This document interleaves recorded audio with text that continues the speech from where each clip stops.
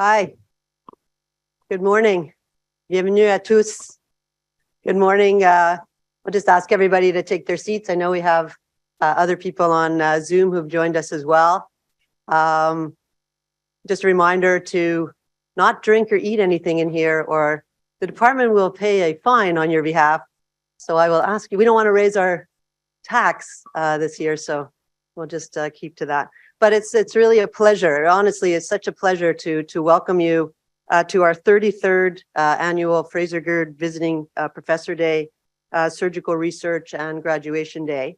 It's truly such an important day, a highlight of our year, and really a chance to present the amazing work, research work that's done by you in our department, which I think you'll see a huge amount to be proud of. It was not easy to whittle down the abstract submissions, and we also have the short presentations that are online, which on an online platform, which really makes it easy to view all the presentations. And I think it's just a great day to take a step back and really celebrate the accomplishments, especially as well, of our graduating residents and fellows throughout this day. So our last kind of normal Fraser Gurd Day was 4 years ago, 2019, and some of our graduating residents were first year residents then, which means that they went through a great part of their training in the pandemic time, and I think it's just such a great. It's a delight really to just be here in person, unmasked, in this room together. I think it really makes us not take it for granted when we're able to come together as a community and celebrate these really important milestones. And I think having the Zoom option, of course, enhances this ability to participate rather than make it the only option. Last year we were again fully virtual, and that was a little bit sad, but I think we even forget that even happened, which is amazing thing about humans and our resiliency.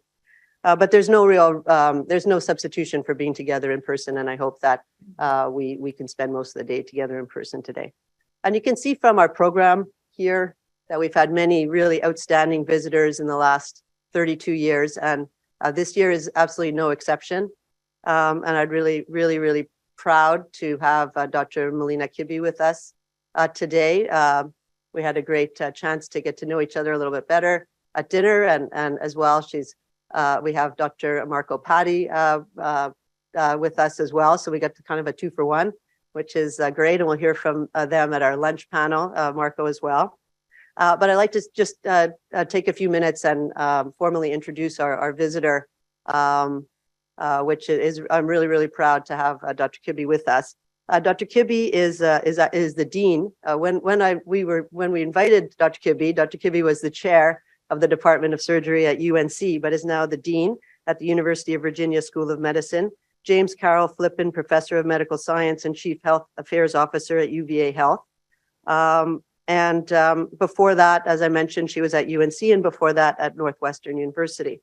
A little bit of background. Dr. Kibbe graduated from the University of Chicago School of Medicine, completing internship, residency, and research fellowship at the University of Pittsburgh Medical Center, and vascular surgery. Dr. Kibbe is a vascular surgeon, fellowship at Northwestern University, Feinberg School of Medicine, and then completed also a fellowship in the Hedwig van Amerigen Executive Leadership in Academic Medicine Program for Women at Drexel University College of Medicine. Clinically, as I mentioned, Dr. Kibbe is a vascular surgeon with significant experience in open and endovascular surgery, and her research interests focus on developing novel therapies for patients with vascular disease.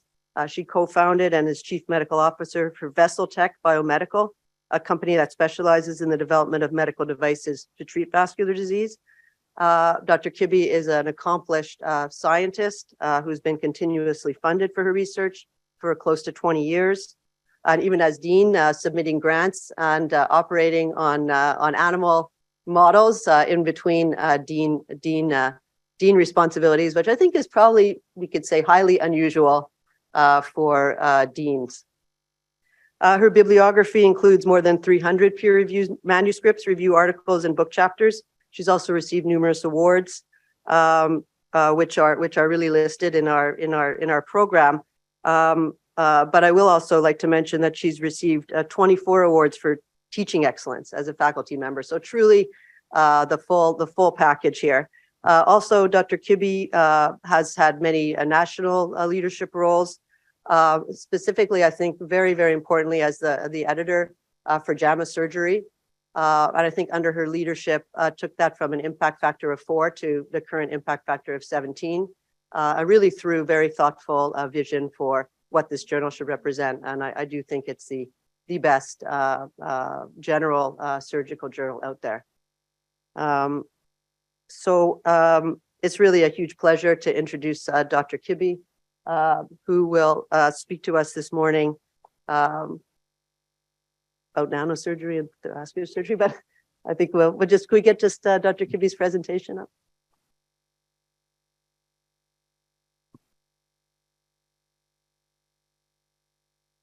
Give you the actual title, sorry.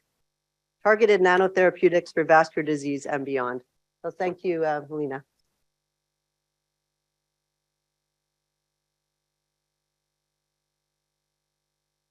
Wonderful. I did forget to ask, is there a clicker or is it the mouse? Is it the mouse? Yeah, okay, perfect, wonderful. So thank you for that introduction. Should I go ahead and get this up? I can click on it right here. Okay, perfect. So I am so excited to be here, and I have been looking forward to this looking forward to this entire day. I don't have any disclosures, but for me, as a surgeon scientist, to be able to be here under the name of Fraser Gurd and to be able to participate in your entire research day is something that actually greatly excites me. I think that, you know, being a surgeon scientist and research in our discipline of surgery is something that is very concerning to me, because as we all know, the number of surgeons that are participating in research, discovery science, and innovation over the last several decades has gotten smaller and smaller. So I love to see days like this. And I'm so excited to see all the research that you are all going to present. So thank you, Dr. Feldman, for inviting me to be here under Dr. Gurd's name, because Dr. Gurd, and I'm sure you're all very familiar with Dr. Gurd, but one of the main things that he is known is for being a surgeon scientist and contributing impactful research. Now, what I hope to do is I did select a talk today that is actually from my research lab. It's not a clinical talk, but I hope that I'm going to tell you a story. And while some of it is some pretty deep basic science research, I'm hoping that I'm going to present in a way that is very understandable for everybody. And there's some lessons to be learned from this story. And it really is starting out with my journey as a surgeon scientist, and how when you are open to ideas and potential new collaborations, it can take your research into really crazy fun directions. So this is a picture of my first year as a faculty member. I just started my job at Northwestern. And my mentor, many of you know, is Bill Pierce, a fantastic vascular surgeon. And I was very intentional in my desire to actually have a faculty position at Northwestern so that he could be my mentor, because he really understood what a developing surgeon scientist needed when the kind of support that he needed. So this was my very first lab picture. Yes, I looked very different, pre-LASIK, different haircut, the whole thing. But it really does show, I mean, this is how long ago? This is 20 years ago. So I established my lab at Northwestern. And one of the key things that happened, so I started out and I was a nitric oxide researcher and really doing a lot more physiology studies, so looking at how nitric oxide is impacting the different cells of the vascular wall, endothelial cells, smooth muscle cells, you name it. And I started up a collaboration with this gentleman right here, a biomedical engineer, Guillermo Amir. And there's a couple of these two folks are from his lab. And we started up this really fantastic collaboration that actually is the one that led to the creation of the company. And we were trying to develop novel drug-eluting vascular grafts, because believe it or not, to this day, we still do not have one on the market. We have drug-eluting stents, but we only have the heparin bonded graft. That's not a releasing graft. So the work, though, that I was doing with Guillermo led to this opportunity 3 years later, where I was asked, Melina, do you want to pick up and move your entire lab into this brand new building, but be part of this floor, this institute, where it's going to be a whole bunch of multidisciplinary investigators from all different departments and different schools across the campus. And at Northwestern, there's a remote campus in Evanston and then the downtown medical campus. So I was like, okay. So I was the only physician and surgeon on the floor for quite some time, but it meant that I was on a floor with chemists, material scientists, biomedical engineers, you name it. So it was very interesting. And what it led to, I mean, I feel like I'm a poster child for what happens when you go into these multidisciplinary areas is, of course, all my postdocs would have lunch with the postdocs from down the hall. And that's how new collaborations are born. And so it was a fantastic time for my lab.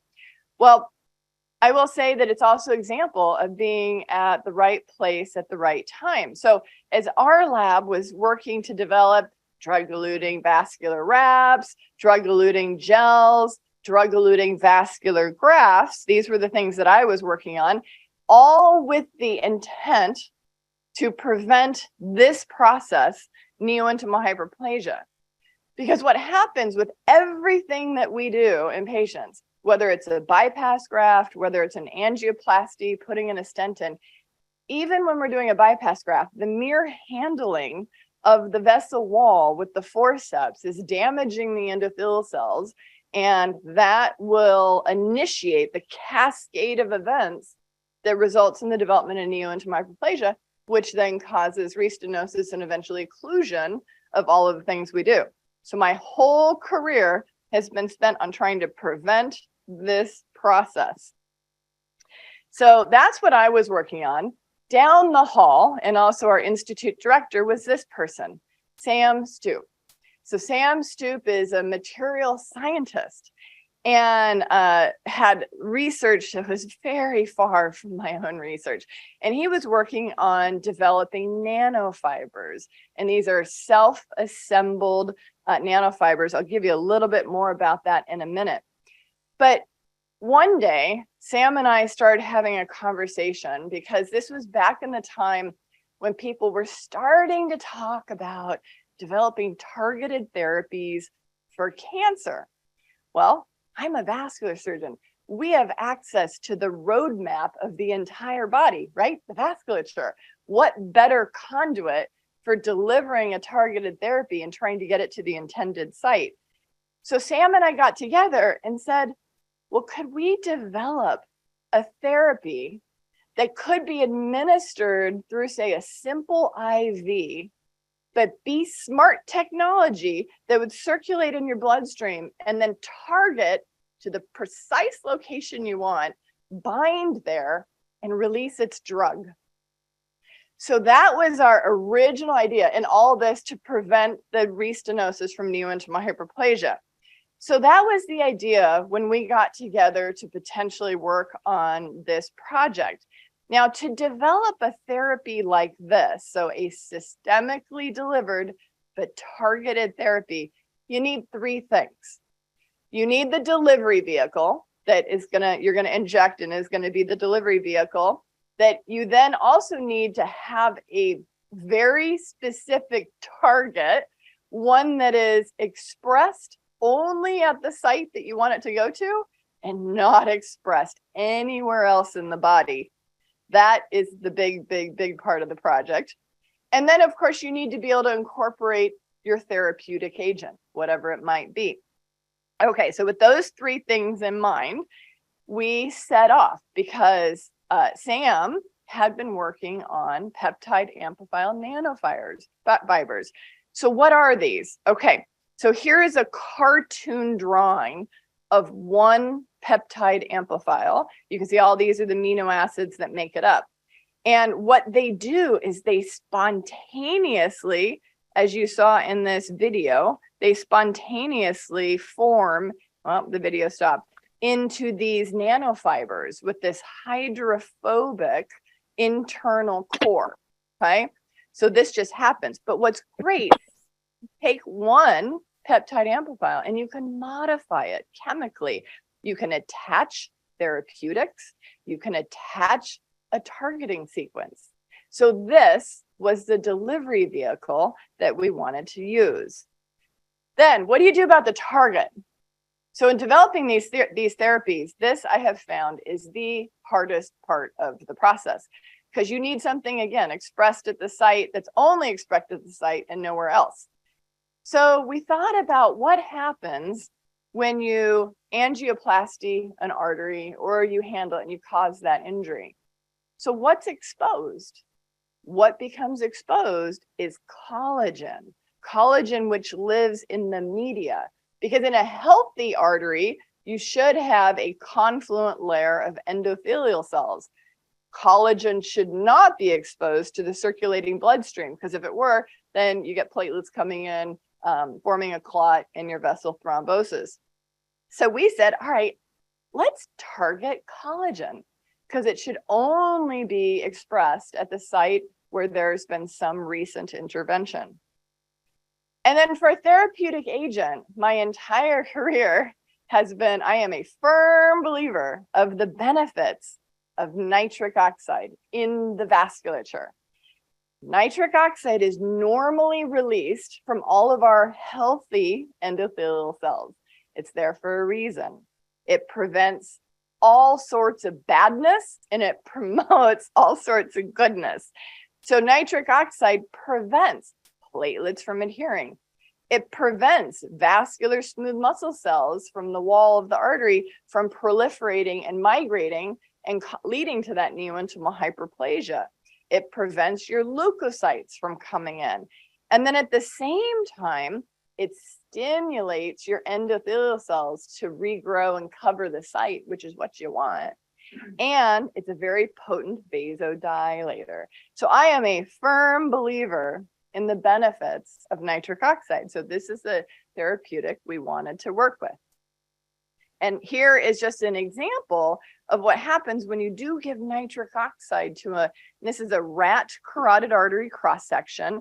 And this is a rat carotid artery that had a balloon angioplasty. And you can see the neointimal hyperplasia that's formed. And this is the same rat artery that had a balloon angioplasty, but then administration of just literally sprinkling nitric oxide on the outside of the vessel. And you can see a dramatic inhibition of the neointimal hyperplasia. So the nitric oxide works, and I've studied the nitric oxide in so many different forms, but we wanted to be able to, again, develop this like minimally invasive therapeutic approach, because applying the nitric oxide with open surgery is one thing, but if we can give it in an IV and it's smart technology, goes to the site and releases the drug, and we can give multiple injections, you get the idea. It would be fantastic. So here's the concept for this project. Again, we've got our delivery vehicle, which is the peptide amphiphile nanofiber. We're going to target collagen, and we want to deliver nitric oxide. Well, that's the idea. And that's dandy as an idea, but now you got to go and do the actual work. Okay, so the first thing we needed to do, as I mentioned, is you have to take that peptide amphiphile and you have to modify it. So just to show you this, so this is what we call the hydrophobic tail part. So this is the chemical structure of this cartoon that you see right here. This is that hydrophobic part that forms the inner core of the nanofiber. This is what we call the beta sheet forming sequence, and this is our charged sequence. And we can manipulate all of these aspects of the peptide amphiphile by swapping out amino acids, and it has dramatic effects on different things. Well, if we're going to inject this into an animal, we need to be able to track it and see it. So we attach a fluorophore. So the fluorophore is, so we could see the fluorescence, and I'll be showing you some images with that. So we attached a fluorophore, and then here we go. We chemically attached through covalent bonds our collagen binding sequence. We got lucky because another lab had actually done all the work on a phage display to actually determine this amino acid sequence, which you can see is right down here. And they already had determined that this was a sequence that binds. So that saved probably about 2 years of work for us. Okay, so here's the peptide amplifier that we chemically modified. So after you do that, we've got to actually do some work to prove that, yes, it's pure. So with HPLC, we had a pretty pure product. And then does it form the fibers after you make those modifications? Every single modification you have to check, because the tiniest of changes, and it's really not predictable, they're all different, can impact the ability for them to spontaneously form fibers. So you can see on this transmission electron microscopy, they formed fibers. And then we did some basic tests, in the lab in Petri dish. So this was exposing either adventitial fibroblasts grown from the wall of an artery, or vascular smooth muscle cells or endothelial cells, exposing them to increasing concentrations of the nanofiber. And what was wonderful is that actually they either bind to or are taken up in the fibroblasts and the smooth muscle cells, but not the endothelial cells. That was really cool. I didn't expect that, because what are the cells we want to impact? These are the cells. These are the cells we want to prevent from growing out of control. So that was kind of a nifty little benefit. And then here's where we looked at viability to make sure that this nanofiber was not killing the cells. And so you can see the viability was really good across the board. Okay, so now after we've designed the delivery vehicle and we tested it in Petri dishes in the lab, now it's time to actually see, will this thing actually bind to the arterial site? So we did this in a stepwise fashion. So first, we just literally took the rat and basically dissected out the common carotid artery. So this would be the external, this would be the internal, and here's the common. And after controlling flow, stopping blood flow with the clamps, we injected this solution of the nanofiber directly into the artery, let it sit there for 10 minutes. Then we removed the clamp. So this is not systemic delivery. This is step number 1. So we directly instilled it for 10 minutes, removed the clamps, let blood flow by for 20 minutes. And then we wanted to check the artery to see, this is really to see, did it bind to the wall and did it stay bound after reducing flow? After restoring flow. So sure enough, it worked. So this, you're looking at an IVUS image, looking at the fluorescence. I think you all can recognize the aortic arch right here. And so this is the right carotid. This is the left carotid going up the neck. And this is the area where we had instilled the nanofiber. And that's the fluorescent tag that you're seeing. So I was like, wow, it worked.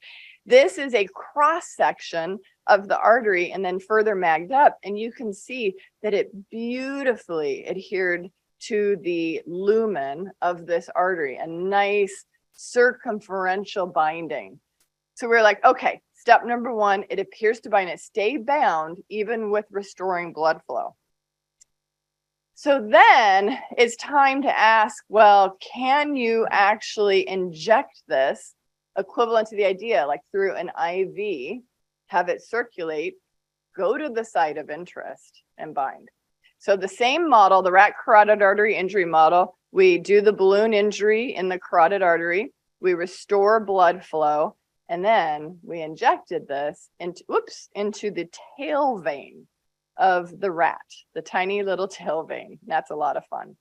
And then we wait 1 hour, and then we sacrifice and harvest the artery to see if it will bind. So we did this, and guess what? Nothing. No binding. So we're like, oh no, what is wrong? And so you can see there's no fluorescence right there. So we went back to the drawing board, and this is where troubleshooting in the lab. And I will say for all of those who are in the lab, just remember, if you believe in your idea, persevere and really troubleshoot. So it dawned on me that even though we were giving heparin, okay, before we did the balloon angioplasty, so for the vascular surgeons in the room, see if you all agree with me. We gave the heparin, we did the balloon angioplasty, we restored blood flow, and then we injected. Well, what happens the minute you injure an artery and you have that exposed collagen? What normally happens? Platelets. Platelets go and immediately, within seconds, will adhere to the site. So we know this from also humans. So I said, well, wait a minute. Why don't we just switch this and inject the nanofiber to have it in the circulation right before we release the clamps? So that way it can get to the site before the platelets get to the site and completely cover the surface. That's all we did, is we changed the timing of the injection, and lo and behold, it worked. And what is amazing is you can see it bound just to the side of the artery that we did the balloon angioplasty. Nothing, no binding to the normal arterial system. So that was like major, like, you know, happy dance, high five moments for this. And here you can see this was the contralateral control artery. Again, no binding on the control artery, and near circumferential binding on the artery that we angioplastied. So that was super exciting for us. So now, is the binding specific to the collagen target? So to answer that, we took our peptide amplifier and created a scrambled version. So literally, computer program scrambles those amino acids into a different sequence, and we have our scrambled nanofiber. And so administering the scrambled version of our collagen targeted fiber, it did not bind. So that was also really good news. And you can see this is the arterial cross sections from the different arteries that we injected with the scrambled nanofiber. So then we started to embark on a whole series of questions as we wanted to develop this and fine tune it. So we asked one of the main questions: does shape matter? And we were getting a lot of questions from other people. Why aren't you just using a sphere? So we said, all right, let's test it head to head. Let's test a fiber shape head to head to a sphere with similar diameters. So the diameter of the fiber is about 6 nanometers. The diameter of the sphere that we were able to develop was 10. And we attached the same collagen binding sequence to both. Now, I will admit I went into this with a hypothesis, and for once, the hypothesis actually worked out. Is there have been studies showing that the fiber, because you can attach many more of the collagen binding moieties on it, there's a greater surface area for it to bind. Whereas if you have a sphere, you can imagine the number of collagen binding moieties that actually come in contact with the wall of artery are fewer. So that is why I went into this thinking the fiber was going to have a greater chance of binding. And sure enough, it did work out that way. So you can see the sphere at same concentration, and then you saw the diameters. The sphere did not bind, but yet the fiber did bind. So that was at least answering that question. Now you can get a sphere to bind. You have to do a lot of things to it, up the dose, increase the targeting moieties, etc. But at least head to head, the fiber had better binding. So then we went through a series of studies. Well, what's the best dose to use? And so we found that we did have a minimum dose for binding. If we went below 2.5 milligrams, we really did not get any binding. But it pretty much saturates pretty quickly, as you can see right there. We also asked, well, how long does it stay bound? Because when we get to the part where we're going to deliver a drug, that's going to be important. So looking at this, with one single injection, it stayed bound for about 2 days. I didn't check 3. I should have checked 3 days, but by 4 days, it was gone. So that at least tells us with one injection, we get at least 2 days of binding. So then we went upon this huge, we embarked on this huge study to actually do a pharmacokinetics and biodistribution study to learn a little bit more about the nanofiber. And so we collaborated with Michael Avram at Northwestern. He's in the pharmacology department. He was fantastic. And we did this really detailed study where we were literally getting samples at every single one of these time points, 5 minutes, 10 minutes, 15 minutes, 30 minutes, as you can see. And from that study, we learned some interesting things about this delivery vehicle. So if you look at this, this is the clearance from basically the blood. You can see that almost immediately after injecting it, there's this really fast disappearance from the bloodstream. Then we have this intermediate period that down here is minutes, this intermediate period of it disappearing from the bloodstream. And then we have this slow phase. So it's what you call a 3-compartment model, 3-compartment pharmacokinetic model. But it told me that something is happening where within seconds of injecting it, you know, more than half the dose is gone and not effectively circulating. So this was interesting. This 3-compartment model is not characteristic of normal drugs that we administer. So most normal drugs that we give patients are 2-compartment model. So this is clearly acting differently. We also looked at the different organs. And for this peptide amphiphile, we found that it very quickly, the fluorescence is in the liver, and you could see the fluorescence going down over time. And the fluorescence in the kidney picks up at later time points.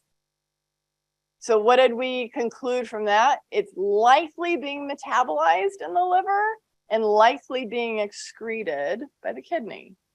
And so again, further work needs to be done, but that's a pattern consistent with that. Okay, so we did all that work on developing the collagen targeted nanofiber. Now the next question is, can we get the drug into this delivery vehicle and will it actually work? Will it prevent neointimal hyperplasia? So we took our collagen targeted nanofiber and we needed a place to attach the nitric oxide. So there's this fantastic little thiol right there. And so we basically chemically made that into an SNO, which would then release its nitric oxide.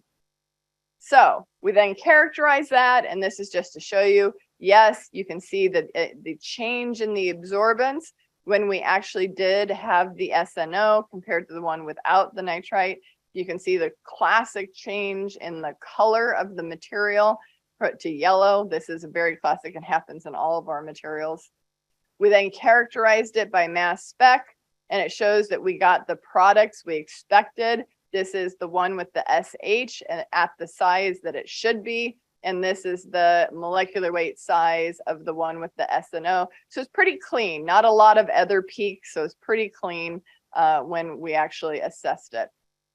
This is to show you it is releasing nitric oxide, and we used a GE nitric oxide analyzer. Each time we injected a sample, you see these spikes of nitric oxide, which it's detecting. So that was really good. And then even with the chemical modification, it still formed fibers. But you can appreciate the fibers, they're all a little different. Every chemical modification has some impact on the types of fibers, long, short, you name it. It's been an interesting journey when it comes to that. Okay, so now we wanted to test, after we developed this peptide amphiphile that has both the collagen target and nitric oxide. So we use the same model that I presented to you, the rat carotid artery injury model. We dissect it out, we do the balloon injury, we inject the nanofiber and then immediately take the clamps off. And this time we wait 2 weeks. And that's a very standard time period for which to look at neointimal hyperplasia. And here we tested multiple different treatment groups because we wanted to have many different control groups. This down here was our main treatment group, the targeted nitric oxide releasing. We did a non-targeted nitric oxide releasing, we did a non-targeted nanofiber, and then a targeted fiber with no nitric oxide. So you can see all the different treatment groups. And it worked. It worked at 2 weeks. So you're seeing just a small portion of the arterial wall cross-section. This is what a normal artery looks like. This is one that's had the balloon angioplasty. This is all the neointimal hyperplasia. And down here were the animals that received the collagen-targeted nitric oxide releasing nanofiber. So it worked through just a little tail vein injection. And when we quantified it with multiple animals with one dose, we got 56% inhibition of neointimal hyperplasia. So that was pretty cool. Now, is it durable? Because that's the next question that many of you might be thinking. Okay, you did it once, but is it going to stay durable over time? So we did some animals, put them in the hopper for 7 months, and we harvested those arteries after 7 months, and it totally remained durable. As you can see, whether we look at percent occlusion or the intimate immediate area ratio, it was durable after just one dose. Again, imagine being able to re-inject if we need it. So this project in and of itself has been many years in the works and has led to the training of several postdocs. Hussein was my very first postdoc to work on this project. And then this was really taken on after Hussein left the lab. Tyson was in Sam's group and Edward Bonson was in my group. And it's led to quite a few publications. But it's been more than just an interesting project in and of itself for developing a therapy to inhibit neointimal hyperplasia because of what happened next. So what happened next is Ed Bonson was presenting at the Academic Surgical Congress. Have any of you been to that meeting? Yep, okay. So he was just presenting, and this was the year that the Academic Surgical Congress decided to create some multidisciplinary rooms. Go figure, because normally my group would be presenting in the vascular rooms. So this was an innovation room of presentations. So Ed presents this work on the collagen-targeted nanofiber, and I'm not kidding you. I'm walking out, and then, for anyone know Tim Pritz? Yep. I'm walking out, and Tim Pritz, who's a trauma critical care surgeon, comes running after me, Melina. So I'm like, what's up? He goes, have you ever thought of using your technology to basically target hemorrhage to stop bleeding? I was like, what? I'm like, I am not in that area of research. And so we talked, and he convinced me, he said, listen, Melina, hemorrhage is the leading cause of death for soldiers on the battlefield. It's the second leading cause of death for civilian trauma. He's like, this is a big problem. So non-compressible torso hemorrhage. So we sat there outside of the little room at the Academic Surgical Congress talking about it. And I explained to him, well, you need 3 things: a delivery vehicle, a target, and a therapeutic. I got the delivery vehicle, but oh my gosh, this, hemostasis, this is not my area of research. What will we target that is specific to the site of bleeding and not expressed anywhere else? Okay, so there's a room of surgeons, right? Bleeding is something we all have to deal with. So if you think about it, so my gears start going, and off the top of my head, I'm like thinking, and I said, what happens when you have bleeding? So again, we're very familiar with the peptide amphiphile, but this is what I started thinking in my head. So I'm like, here's the coagulation cascade. We're all familiar. This is the intrinsic cascade. And what happens when you have some kind of trauma is we all know that initiates the extrinsic cascade, is bringing us back to, college and medical school. And you have basically factor 7 that is then released, binds tissue factor, and together binds factor 10A and helps with the rest of the coagulation cascade. So I said, could we capitalize on that? Could we target tissue factor? Because tissue factor in a normal, healthy bloodstream should not be exposed, right? Because otherwise your artery would thrombose. So I said, okay, let's continue our discussions and talk about this. And so we said, let's see if we can target tissue factor at the sites of active hemorrhage. Now, to do that, this is where I was not lucky. I did not have another group who had figured out a binding peptide sequence for tissue factor. So this was years of work. I'm about to show you in a couple of slides. So what do? So you take a look. This is the blue and the purple. This is factor 7. So factor 7 naturally binds tissue factor. And as I showed you on the cascade, that then binds 10A. So you need to figure out what is the important part of this interaction. Where is the important little binding sequence that matters?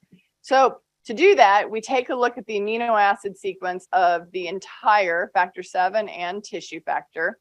And you hit the literature and you look at all the studies that have been published that have done point mutation studies on single amino acids at a time. Because if you do a point mutation and changing amino acid and then it doesn't bind, you know that's your important sequence. So we also looked at X-ray crystallography of the binding interaction. We looked at everything we could. And we ended up coming up with all of these different amino acid sequences that were within basically tissue factor at the binding sequence that we wanted to target. Excuse me, and let me say this correctly. These are actually the amino acids on the factor 7 side, right? Because you want to bind tissue factor. So these are just a little abbreviated names, and you can see what we took is just the first 3 amino acids. So you're going to see on the next slide, if it's called DAE, if it's called ERT right here. So we just abbreviated these names, but these are the amino acid sequence. So we had a lot to test. And so again, we took our peptide amphiphile nanofiber, as you see right here, you're used to seeing that. And then here is the tissue factor binding sequences that we would add one at a time. This is a cartoon. So this is a cartoon showing, for example, where you co-assemble the peptide amphiphiles with no target, and then maybe about 10% of the peptide amphiphiles have the target. So you can also control that. So you can control the percent of those PA molecules that have the target. This on the bottom, this on the bottom is an example. It's going forward, backwards. So page up, page down. This is an example. Why is it not here? Here we go. Of one that has 100% targeting moieties on it. This is one that maybe is like 5 to 10% of the targeting moieties. Okay, so we started with, once you attach these binding sequences, will they even form fibers? This image gives you a great idea of the total random chaos of what happens when you add these things to the PAs. You cannot predict what is going to happen, so you just have to study it.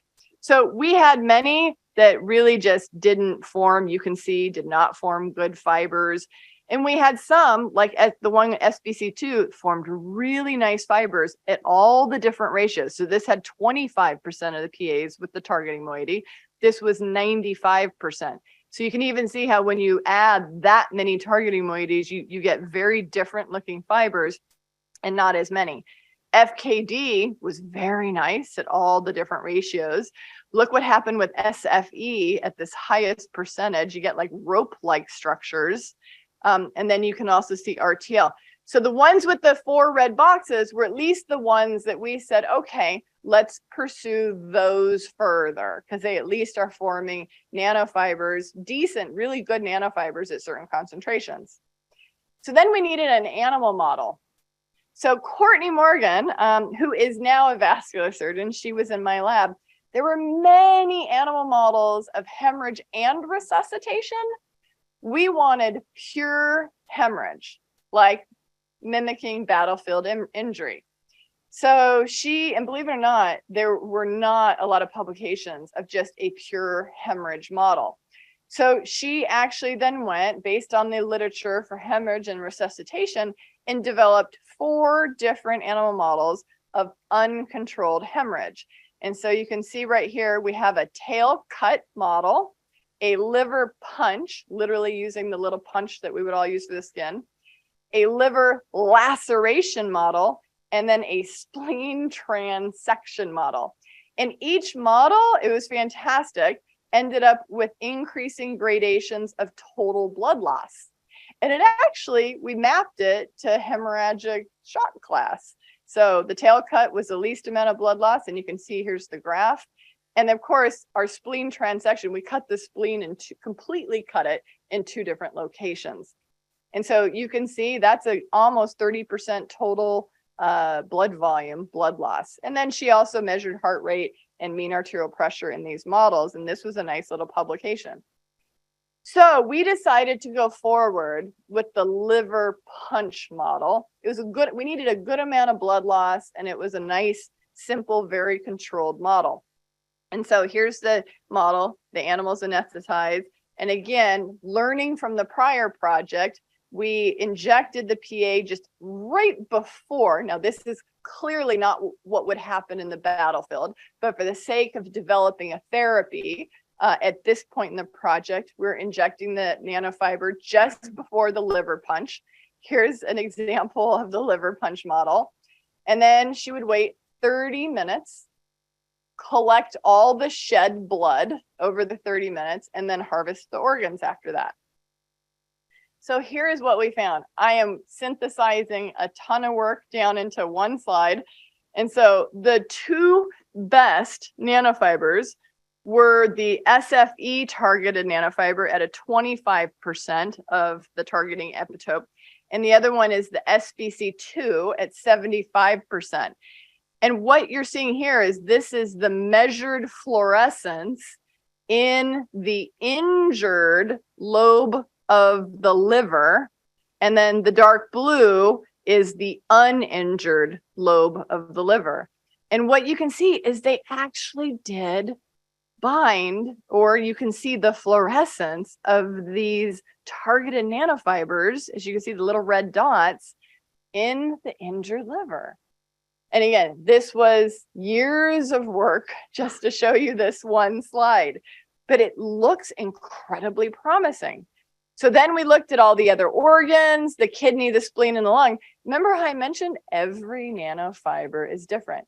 Even when it comes to pharmacodynamics and organs that it goes to, everyone is different. So here we had very low in the kidney, the spleen, and the lung using the same scale as the slide before. So it's good. We don't have a lot of off-target binding, which is really, really good.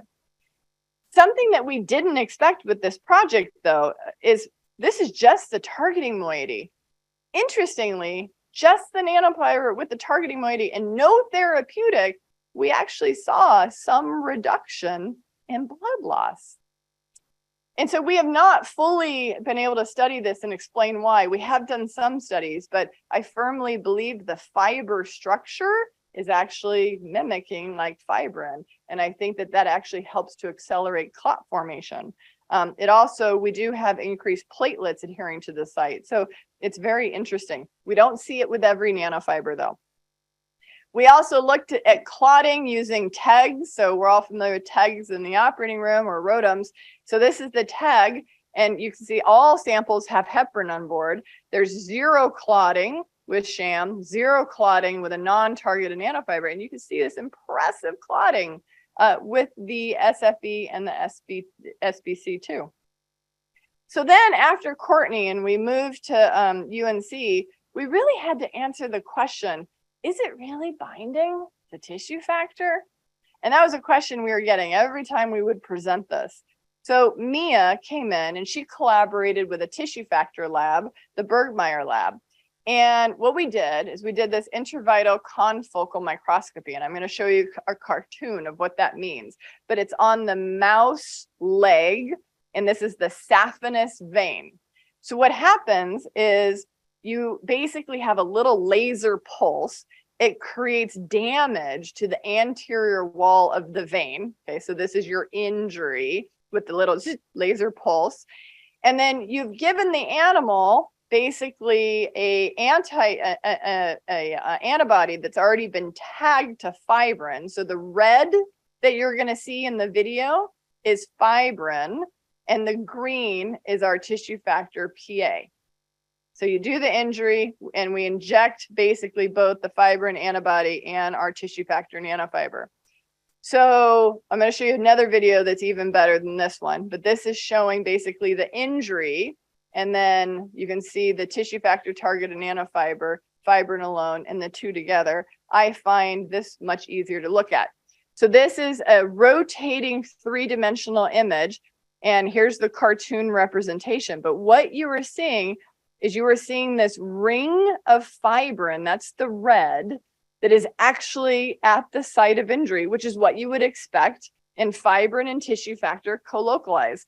And then you can see the green, the few little dots that we have there with the SFE are actually binding at the site. But the SBC2 was even better. So you can see the fibrin, and then you can see the green nanofiber. So this is very strong, still indirect evidence that our nanofiber is actually binding at the site where tissue factor is expressed. Here, the green is artifact. You can see it's way outside of the fibrin ring. That's the non-targeted nanofiber. So that was pretty good data. And again, this project in and of itself has led to all sorts of publications on this work. And basically where it takes me with the story is, again, I was doing entirely different research when I started my career. And moving my lab into that Institute for Bio-Nanotechnology and Medicine and collaborating with Sam Stoop's group has completely changed the direction of a large part of my lab. And it's really led to this suite of therapies that we are now working on. Originally started with the restenosis project, by happenstance from the Academic Surgical Congress, got into hemorrhage. And then the next project we got into was atherosclerosis. And it was at the time saying, again, what is kind of like one of the holy grails for the vasculature? Oh, if we can figure out how to basically reverse atherosclerosis, that's like the holy grail. But if we can even figure out a therapy that stops progression of atherosclerosis. So just a few slides. I had Mazen, who's a cardiologist. He was doing his research years in the middle of his cardiology fellowship, actually started this project, went through all the process of figuring out a target. And our target is ApoA1, which we attached to our fibers. It is long, as you can see right here. And we formed the fibers. And then Neil, who was a integrated vascular resident, now practicing vascular surgeon, took the project over. But just to show you, we were able to target our nanofiber to atherosclerosis. And so we used LDL receptor knockout mice. This is the scrambled. You see very little red fluorescence. This is, by the way, the cross section at the top of the heart with the leaflets of the valves. So it's the aortic root. And you can see that our nanofiber targets the athero that develops right here at the aortic root. We then studied different doses, different concentrations. We studied early athero, late athero. We can target athero. So, and then Erica came in and took this project into an incredibly sophisticated way. She said, well, can we attach therapeutics to these nanofibers and use a little linker, that will then be cleaved once the nanofiber binds to the athero to release the drug. And she said, what do we have that's expressed in plaque? A lot of reactive oxygen species and also MMP2s. So she developed these very complex nanofibers. You could see the evolution of our work as we worked on this. And I'll just show you this, saying that even these very complex ones, they bind to athero. We are still working on the delivery of the drug. So that's not there, but this has also led to numerous publications and the training of quite a few folks in the lab. And so you can see now, where am I at? So my most, after Emily and Mark advanced the restenosis project further, Paige is my current surgery postdoc who is working on this project. And on the hemorrhage project, I had Jessica and now James. James actually just committed to do a 3rd year with me. He loves tinkering. He's going to probably go into trauma, critical care. My athero project has taken on clearly its own life. This was Erica. And then Vina, who's finishing up her 2 years in lab, going into vascular surgery, which I love because not everyone goes into vascular from my lab.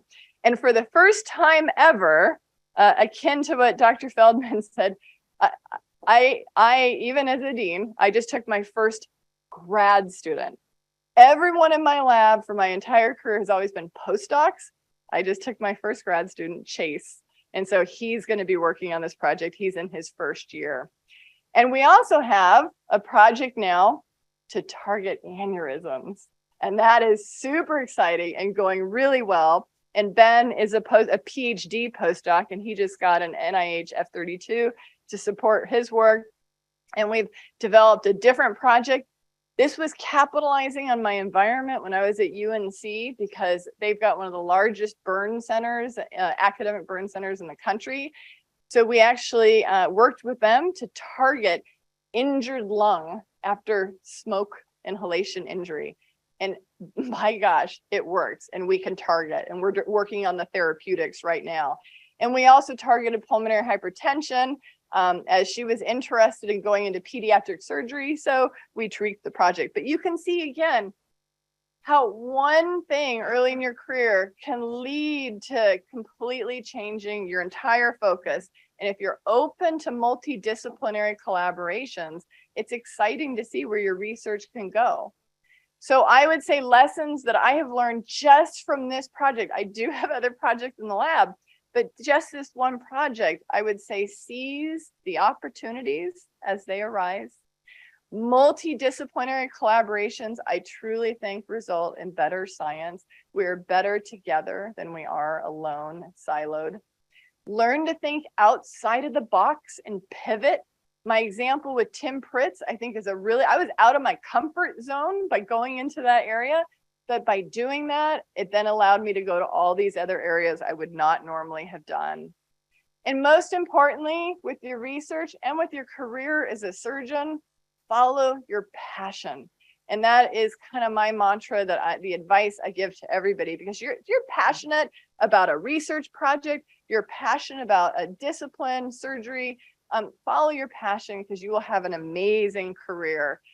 And I also think that research, in addition to being important to advancing the healthcare of humans, is also a fantastic means to educate the next generation and have an impact on human health. And I meant what I said. I'm so excited to hear all of your talks today, because we need to, as surgeons, continue to do research and advance surgical care. It is so impressive, because if we don't do it, who's going to do it? So I'll just acknowledge all of my different funding agencies and just tell you again, everybody that I've worked with and collaborated with have been amazing. And to show you a few slides of the evolution of my own lab over time is kind of funny as you go through this, because we then got really creative with some of our group photos. I will say, just point out, look how high off the ground she is. She was a gymnast in high school. Some of the height of these people just amazes me. Yes, we really jumped. And then we got more creative with our group photos, because we're total nerds and we love it. This was when we were at UNC. They had the idea to put us on a nanofiber. There's our gangster group. And this is my current group at UVA in the lab. We love it. Also, again, true nerds. And we're about to take our new group photo in a couple of weeks. So I have no idea what we're going to be doing. It'll be fun. But anyhow, thank you so much. It's great to be here. Thank you, Dr. Feldman. This is a fantastic institution. And again, I'm excited to hear the rest of the talk.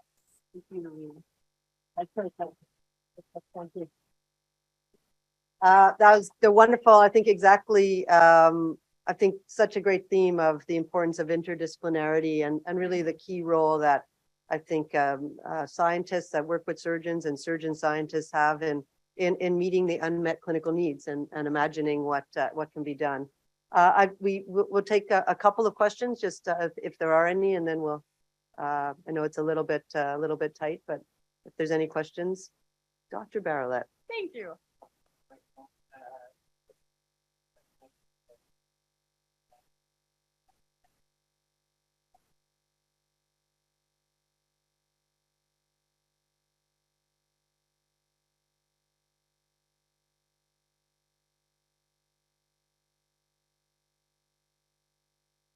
Yeah, that's a very interesting. I've not gone there, as you can tell. I have not gone there at all. We'd have, because could you use it to target it to ischemic areas? I think potentially, and I've actually never kind of thought through that, but if that's something that you're interested in talking about, I'd be more than happy to. Because again, we'd need something expressed at the site of ischemia that's not expressed anywhere else. And you are probably very aware of all the challenges and all the drugs that have been tested over the many, many years that haven't worked once we've gotten to humans. So great question.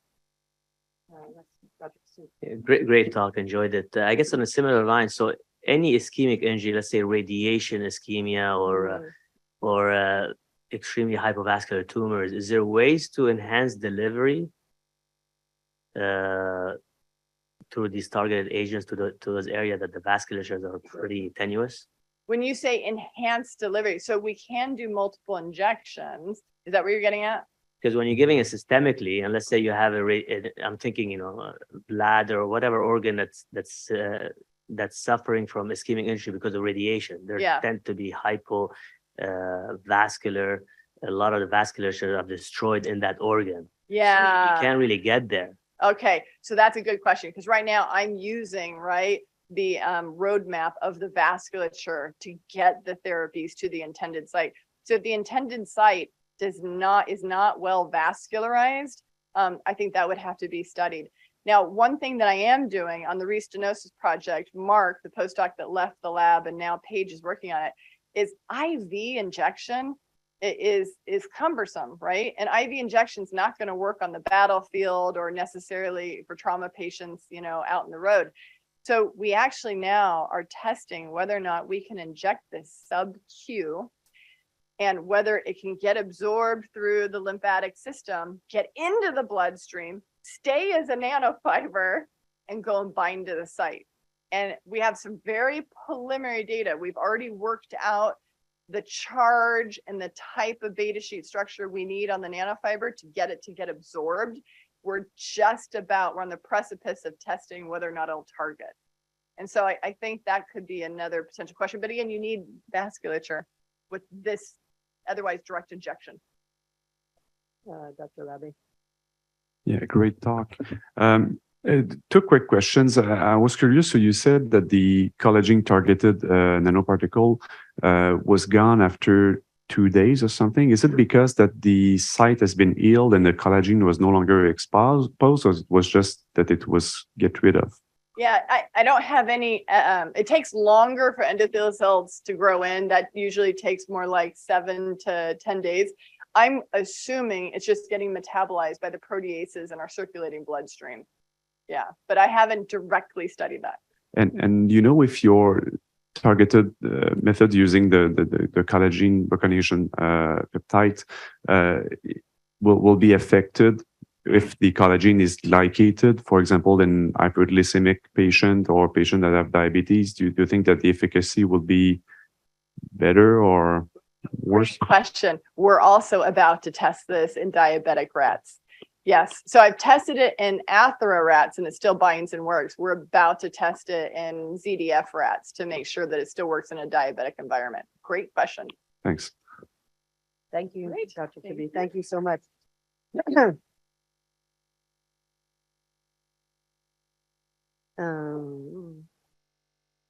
I know I promised you a break right now.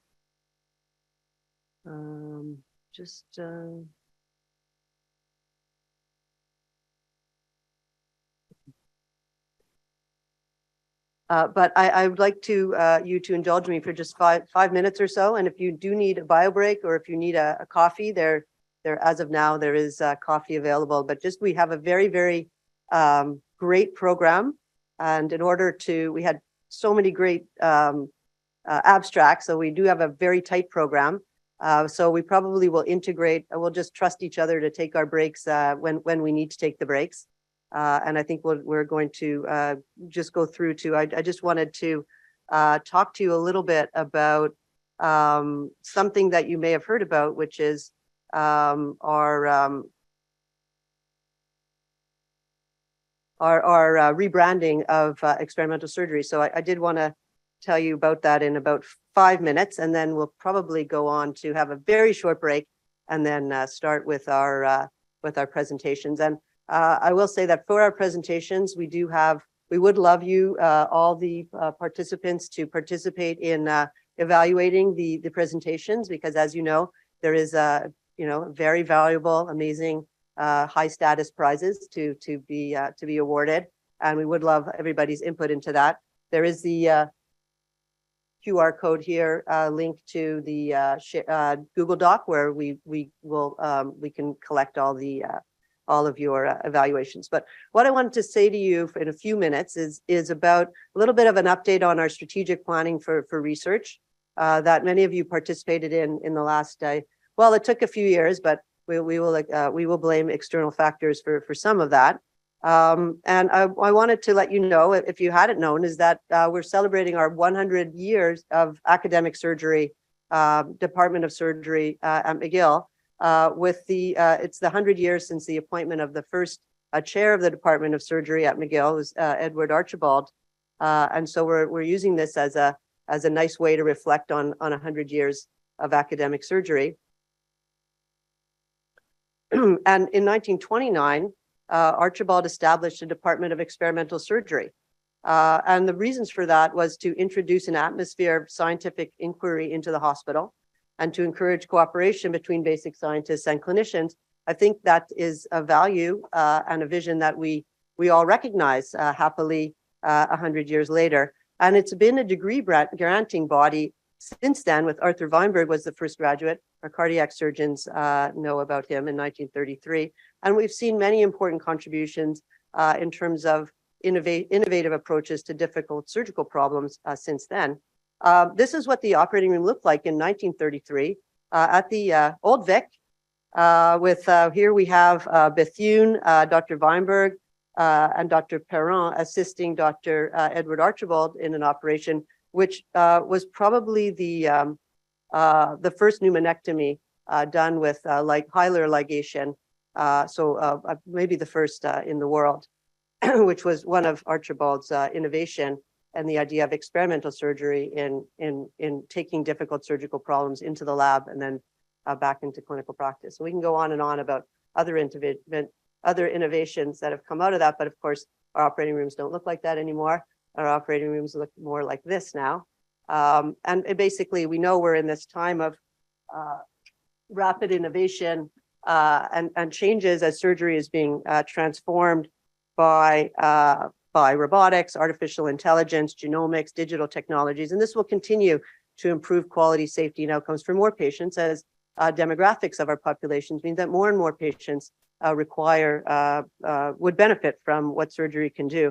And certainly the name experimental surgery has served us very well for a century, but the science of surgery and clinical surgery are almost unrecognizable from that practice a century ago. And I would say that barely a day goes by without another news-making technological advance that impacts or soon will impact our work and even our careers.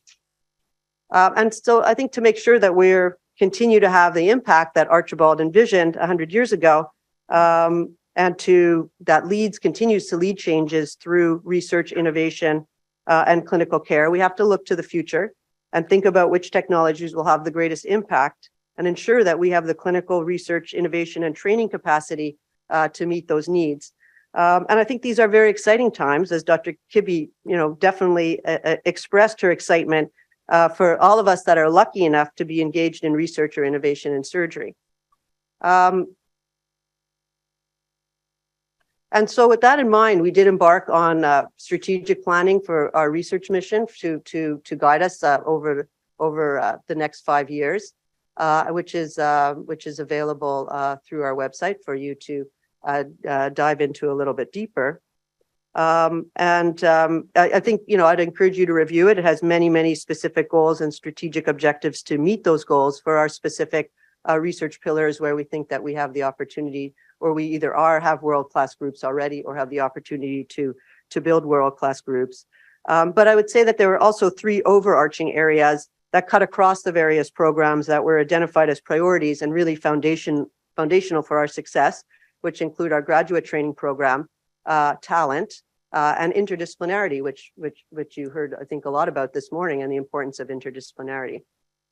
And just to give you a sense, okay, I did this on my Mac, so it looks like question mark, but everywhere there's question mark are areas that we've already kind of embarked in, or in some areas have already kind of ticked off the list from those 3 key areas. And one of the main ones was to change the name of experimental surgery, a name that's served us well, but perhaps doesn't express the idea of the breadth and the depth of what we're involved in now. And so we changed the name of experimental surgery to Surgical and Interventional Sciences. So you could call it CIS for short. And the Division of Experimental Surgery that Archibald started in 1929 has been changed to the Division of Surgical and Interventional Sciences, which is our research arm. As well, the degree experimental surgery is in the process of being changed at McGill. And as you know, that is a long and winding road, even though should be not a long and winding road, but it will happen because Jake has put his mind to it, and it will happen. And at the RI, we know that we have a research program in surgery called Injury Repair Recovery, and we will change that name as well to Surgical and Interventional Sciences. Why? What does that cover? Because surgical interventions, which can be defined as any procedure on the human body with a therapeutic purpose, so that can include invasive, open, or minimally invasive, laparoscopic, robotic, endoscopic, or percutaneous procedures. So I think that better exemplifies catheter-based therapies, endoscopic procedures, robotic, and so forth in terms of interventions, but also the breadth of the work that's being done in the department that encompasses so many other elements of the care of the surgical patient. So hopefully this will serve us for the next 100 years. And I did want to take a few minutes of your time to give an update on that. And then I still think we don't have much of a break. Actually, we don't have a break. So, but if you need to take a break, then please do take the break, and we'll just go in and out. So we are going to start our research presentations. And the way that we're going to do that, is that we have 3 sections: oncology, laboratory sciences, and outcomes. Outcomes will be after lunch. At lunch, we have a lunch break, and then we have a panel. We will keep Dr. Kibbe and Dr. Patty working hard, because we have Dr. Kibbe here as the editor of JAMA Surgery, and we will have a lunch panel discussion on publishing, how to get your work published, and should you be using generative AI to write your papers, yes or no? So I think that'll be fun. And I would encourage you also to participate in the evaluations of all of, as I mentioned, of the presentations. Each of the sections will be moderated by one of our scientists or surgeon scientists, who will also give a keynote address and co-moderated by one of our trainees in the department. And we'll give a keynote address and an aspect of their own work, and then we'll move on to the presentations. The presentations are all already uploaded, so it will help us stay hopefully on track. So thank you for indulging me and ruining your break. But I'm going to ask Dr. Cools, I think, is going to be moderating the first session, and to come up and get things started. Thank you. Hello, everyone. My name is Jonathan Cools. I'm one of the thoracic surgeons here, and one of the new clinician scientists in the group. Thanks, Dr. Kibbe, very much for that great talk this morning. You guys hear me? All right. So I'm just going to give a quick overview of the research that I've been lucky enough to get to do since being recruited back at McGill. And I'm basically focusing on lymph node metastasis. Great. Okay. So the bulk of my practice is cancer surgery. I do predominantly lung and esophageal cancer. surgery, but I think, as is the case for a lot of people in this room, cancer surgery is a huge part of the scope of what a lot of surgeons do. And we all kind of conceptualize it in the same way, right? This is the esophagus, but it's the same regardless of pretty much any organ we're talking about. We tend to state TNM classification. So size and depth of tumor invasion, presence of lymph node metastasis, and presence of distant metastasis. And we do that, as we know, for a number of reasons. One of them is to adjudicate treatment appropriately in the goal of preventing what ultimately kills most of our patients, and that's distant disease. So what do we do as surgeons? Well, we take out the organ in question, and we take out all the lymph nodes around that organ. And that idea is predicated on sort of two things. The first is that lymph node metastases are very common for epithelial cancers, right? So we're talking, at least a quarter of all diagnosed tumors, and they're very strong predictors for the development of distant disease. So they're actually one of the most powerful predictors for the development of distant disease. And we take them out, and that's predicated on this concept of local regional. So you take out the primary tumor, you take out the lymph nodes, you get it all, and you presumably prevent recurrence and save people's lives. But is that conceptualization true? Is it true in 2023? I mean, has it ever been true? Is it true in 2023? This is just a very long, interesting, and busy paper. And what I want to get across here, so origins of lymphatic and distant metastasis in human colorectal cancer. So this work seems to sort of be the most mature in colorectal cancer. And if you look at genetic phylogeny between primary tumors, the development of lymph node metastasis, and the development of distant metastasis, that's exactly what these authors did. So they collected primary tumors, regional lymphatic metastases, and distant metastases, and looked at the genetics to see how are these tumors related. So if you expect a linear progression from primary to lymph node to distant met, you would expect to see that genetically, and you would expect to see a distant metastasis being relatively closely related to a lymphatic metastasis, going all the way back to the tumor. So can you kind of draw a straight line in lineage from primary to distant site? And the answer is no, you can't. In fact, the nodal metastasis and the distant metastasis are more closely related to the primary tumor than they are to one another. They don't have to occur temporally in this sort of conceptualization that we have. You don't have to go from T to N to M. You can go from T to M, you can go from M to N to N, and N to M, right? So any combination of anything is possible.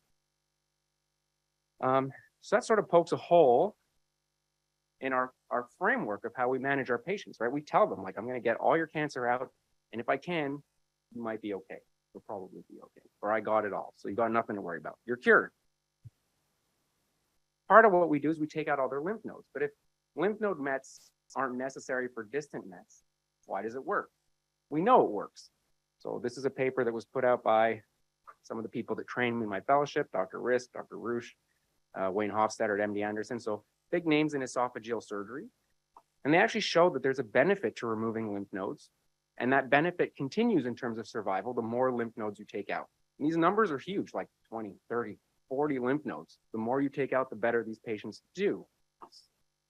And actually, it seems to be more beneficial in more advanced stages. Sort of supporting this notion of local regional disease. But I just said, I don't think it's real. So why does this help? Right? If these aren't directly or temporally related, why does taking out lymph nodes help so much? It's something that we do. It's like essentially dogmatic in our field, like, gotta get them all out. So we do this every day. And the question is, are we doing the right thing for the wrong reason? So on that note, I'm going to switch gears and say, well, is it all about the tumor? Is there something else that's going on that participates in the development of metastasis? It's not this direct linear spread from primary site to distant site. So I'm going to take this back to the neutrophil. Everyone who knows me knows I've been studying this for a reasonable period of time, starting in Dr. Perry's lab when I did my PhD. This is a paper we put out. It's a clinical paper just looking at circulating neutrophil numbers in patients with esophageal cancer and their recurrence rates. And what we showed is that patients who have very high preoperative neutrophils tend to die more of their disease compared to patients who have low preoperative neutrophils. And what's interesting is that if they get treatment, so systemic treatment, and they lower their neutrophil counts, they tend to do better. This is before we've taken out tumors or taken out lymph nodes or anything. And those patients who do not lower their lymph node, their neutrophil counts, do worse. This is not unique to esophageal cancer. It's not unique to lung cancer. It's actually quite common among epithelial cancer. So this is true in colorectal cancer. It's true in hepatocellular carcinoma. It's true in breast cancer. So these high neutrophil counts are associated with adverse outcomes in terms of metastasis. And what's very interesting is if you can get rid of those circulating neutrophils, this was done in a rabbit model where you do like plasma exchange and take out those neutrophils, those rabbits do better. We've never done this to people. What is interesting is patients who develop neutropenia when they get chemotherapy. It's a big problem. We give them Neupogen so that their neutrophils come back and they don't die of low white count associated infections. They actually do better. So low neutrophils seem to be beneficial in a cancer-related context. And this is so regularly shown that we know that tumor-promoting inflammation is extremely important in the metastatic cascade, and so much so that it's one of the hallmarks of cancer. So this is not something that's unique to us. But we wanted to know in our patients specifically, other than circulating neutrophils, does this translate to anything at the level of the tissue? And in particular, does it translate to anything at the level of the lymphatic system, the lymph nodes? So we checked. So this is a tissue microarray. This is about 175 patients, there you go, it's written right there, who were getting standard of care treatment for esophageal or esophagogastric cancers. And we constructed a TMA, and here we're looking specifically at lymph nodes. We wanted to know, do circulating neutrophils translate to anything within the lymphatic system? And we quantified them. So these are just some representative images. So any patient who gets surgery, right, as you know, they can have no lymphatic disease, so they can be N0. Patients who harbor lymph node metastasis can have metastasis within a lymph node or not, right? So if you take out a lymph node from a person who has lymph node mets, it may not harbor metastasis specifically. Those are N plus neg, and N plus met is a positive lymph node and the patient harbors lymph node metastasis. And what we see is patients who have lymph node mets tend to have the highest numbers of infiltrating neutrophils. But what's interesting is even in so-called negative lymph nodes, in patients, their neutrophil numbers are higher, and that's higher than what you see in an N0 patient. The same thing is true for nets. So we kind of looked at neutrophil elastase staining, and this is something I'm kind of obsessed with, so I see them everywhere. So we saw neutrophil extracellular traps, which I'll describe in a moment, but these are extracellular neutrophil-derived DNA structures that are deposited in the context of infection and inflammation. We saw them in lymph nodes too in patients who had cancer. So as I said, neutrophil extracellular traps are, this video doesn't work. Okay, excellent. So they're extracellular derived DNA that is extruded by neutrophils under inflammatory conditions. And one of those inflammatory conditions is malignancy. And if you quantify them in lymph nodes, you see the exact same thing. So higher in lymph nodes that harbor metastasis, slightly lower in lymph nodes that don't, and quite low in patients that have no lymph node mets. And this correlates with survival. So the higher your lymphatic neutrophil extracellular traps, the more likely you are to die of cancer. Question is, why? So it kind of raised two interesting questions. The first is that the fact that you see negative nodes that harbor neutrophils and nets raises the question, like, are these preceding metastatic implantation? Is this happening before the lymph node is positive as per our definition today? And so we sought to test this directly. So just for the sake of time and simplicity, we took a mouse, we injected it with either a melanoma cell line or a lung cancer cell line in the flank, and we waited 7 to 10 days or 14 days, and then we collected their inguinal lymph nodes and looked for the presence of nets and neutrophils. And yeah, it's coming out great. So what you see is that even prior to the implantation of neoplastic cells within regional lymph nodes, you see a fairly impressive accumulation of neutrophils and nets within lymph nodes. This is what you see at around day 7. There are no neoplastic cells in green. This is the same regardless of what cell line you use. We use the lung cancer cell line, we use the melanoma cell line, we use different melanoma cell lines. We saw the same thing in each case. So early on, you see lots of neutrophils and nets. And then later on, you see the implantation of malignant cells. And if you quantify it, it's quantifiably correct. So that's what this is showing. But the question is, are these nets and neutrophils causative? Right? Most interestingly, I'd like to know, can I change the natural history of this disease for the sake of our patients? And so we looked specifically at this. We looked at depleting neutrophils, so prevent neutrophils from coming in and prevent them from depositing nets. We used PAD4 knockout mice, which don't form nets, or we used a treatment, neutrophil elastase treatment, which prevents net formation. And what you see is that under every circumstance in which you inhibit net or neutrophil infiltration and formation, you get rid of metastasis in the lymph node. That's interesting. If you quantify it, you see the exact same thing as you did previously. And the question is, well, how is this happening? Like, what is this connection between the primary tumor and the lymphatic system? How are they communicating with one another? That's question one. And question two, what's the relevance of seeing this so early on? Like, how does this participate in the natural history of this disease? So long story short, after years of work, much like Dr. Kibbe said, we arrived, this effect is mediated by extracellular vesicles. So extracellular vesicles are released by all eukaryotic cells. They accumulate in all body fluids. And essentially what they are little messengers that traffic throughout the body and mediate intracellular communication to some extent. But what's very interesting about EVs is they accumulate in the lymphatics and they're preferentially taken up in the lymphatics. So it's a very direct link between the primary tumor site and regional lymph nodes. And we show that EVs alone can induce many of the changes that you see in cancers that harbor a tumor. So if you give just extracellular vesicles, their lymph nodes will fill with neutrophils and their lymph nodes will fill with nets. This is mediated by the release of IL-8 from lymphatic endothelium, and then the EVs are able to directly induce neutrophil extracellular trap formation. So long story short, tumor releases EVs, they accumulate in the lymphatics, they promote the ingress of neutrophils and the deposition of neutrophil extracellular traps. You can quantify all this, and this is essentially a cartoon we put together for our first publication. This is my first grad student's PhD thesis in a nutshell. It says exactly what I just said. I just want to take this back to what we do clinically. Everything we do in the clinical context is focused on the primary tumor. Whether we cut it out, we burn it out, or we poison it out, that's what we're doing, right? We're really kind of primary tumor obsessed. But what's happening in the lymph nodes? Is it really a question of spread from primary site to lymphatic system, or is there something more fundamental that's taking place that's responsible for the emergence of metastasis, which kills our patients? And I'm going to quickly present a couple of slides that my students will elaborate on during the course of the day. But if we take the tumor draining lymph node from one of those mice and look at the lymphocytes that are present in those lymph nodes, right? That's predominantly what's in lymph nodes. We actually see that their phenotype is different than you would see in a normal lymph node, and this precedes neoplastic ingress. So in fact, you see an exhausted phenotype in the cytotoxic T cells, and you see an upregulation of regulatory T cells, which are highly immune suppressive. This is true in mice. It's also true in human peripheral blood mononuclear cells. So if you collect human mononuclear cells and expose them to neutrophils and nets, the circulating lymphocytes will show an exhausted phenotype. They'll show high PD-1 expression. Regulatory T cells, and particularly TIM3 positive regulatory T cells, which are very immune suppressive, will increase. And the function of those CD8 T cells will decrease. So functionally, they're no longer doing what they're supposed to do. And this happens very early. This is like 7 days in, long before most of our patients present to us.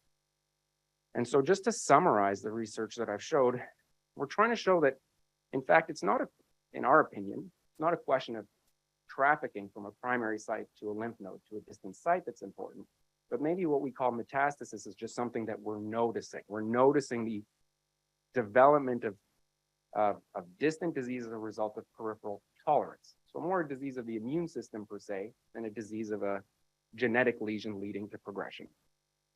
And in fact, we think that's mediated in part through the effects of acute inflammation mediated by neutrophils, resulting in decreased immune function. And all that results in increased distant metastasis. So on that note, just for the sake of time, and so we can move along, I'm going to open this up for my students and any questions from the floor. And I'd like to thank everyone for giving me the opportunity to speak.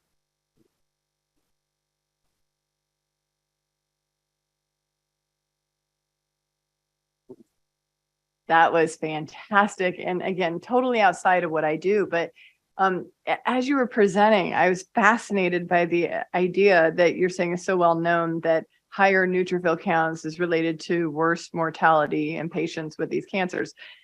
And you're going after the neutrophil aspect, but I'm thinking, what is causing the increased neutrophils? Because that seems like that should be something to be, I'm assuming people are exploring that. So what causes, is there a phenotype of the particular cancer cell that is inducing the neutrophils? So that's a great question. So there's I guess, an emerging concept in cancer whereby your bone marrow will switch from a predominantly myeloid differentiation and myeloid output during normal homeostasis to a predominantly granulocytic output. So you'll actually switch in a process called emergency granulopoiesis from essentially like macrophage production, lymphocyte production to predominantly granulocyte production. And that happens in the context of systemic inflammation for many reasons, whether it's infectious, whether it's inflammatory, so autoimmune conditions, or in cancer. So you will see this process by which your bone marrow will just start putting out lots of neutrophils. That's mediated to some extent from tumor-derived factors, colony-stimulating factors, IL-1, things like that. We are working right now on just trying to inhibit emergency granulopoiesis in and of itself. And our preliminary data shows that you can actually reduce tumor growth just by reducing granulocytic output from the bone marrow. It's an interesting concept, right? Because you can reduce tumor development without giving a single drug or without operating on anything. Like we've done nothing. We've just reduced neutrophil output from the bone marrow, and it seems to make a difference. So our hypothesis is that just is sort of usurping the normal inflammatory microenvironment that you might manifest in the context of, say, an infection, which under certain conditions is very beneficial to the host, like touch yourself might be important to fight that infection off. But you develop a cancer, and for whatever reason, you sort of stay stuck in this acute inflammatory phase that never really resolves. And I find it interesting because it sort of brings you back to this, when I started my general surgery rotations and everything like that, like you talk about cancer as a wound that doesn't heal. It seems to sort of be coming back full circle to that, because it does seem to behave like something that never leaves that inflammatory phase. There is no resolution of inflammation in the context. That's the thought. Yeah.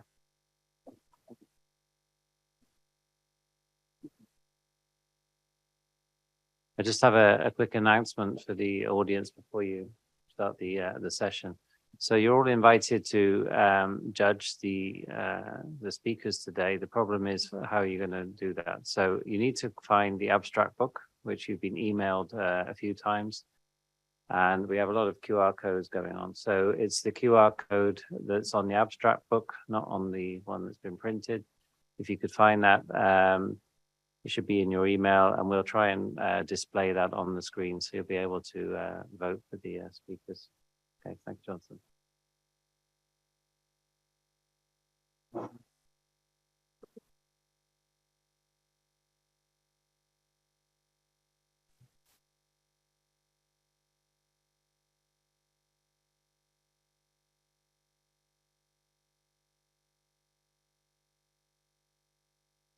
Good morning, everyone. And, it's great to be here. Thanks, Dr. Kibbe, for a great talk, and thanks, Dr. Coles, as well, for the opportunity to co-chair the session with you. So we're going to get, my name is Yifan Wang. I'm one of the general surgery residents.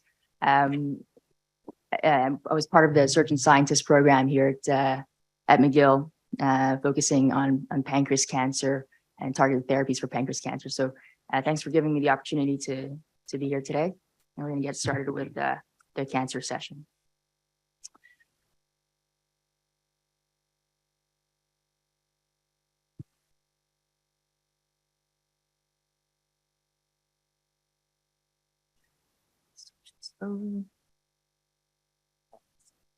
Yeah, I know. It's a problem.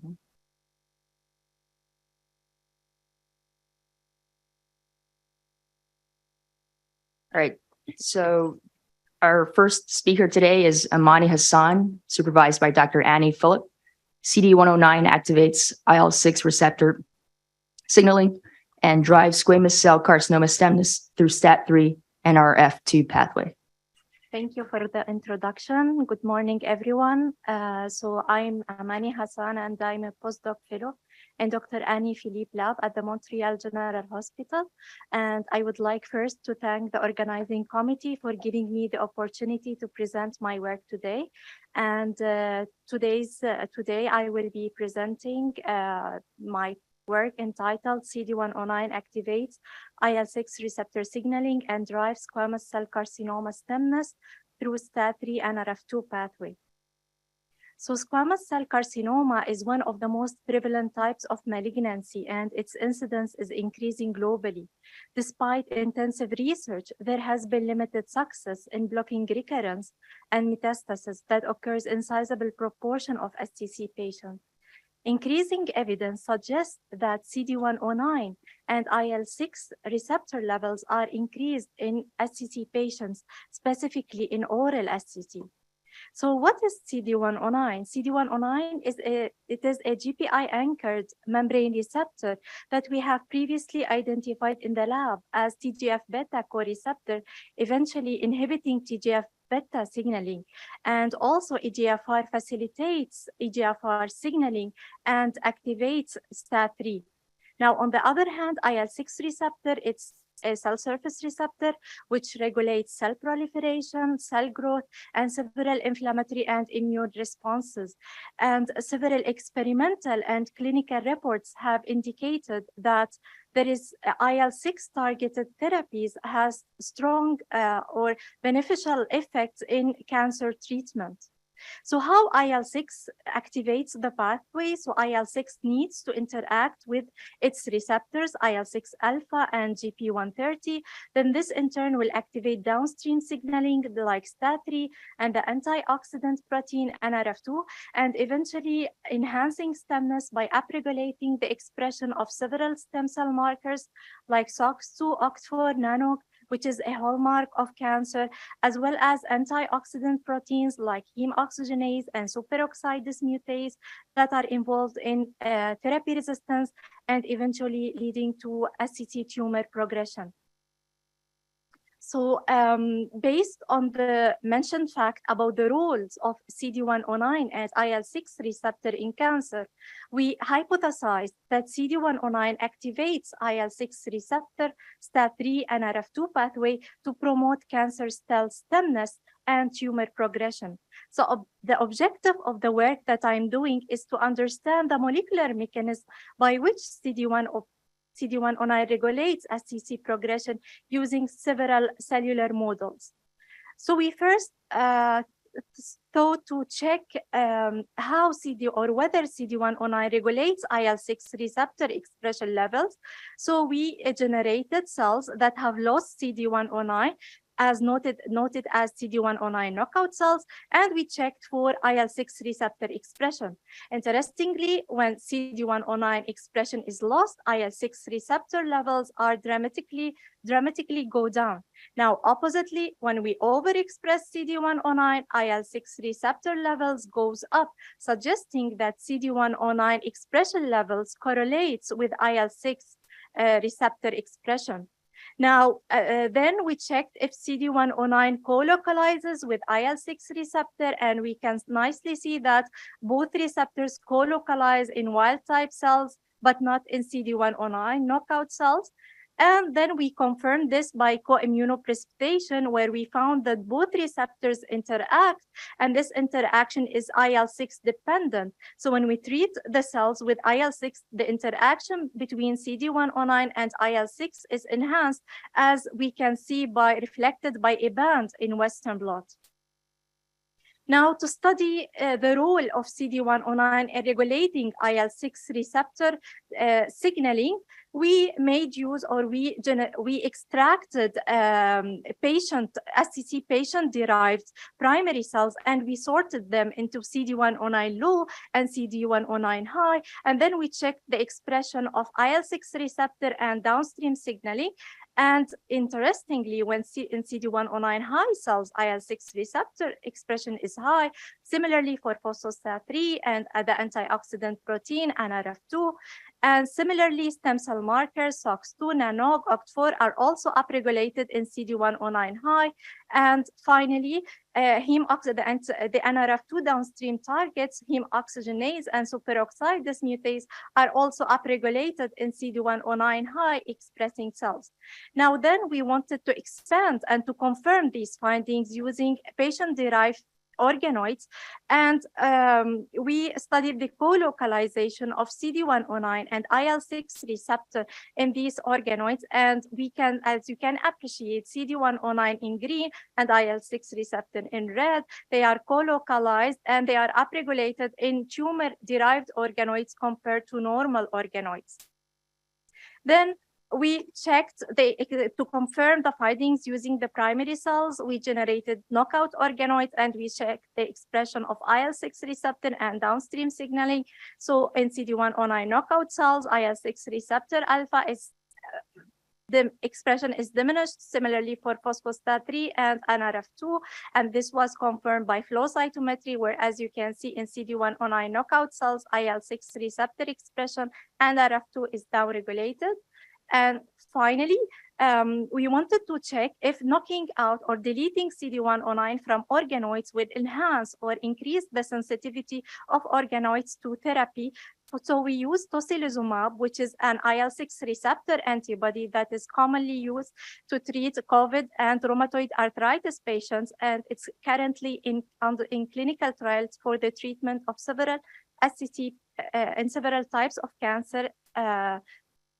So, and cisplatin, which is a chemotherapy drug that is also used to treat SCT patients. So we got exciting results. So in CD109 knockout organoids, the response to these drugs, it is enhanced as detected by lower level of viability when we treat these organoids, the CD109 knockout with these drugs, suggesting that the CD109 is somehow altering or modifying the response of organoids to therapy. And it's worth to say that this experiment was done in several patients, but for simplicity, I am presenting only one patient. So as a conclusion, it seems that CD109 is a critical regulator for IL-6 receptor signaling, and thus targeting or blocking CD109 would be a promising approach for treatment of patients with SCC. And finally, I would like to thank everyone who contributed to this work, especially my supervisor and my lab members, our collaborators at the Glen and at McGill, and my funding agency. Thank you very much.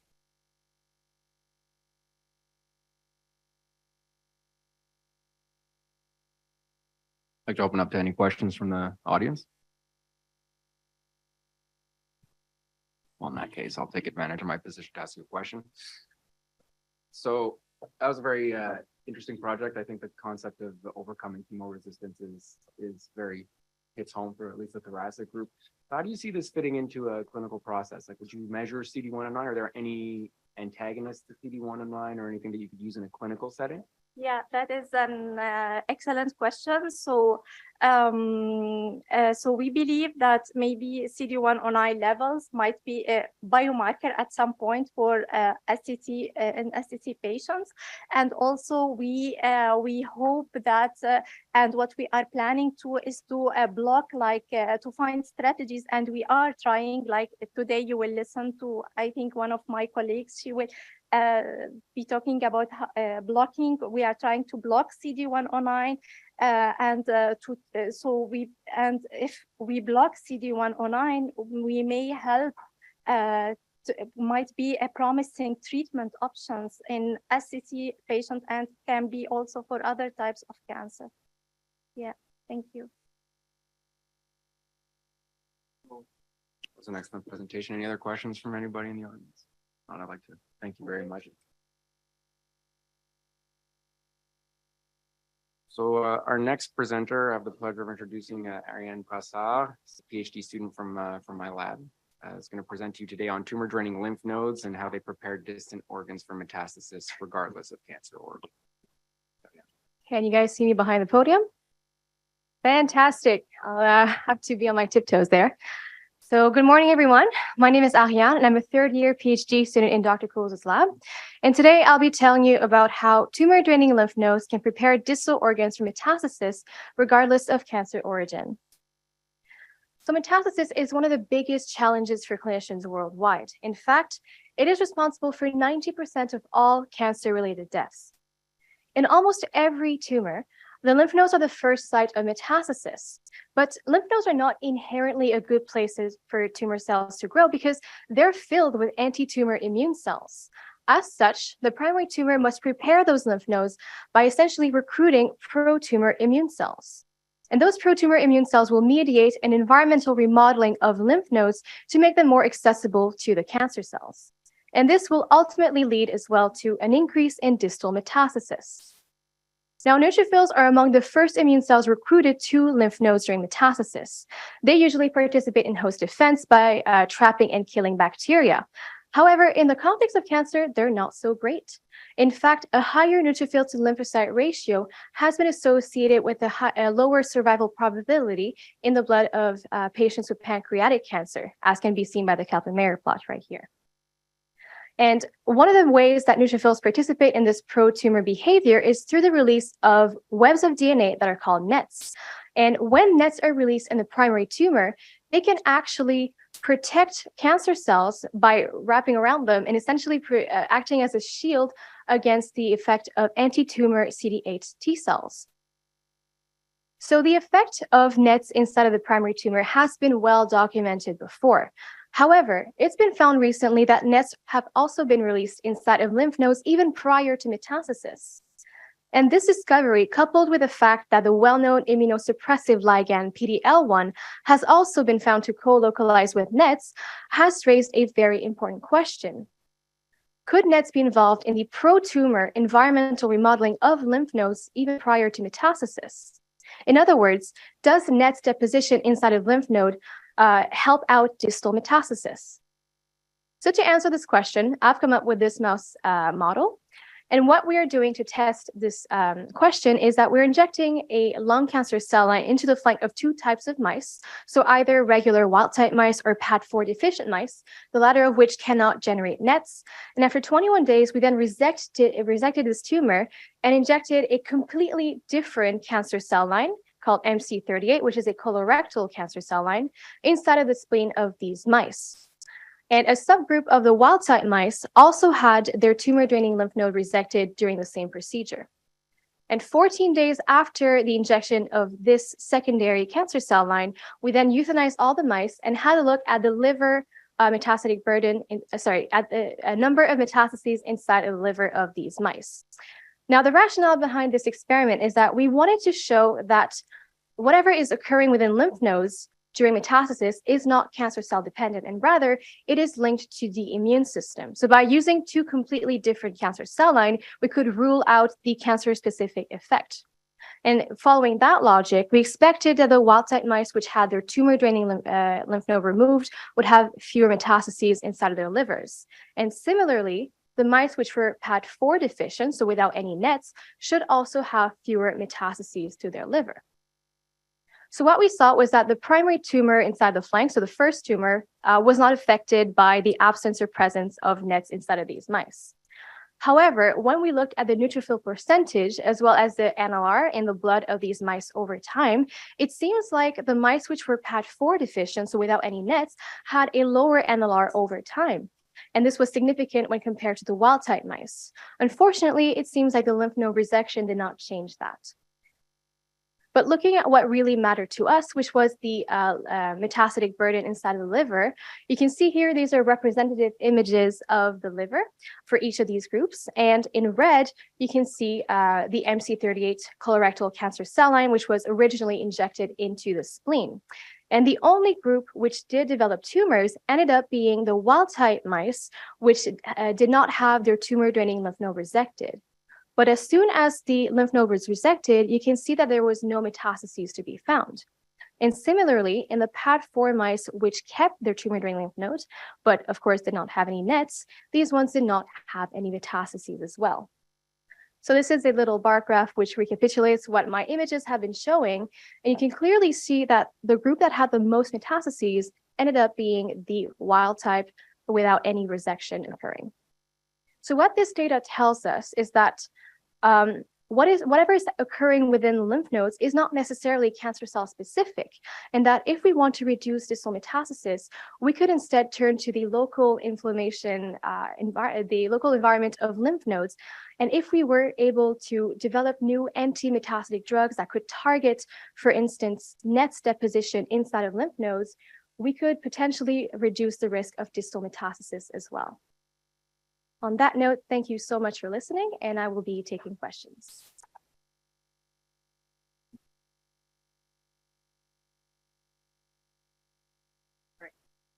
Are there any questions from the floor for Ariane? So still wrapping my head around it, because that was a lot. That was awesome. At the very end, as you're saying that you might want to target the nets in the lymph nodes, what kind of approach are you thinking? Chemical, therapeutic drug? I mean, what are you thinking? I mean, it's a great question, and we've been thinking about it as well because there's already anti-NETs drugs out there, but they're not specifically for cancer. In fact, it's for a lung disease that is escaping my mind right now, but they're treating with anti-NETs and it's essentially reducing inflammation. So What's the drug name of the anti-net drug? it's Adornase alpha, I think. It is essentially an remember the name? Yeah, it's like a DNase. DNase. Yeah, it's essentially DNase. So if we were to adapt this drug or even use this one because it's already been approved for another disease and try it out for this particular context, it could prove beneficial. So are you all actually going as far as to say that if you were to say ablate your entire lymphatic system, no one would ever develop METs? No, that would be too easy, would it? No, of course, because you can still get metastasis that circulates through the blood as well. And, you know, the body is a complicated system. Everything communicates with each other. So I'm just saying that if we could use this anti-NETs idea coupled with other treatments as well, we could run the risk, or we could reduce the number of metastasis as a whole as well. It's always about combinational therapies. Wonderful. Ariane, maybe I'll ask you one more question. Oh, sorry. Go ahead, please. No, nice presentation. I'm just thinking in terms of the mechanism, right, the biology, because we know, for example, your group have shown, and we have seen also in the radiation. Okay, the NETs can favor the metastasis, maybe, I mean, helping to trap the secondary site, all that. What are your thoughts in terms of, preventing the NET formation in the lymph nodes? How do you see that affecting the distant metastasis? So I didn't have time to present that in 6 minutes, but the next steps for this project is that what I'm thinking, I think the NETs are essentially exhausting the immune cells within lymph nodes and are upregulating the functionality of Tregs. And Tregs, once they're in lymph node and they've been communicating with, metastasis and the NETs, they can then travel to other sites. And if, let's say, we've got a Treg that was in the lymph node that is filled with NETs, and it's been jacked up in terms of functionality, and then it travels to the liver, then it could create this local environment inside of the liver, which could make it more accessible for the tumor cells to go into afterwards. That's my theory, at least. Thank you for the question. Thank you.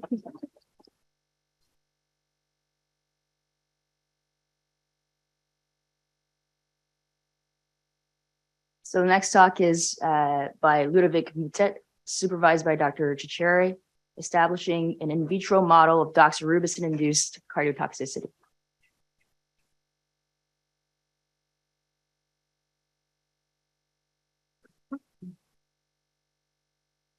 Thank you for a nice introduction. And as just mentioned, I will be presenting our work on establishing an in vitro model of doxorubicin-induced cardiotoxicity.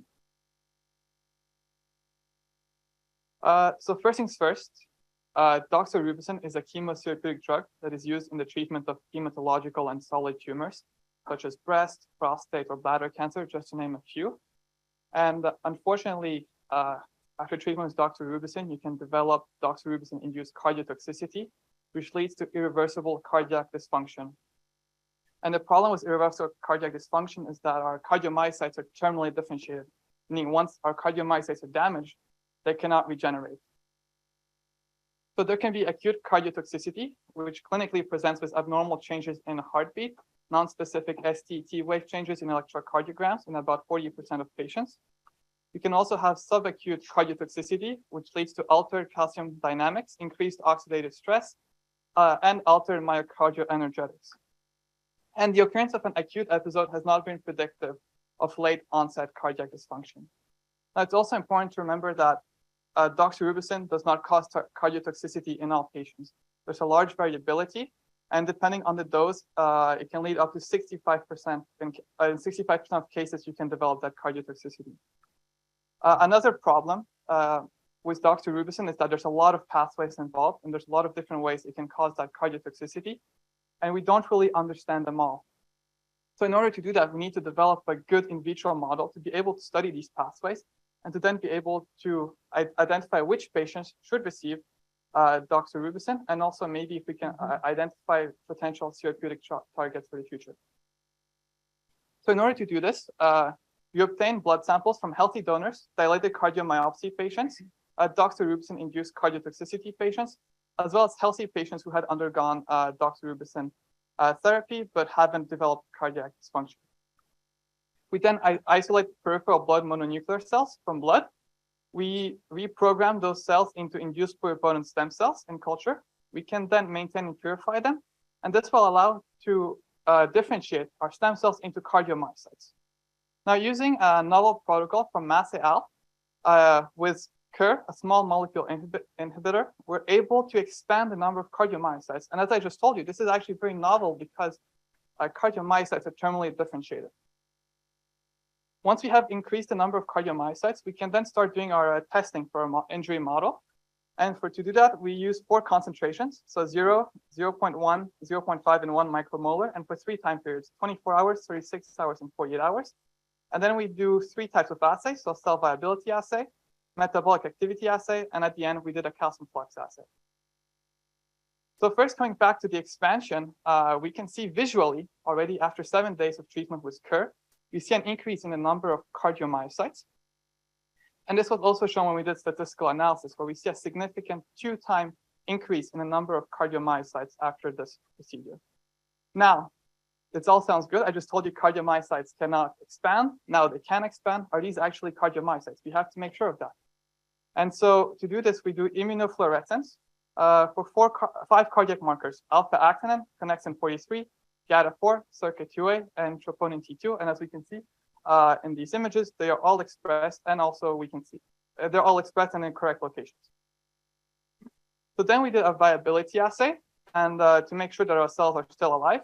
And I'm only showing the 48 after 48 hours because the other time periods produce non-significant results. And we can see that 0.5 and 1 micromolar were significantly different to a control condition where we don't add doxorubicin. And also visually, we can see that here.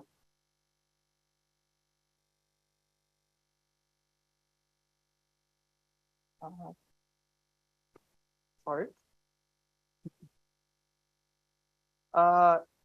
So when we do metabolic activity assay, it works. Hopefully it works.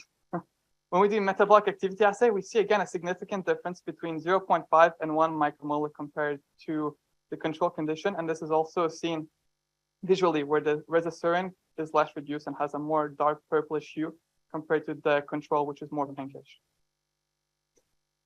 So this coming back, this gives us the idea that 48 hours, a 48-hour incubation with 0.5 micromolar mimics the best way doxorubicin-induced cardiotoxicity.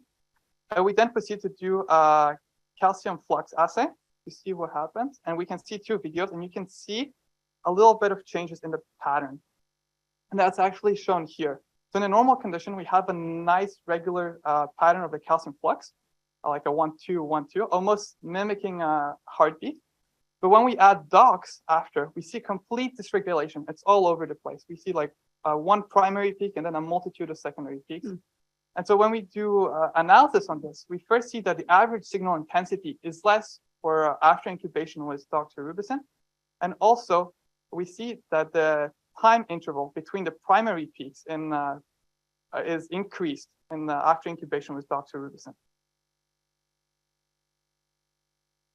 So in conclusion, we have shown a pipeline for iPSC cardiomyocyte generation. We have also our preliminary data shows that the expansion has been successful.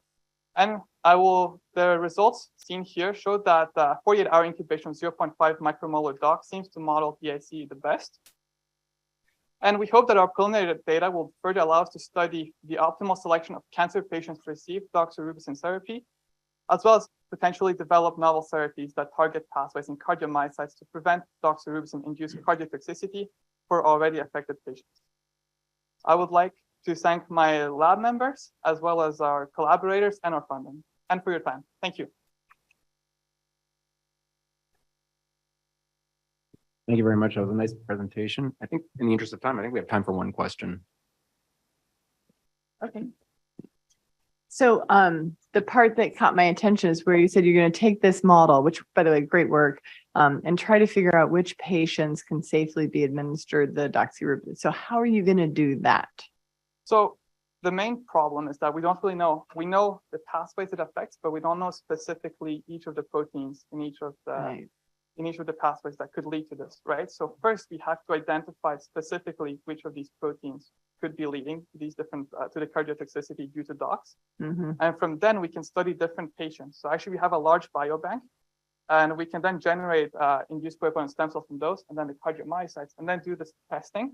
And hopefully with time we'll be able to create and understand which patients maybe genetically or maybe from the environment are more they could be more susceptible to cardiotoxicity. Do you, in your biobank, do you actually have cells from patients who developed who were exposed and developed the toxicity and versus exposed and not?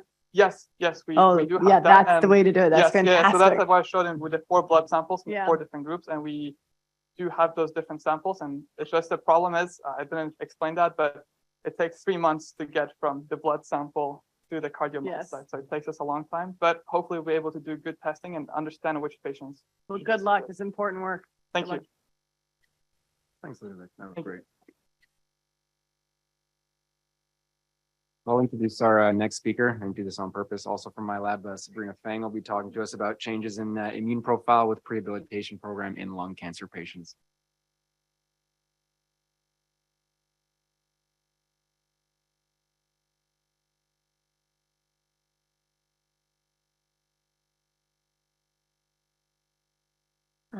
Good morning. So my name is Sabrina and I am a master's student with Dr. Cools. And today I will be talking to you guys about prehabilitation and how it can induce anti-tumor immunity in lung cancer patients. So first off, lung cancer makes up 18% of all cancer mortality, which really highlights the need for more research on different treatment options and potential modalities. And so one particular area of research is actually exercise. We know that with cancer-specific mortality, there is a reduced risk of this mortality when these individuals and these patients exercise, which seems to be intuitive, but there's a lot of research now saying that this is actually the case. And so we also know that individuals with a higher metabolic equivalent score or a higher MET score, as indicated with the green line as indicated by the green line with a higher than 10 metabolic equivalent score, they have an increased survival in comparison to those with a lower metabolic equivalent score. So we know that this area may be important for cancer, but we also know that inflammation may play a role in cancer, and specifically that exercise can modulate inflammation and immunity. So therefore, our question was, well, how do these 3 things play together? How does cancer and exercise and immunity all link up together? So how we want to study this and potentially look at how this all combines is through prehabilitation. So prehabilitation is a program at the Montreal General Hospital where individuals prior to surgery during the preoperative period will undergo this program that consists of exercise, nutritional supplementation, if needed, of course, and psychological support. And it's this program run by Dr. Carley's group at the MGH, and their aim is to increase the functional capacity of individuals who may later on undergo surgery for various different types of cancers. And what they've found is that when you measure the 6-minute walking distance change from baseline, they find that after prehabilitation, these patients are able to have a farther distance. And this is one correlative measure of functional capacity. So they're able to find that these individuals are now more fit, which seems to make sense, but also that they seem to have a better functional capacity after surgery as well. So knowing all of this, we then asked, well, if we know that prehabilitation seems to have a good clinical benefit, does this have any direct correlation on the cancer itself? And so that's where my project comes in. And so we aim to study how prehabilitation could potentially affect the immune system within lung cancer patients. So what we first wanted to look at is different sort of markers of function. And so one that we looked at was PBMC cytotoxicity. So we took these A549 GFP cells. So these are lung cancer cells tagged with a green fluorescent protein marker. And we plated them with patient isolated peripheral blood mononuclear cells. And so the patient blood is isolated from two separate time points, from a baseline time point where this is prior to undergoing any sort of the program, and then at the surgical time point after the program. This is these patients do not undergo any sort of neoadjuvant therapy. So the only thing that they undergo before surgery is this rehabilitation program. We would then co-culture them with these A549 lung cancer cells to look at the cytotoxicity capacities of our PBMCs. Additionally, we also took these PBMCs and we ran flow cytometry analyses on them to look at the different makeups of our PBMC population, such as if there are increased T cells, et cetera. And so what we found was that after the prehabilitation program, these peripheral blood mononuclear cells appear to be more cytotoxic. So on the left here, you see the green is our cancer cells, and they're plated with these PBMCs from baseline. So these are cells that have not, from patients who have not undergone the program yet. And then in comparison, in the middle, we see that with the same cells, but from surgery time points, now there appears to be less cancer cells. And so it appears that after prehabilitation, these PBMCs appear to be more cytotoxic. So knowing that, then we wanted to see, okay, if we know that they're more cytotoxic, what within the cells is changing? Is it potentially the phenotypic makeup? And that we looked at with flow cytometry analyses. So one thing that we found is that there was an increase in our circulating NK cells. So here on the left graph, we can see that at baseline, the percentage of PBMCs that the total NK cells make up is approximately 10% of our total blood circulating PBMCs. Versus at surgery, that number jumps up to closer to 18%. Given that we know that patient populations can be very heterogeneous, we then looked at specifically matched samples. So that's what the graph in the middle is showing, is when we look at one patient and we follow them from the course of their timeline from baseline to after the program at surgery, we see that there is still an increase in our number of circulating NK cells. Now, this is all good and wonderful for in the circulation, but does this have any effect on the tumor itself? So we then postulated that if we had increased circulating NK cells, this could lead to increased intratumoral NK cells. And then when we did immunofluorescence analysis, this is indeed what we found. So in the middle, I just have a representative image of lung cancer tumor tissue stained with DAPI for the nucleus and then an NK cell marker in red. And we can see that in individuals who underwent the prehab program compared to control patients, that they had an increase in the number of NK cell tumor infiltration. So then what does this all mean? So we know that it seems that prehabilitation, and in truth, the prehabilitation program is multimodal, but this program that consists of exercise, potential nutritional support, and psychological intervention seems to lead to increased circulating NK cells. And then these increases in circulating NK cells also seems to be correlated with an increase into intratumoral NK cells. So knowing this, then this could be a potential addition to our neoadjuvant therapies and modalities that could additionally help our patient, especially knowing how important the tumor microenvironment is nowadays in our different modalities, such as with immunotherapy. This is an important avenue to be looking at for example, patients who may not be seeing the benefits of immunotherapies. If we can then change their immune landscape with prehabilitation, then they might be more able to benefit from these various modalities. So I would like to thank all the people in my lab. A special thank you to Dr. Cools, who's my supervisor, the prehabilitation clinic, and Dr. Carly, and of course the thoracic clinic. So thank you for your time. It's great talk, Sabrina. We'll take a question from Dr. Feldman. Yeah, thanks. Great presentation and really interesting work. And you might be aware that in the colorectal trials that were done in the randomized trials, we presented a benefit in survival for patients in stage 3, and very, very preliminary. you think that would have, a mechanistic explanation or is that something you'll be exploring? That's a great question.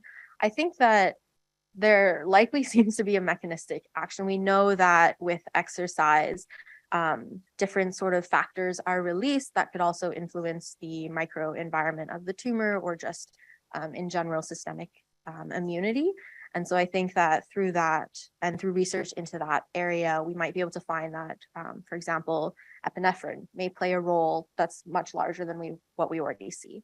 That being said, I don't know that this is work that will be a part of my master's degree, but it is something very interesting to be considering for the future. Maybe just a quick question.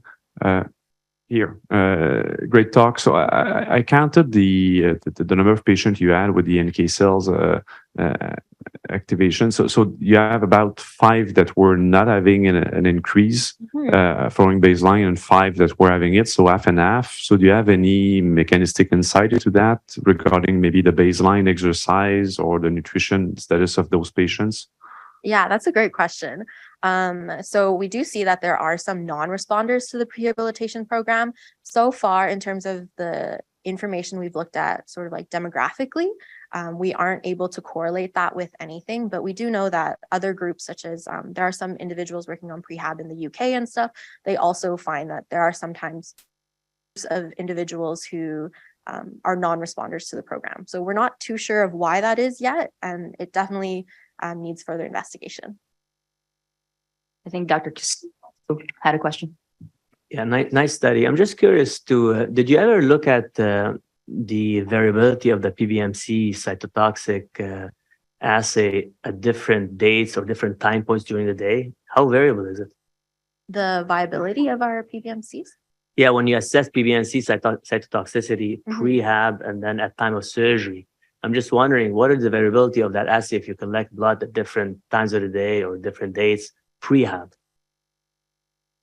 And correct me if I'm understanding your question wrong, but what we do is prior to plating our PBMCs with our cancer cells, after we've isolated them from the blood, we check for the amount of cells we're plating and also the viability. So that sort of helps to control for example, if we're receiving for example, if the blood that we're isolating from just happens to be older or something, this can help control for that. It was all taken at clinic though, or at the time of surgery. So we didn't have any control over when. Okay. I understand what you're reflecting, like, the circadian changes you see in cytotoxicity, whether it be neutrophil related or potentially NK cell related. We didn't have control over that. So we would take their blood when they came to clinic, and then she would take their blood at the time of surgery. So usually in the morning, but we weren't able to assess variability in that respect. Sure, one more question, then we'll go. Very quickly, it's just because, I mean, it's the point that you mentioned that you start seeing infiltration of NK in the tissue. I think it is a very important point because, I mean, NK had been used in non-solid tumors, I mean, successfully, but one limitation in solid tumor is actually the infiltration. So I think your findings is very interesting. I wonder if you're planning to do some study with even in vivo in mice, that you can maybe even answer the question of Dr. Labbe, what will be non-responder? Maybe those guys are not the exact time point, they need more time. Do you have any comment on that? Yeah, for sure. We actually have done mouse models with this. I didn't have time to present it today, but we did find that, for example, when we exercise our mice, they increase their number of NK cells, both in circulation and within the tumor too, when we, for example, sacrifice the mice and then look at the tumor. Thank you very much, everyone. We're gonna keep moving for the interest of time.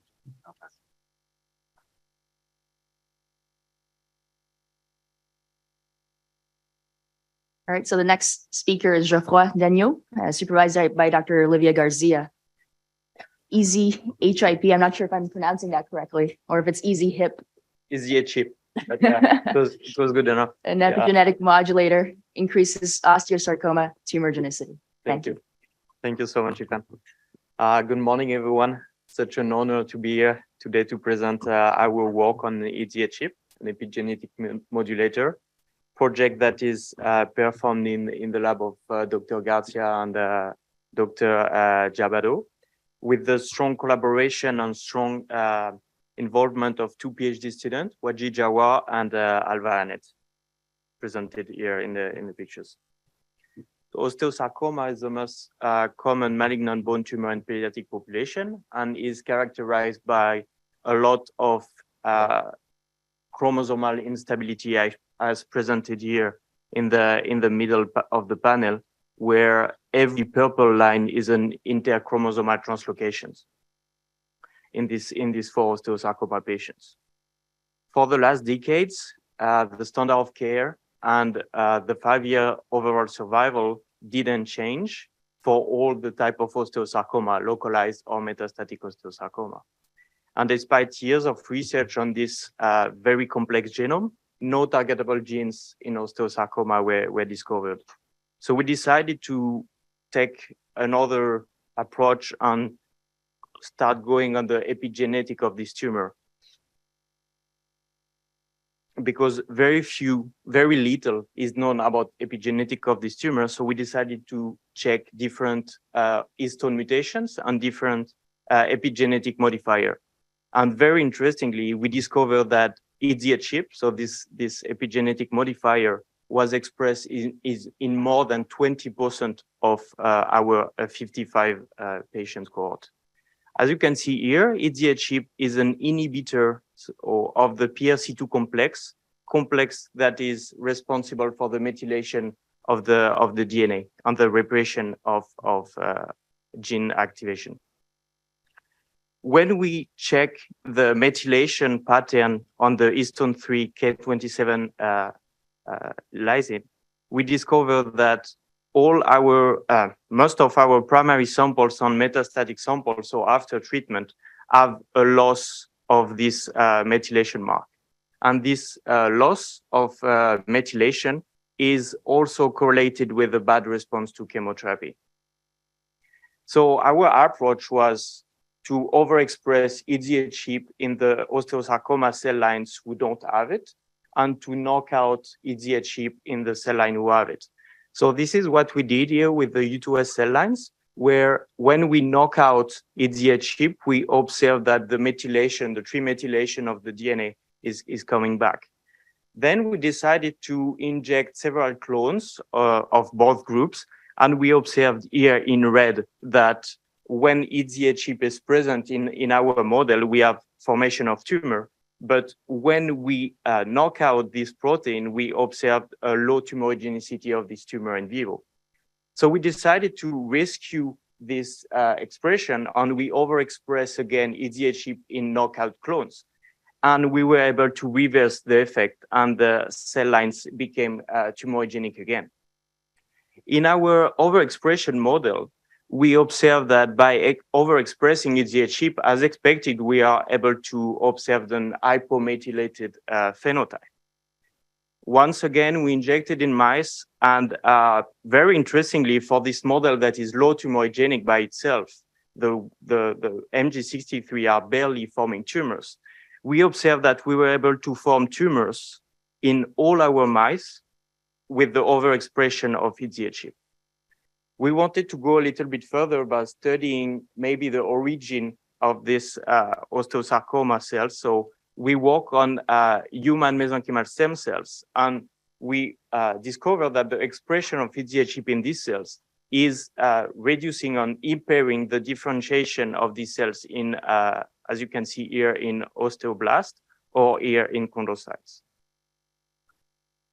We decided to try some epigenetic therapies in our models, and we use UNC 1999 and tazemetostat, which are inhibitors of EZH2, part of the PRC2 complex, so responsible of the methylation of the DNA, with the hypothesis that inducing even more hypomethylation in these models could lead to the cell death.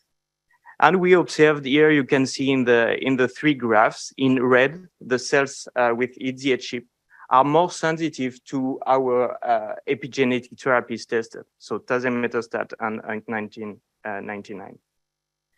So what I try to convince you today, and I want to emphasize on that, is that we were able to discover that more than 20% of our patients had an abnormal EZH chip expression, and that the loss of the trimethylation mark on the lesion 27 of the histone 3 was correlated with a bad response to chemotherapy.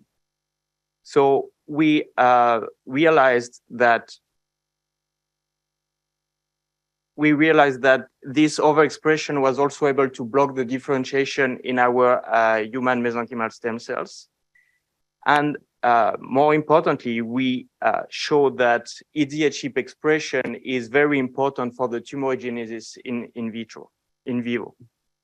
One other important part is that this EZH chip expression increases the vulnerability to epigenetic therapies, and we hope that this could lead to a further approach to target this subset of patients. I would like to thank you, all the people who work on this project. So a lot of basic scientists, a lot of clinicians also involved on this, and a big thank you as well to our funding agencies. Thank you very much.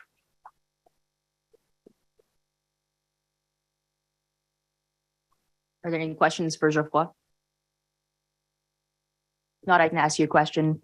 Geoffroy, just expanding a little bit on the mechanism by which these osteosarcomas are driven. You know, a lot of pediatric brain tumors are driven by similar oncohistone methylation modulators. What has been the efficacy in the clinic of EZH2 or similar methylation treatments in that population? So yeah, differently to the brain tumors, the osteosarcoma don't have a lot of oncohistone mutations. Even if we can find some G34W mutations, or even very few rare cases with the K27M mutation. And for the epigenetic therapies on the EZH2 inhibitors, they were actually tested and started to have good efficacy on the epithelioid sarcoma tumors. So that's why also we use this type of therapies, because we know that in some cases on some pathologies it was already used and with good efficacies. What we also want to mention with that is, if we go further that way of treatment, it's not good to give this type of treatment to every type of patients. So we work on the subset that could be beneficial with the EZH chip overexpression, but we might also be able to extend that to the patient with low methylation, with hypomethylation in these tumors. Yeah. Thank you.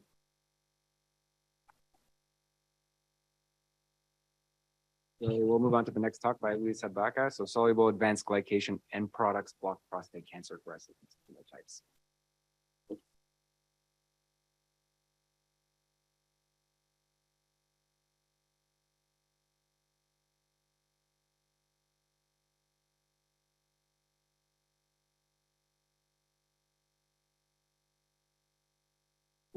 Okay, good morning. It's a pleasure to me to be here. I'm Luisa Baca. I'm in experimental medicine and I'm working in the Dr. David Labelle laboratory. I want to introduce you to my work studying the association between soluble advanced glycation end products and prostate cancer. Both diabetes and prostate cancer are two of the most common chronic diseases affecting men worldwide. In Canada, in 2022, more than 24,000 new prostate cancer cases were diagnosed, and more than 10 million people were suffering from diabetes. Interestingly, epidemiological studies consistently inversely associate prostate cancer and diabetes. However, pre-existing diabetes also enhances prostate cancer mortality. Then a pre-existing diabetes can play a protective role in prostate cancer incidence, but can also enhance prostate cancer mortalities, leading to worse prognosis. A plausible mediator underlying this conundrum are advanced glycation in products or ages. The main product of a non-enzymatic glycation reaction, also called Maillard reaction, which occurs between proteins and sugars at body temperature. We harness this reaction in vitro by mixing ribose, a naturally occurring pentose in the body, and bovine serum albumin. We validated the production of ages through a visual and molecular validation through the browning of our solution, a key feature of the Maillard reaction, and also by identifying CML, an intermediate product of this reaction. Initially, we assessed the effect of ages on 22RB1 cells, a human prostate cancer cell line. And after treating 22RB1 cells with ages, we observed a decrease in prostate cancer cell proliferation, and it acted in a dose-dependent manner. We validated our results in 2 additional prostate cancer lines, 1 human and 1 murine. After removing our treatment at 3 days and switching to control media, we observed that the decrease in cell proliferation was maintained despite removing our treatment. Then we concluded that the ages effect on cell proliferation was irreversible in 22RB1 cells. After assessing apoptosis through a caspase-3-7 activity, we concluded that ages did not induce apoptosis, compared with a positive control, which was etoposide, a drug that induces DNA damage. Later, through RNA sequencing analysis with a subsequent gene set enrichment analysis, we observed that ages induce the expression of genes linked to senescence. We saw an upregulation and overrepresentation of genes linked to senescence. Senescence is regarded as an irreversible arrest in cell growth and is a complex phenotype that requires the identification of multiple markers.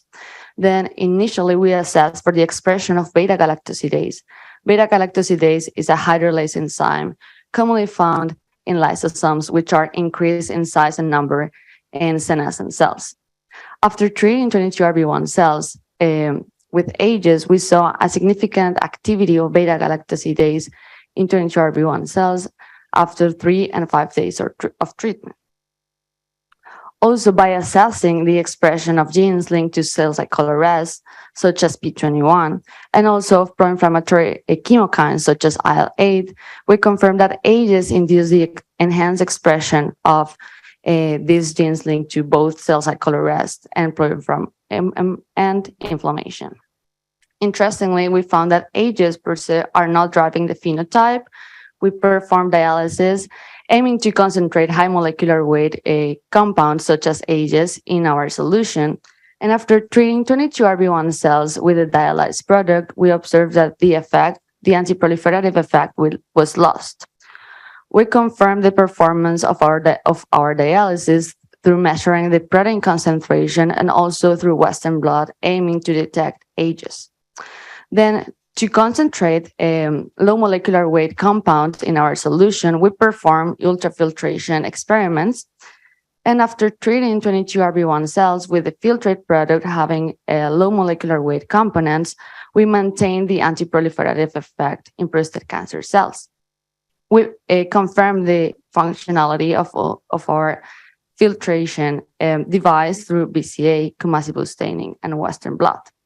Then my main conclusion is that an ages-associated small molecule inhibit prostate cancer cell growth through the induction of cellular senescence. For my future directions, I will characterize the senescence-associated phenotype induced. I'll isolate and identify the ages byproduct responsible for prostate cancer growth inhibition and senescence induction, and I'll finally demonstrate the tumor-suppressing capabilities in vivo. These are my acknowledgements. Thank you so much. Thank you. It was a great presentation. We have time for one question. Now I see the genesis of the question I got as well. So but this is fascinating work, and that was a ton of work you just presented in 6 minutes. I just want to acknowledge that. Are you suggesting that folks with diabetes, that their prostate cells are sitting there in a more highly senescent state than individuals without diabetes, and that's what's protecting them from cancer? Possibly in the initial stages, having this senescence phenotype would be beneficial in a tumor context in a patient with diabetes. But it has been reported that tumor cells can also reverse the senescence state.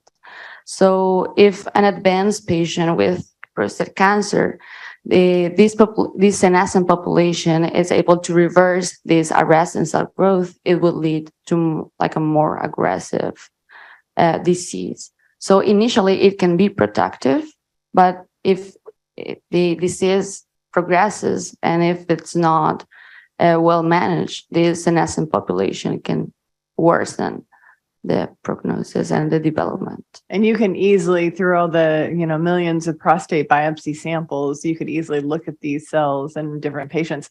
I'll give you also the idea that in the vasculature, for some reason that still has not been fully identified, patients with diabetes are protected against getting abdominal aortic aneurysms. And that's a whole nother line of research too. And so I'm sure there's some similarities between the two. Yeah. Thank you so much.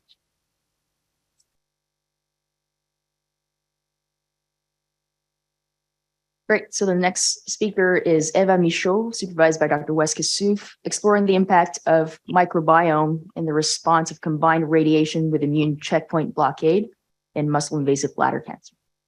Good morning, everyone. So yes, we're going to take a detour down the microbiome lane in a model of muscle-invasive bladder cancer treated with radiation. So radiation therapy is a powerful bladder-sparing alternative to radical cystectomy, but it is still met with up to a third of cases presenting radioresistance. So a promising avenue would be to combine it to immune checkpoint inhibition because immunotherapy is used in advanced disease with moderate success, but there's still resistance that persists that is not explained by the sole study of the immune system. So to step outside the immune compartment, we're looking at the microbiome. In a healthy human, the microbiome is dominated by firmicutes and bacteroidetes, and that dominance limits the expansion of opportunists. But what is more important is that composition of the healthy human microbiome typically associate to a certain polarization of overall circulating T cells. But in bladder cancer, not much is known regarding that. We know that non-muscle invasive and muscle invasive bladder cancer will have a distinct microbiome profile. And we also know that high diversity of that gut microbiome correlates to positive outcome to immunotherapy. Outside of bladder cancer, there's been successful endeavors to try and use fecal microbiome transplantation to overcome immunotherapy resistance. And we know that certain species, such as Bacteroidalis, will predict that success. So in the lab, what we have is the MB49 model, which is a typical murine bladder cancer cell line. We know it responds to radiation therapy, and it responds even better when treated with anti-PD-L1. So the idea is to interrogate that sensitivity if mice are receiving a donor fecal microbiome transplantation from patients who have responded or not to radiation therapy. So the design is pretty simple. We're giving fecal microbiome transplantation to these germ-free mice, inducing tumors, and then when tumors are palpable, I'm treating them with radiation, PD-L1, or a combination of both before harvesting the tumors for single-cell RNA-seq, immunohistochemistry, and 16S sequencing. And in the interest of time, I'm just going to give you a little proof of concept with our first batch, which was done with a responder. So the first thing that we needed to assess was the success of the FMT itself. So before I go into treatment arms, you're only going to see the untreated mice or before treatment. The first thing you can notice is that richness was preserved. So the donor is here in purple. This is the post-FMT sample. Whoops. This is the post-tumor induction, and these are the endpoint mice untreated. So richness was preserved, but diversity was clearly affected by the FMT. It's a known fact that's going to happen in human to mice studies. So the donor clusters very separately from the mice sample. But what is very interesting is that these post-FMT samples cluster absolutely separately from the pre-treatment, so the tumor sample. So the tumor itself induces microbiome shifts that are significant. In terms of composition itself, we're able to preserve most of the groups, albeit to a varying proportion, of course, in the mice compared to the donor, and that is to the benefit of bacteroidetes. But what is very interesting is that this group here, Akkermansia, is the one that reemerges upon tumor progression. And in fact, it's the only family that was significantly different upon tumor induction in differential abundance analyses.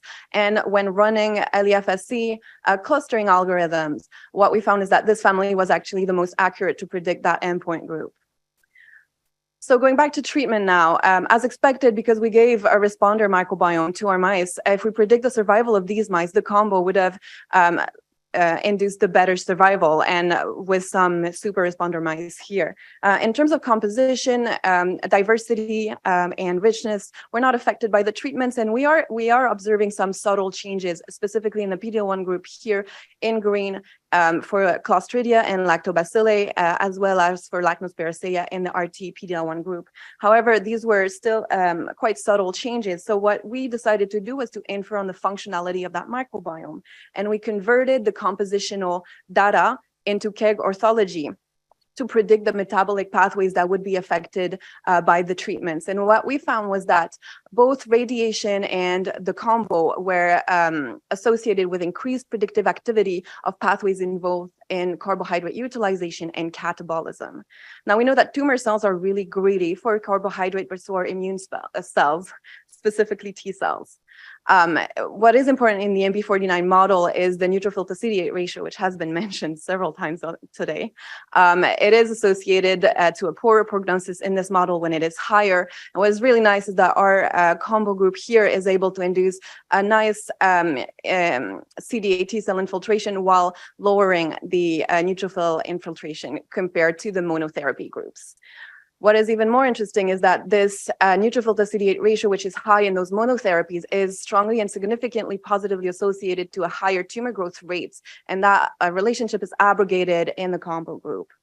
And finally, I wanted to relate that immune infiltration to the gut microbiome composition. So I'll just highlight one feature that caught my eye is that CD8 infiltration was negatively correlated to methanobacteria abundance in the gut microbiome. Now, this was interesting because methanobacteria is normally positively associated to better outcome in bladder cancer patients to immunotherapy, yet here it negatively associated to CD8s. So my main assumption here is that when we get the single cell RNA-seq back, I'll find that these CD8s are actually not functional, or at least not as functional as we would like them to be. So what have we done here? We've set up an efficient pipeline for fecal microbiome transplantation in a well-known model of bladder cancer. We can prove that gut microbiome significantly is affected by tumor induction, and that immune infiltration and microbiome composition in the gut correlate with each other and with tumor growth. So for future, experiments, we are going to delve deeper into that pie crust analysis, so the metabolic prediction. There'll be a poster about this at Corto this afternoon if you're going. We're currently receiving the first batches of single-cell RNA-seq samples, so they're in the process of being analyzed, and we're of course going to run meta-analyses of responders and non-responder batches. The end game here is to build a map of response relative to non-response, integrating microbiome, immune, and metabolism data. And with that, here are my acknowledgement with special thanks to Noor and Matthew, who've been instrumental in getting this data out in a timely manner.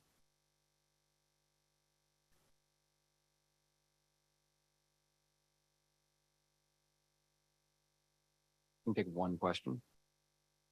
If not, we can move forward. That was a really nice talk. That was a lot of work. Very impressive. I tried.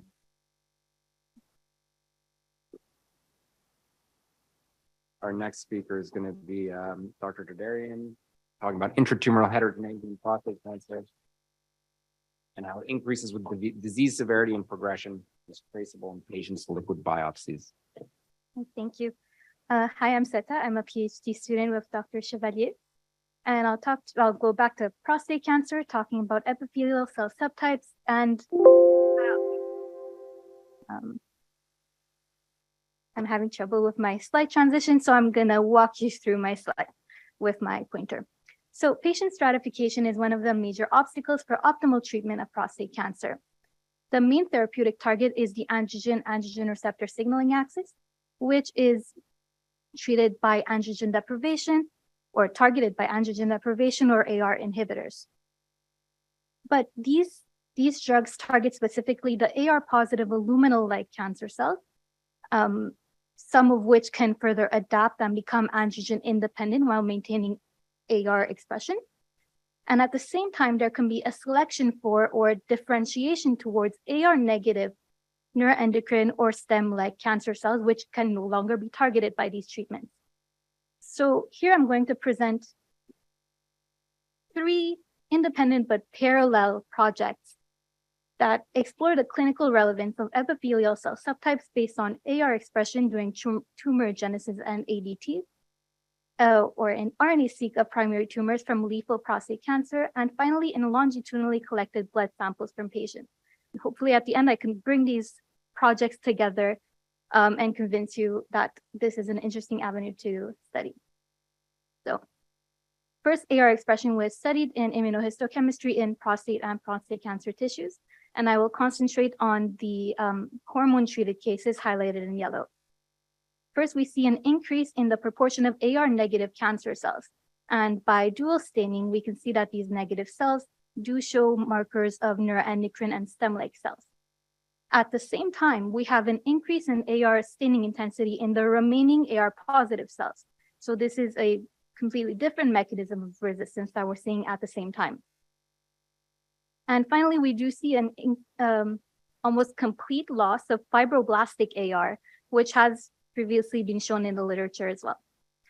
What's interesting here is that when we combine these 3 independent methods of quantifying AR, we came up with an AR index which can further stratify intermediate and high-risk patients, shown here in Kaplan-Meier, but also validated in multivariable Cox analyses.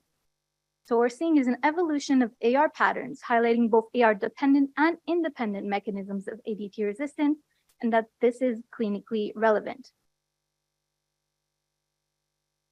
We also have a study in RNA-seq of primary tumors of lethal disease. Here I'm only showing you the first 40 cases that have been sequenced, showing that we can categorize the patients based on signatures of luminal, neuroendocrine, or mixed phenotypes.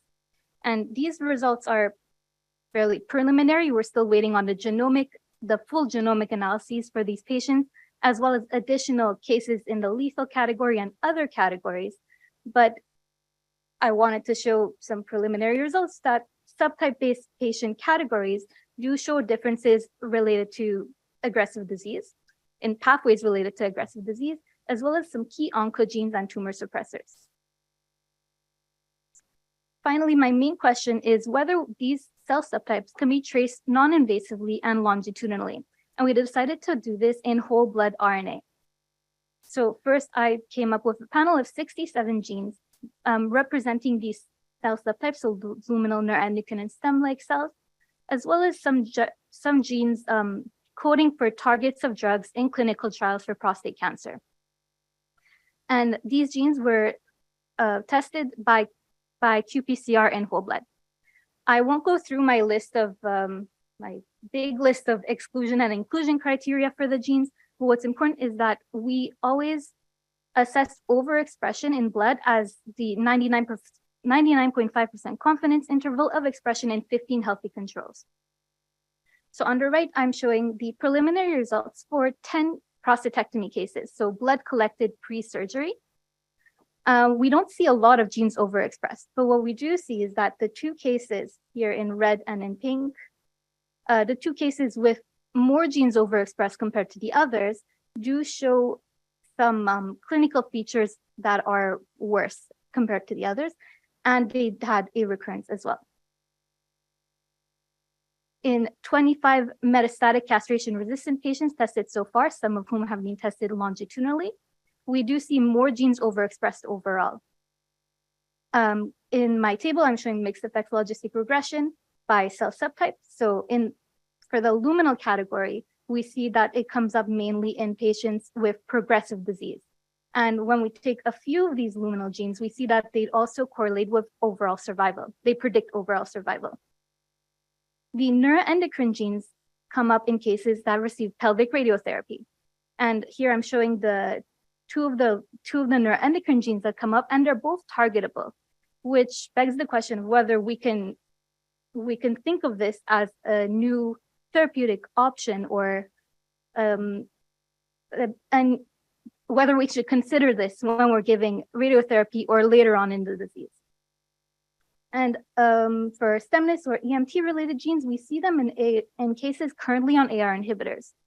So that's another avenue of resistance that we're seeing that may be worth considering. And finally, I wanted to show you one case tested at 4 time points, 3 of which were during progression on the same treatment. And with that progression, we see more genes overexpressed and at higher levels. When we change that treatment, we see some of these genes disappear, others go down, but there are some that stay up and overexpressed, and the patient passed a few months afterwards. So overall, we're seeing phenotypic and functional changes that are traceable in blood, evolve longitudinally with treatment and with disease progression. To conclude, first I showed you the quantification of AR, which shows concomitant mechanisms of resistance based on selection and adaptation of cell subtypes. And we want to further study that by spatial profiling.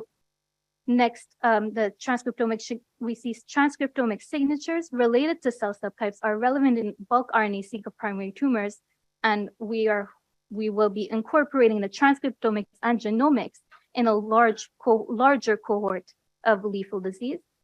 And finally, cell subtypes can be monitored in whole blood RNA, showing clinical significance.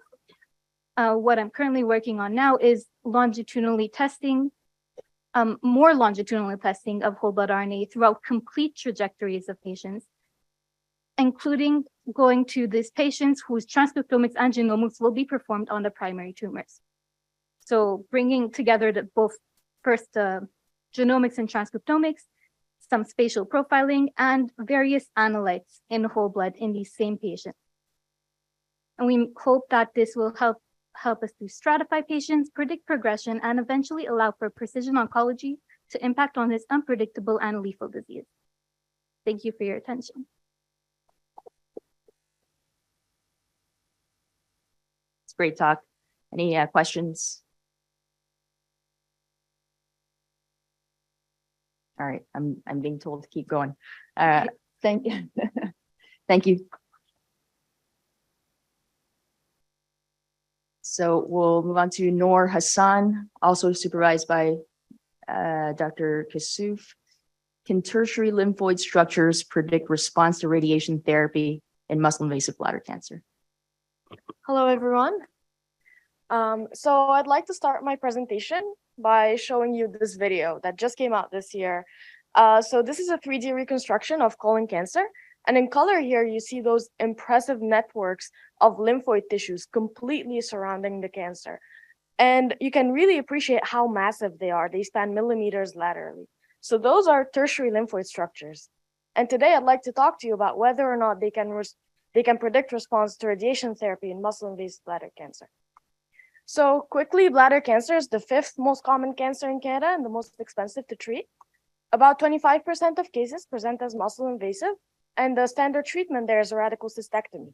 However, the 5-year survival rate of this treatment is only about 50%. So we're always looking for better therapies that could spare the bladder and give the patients better quality of life. And this is where trimodal therapy comes in. It consists in a transurethral resection of the bladder tumor, or TURBT, followed by radiation. The 5-year survival rate is comparable to a radical cystectomy. However, 30% of patients will relapse and require salvage cystectomy. So it's better to look for biomarkers that can guide treatment decisions and tell us which patients will respond better to radiation. And this is where TLS come in, which is my biomarker of interest. They're structures that develop under chronic inflammation, such as autoimmune disease or cancer. Architecturally, they resemble a lymph node or follicles in the spleen with an outer T cell zone, an inner B cell zone, and at their most mature form, they have a germinal center. So speaking in maturity, they can vary in levels. So at their earliest, least mature stage, they're early TLS, so they only have B cells and T cells without a network of follicular dendritic cells, and they stain negative for both of FDC markers CE21 and CE23. At their most mature form, they're positive for both of those markers, and we can appreciate here the large network of follicular dendritic cells, indicating that there is a germinal center reaction taking place. So when it comes to cancer studies, we see that TLS are associated with favorable outcomes for the most part. And those include longer overall survival and disease-specific survival, recurrence-free survival, as well as response to several treatments, such as chemotherapy and immunotherapy. However, other TLS characteristics are associated with poor cancer outcomes. So in breast, for example, if we see regulatory T cells in the TLS, they're actually correlated with shorter metastatic free survival.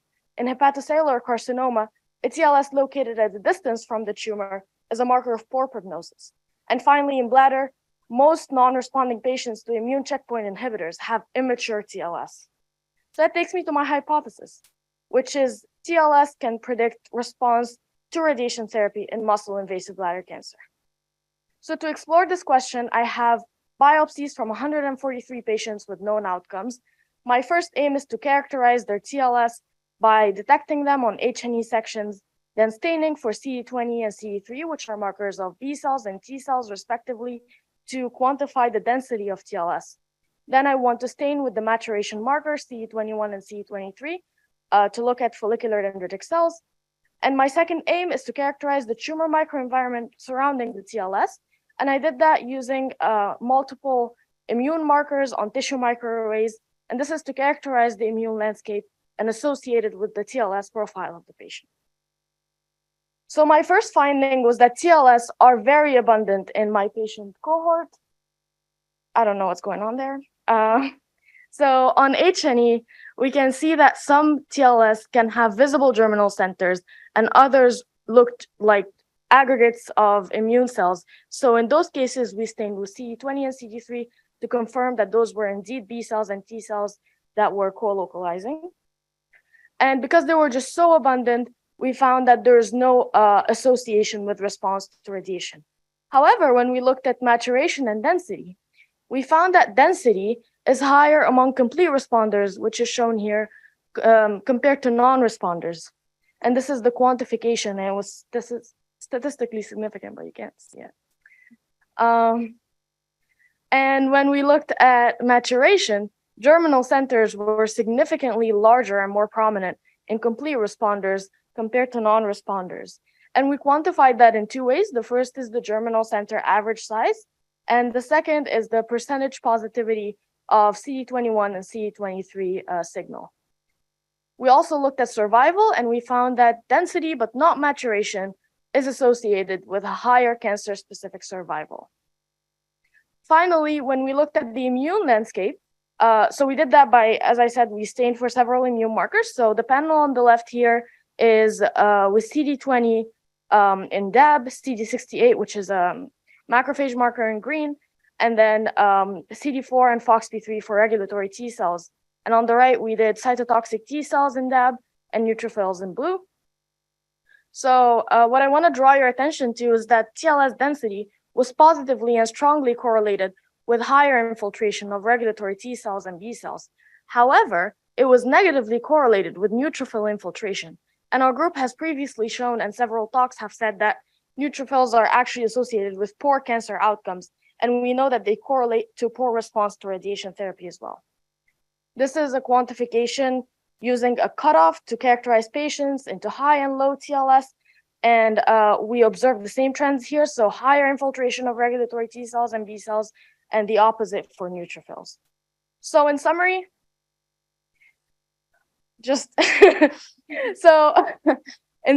our results reveal that TLS are highly present in muscle-invasive bladder cancer tissue. We show for the first time that TLS density and maturation are predictive of response to radiation therapy. And that higher density is also a positive prognostic marker and associated with higher immune cell infiltration. So overall, I hope to build a predictive marker with all those results that takes into account the profile of TLS to see which patients would respond better to radiation therapy and hopefully use it to select those patients. So thank you very much. Sorry about the slides. No problem, no problem. Anyone want to ask a question? One quick question? Yes, I have a question.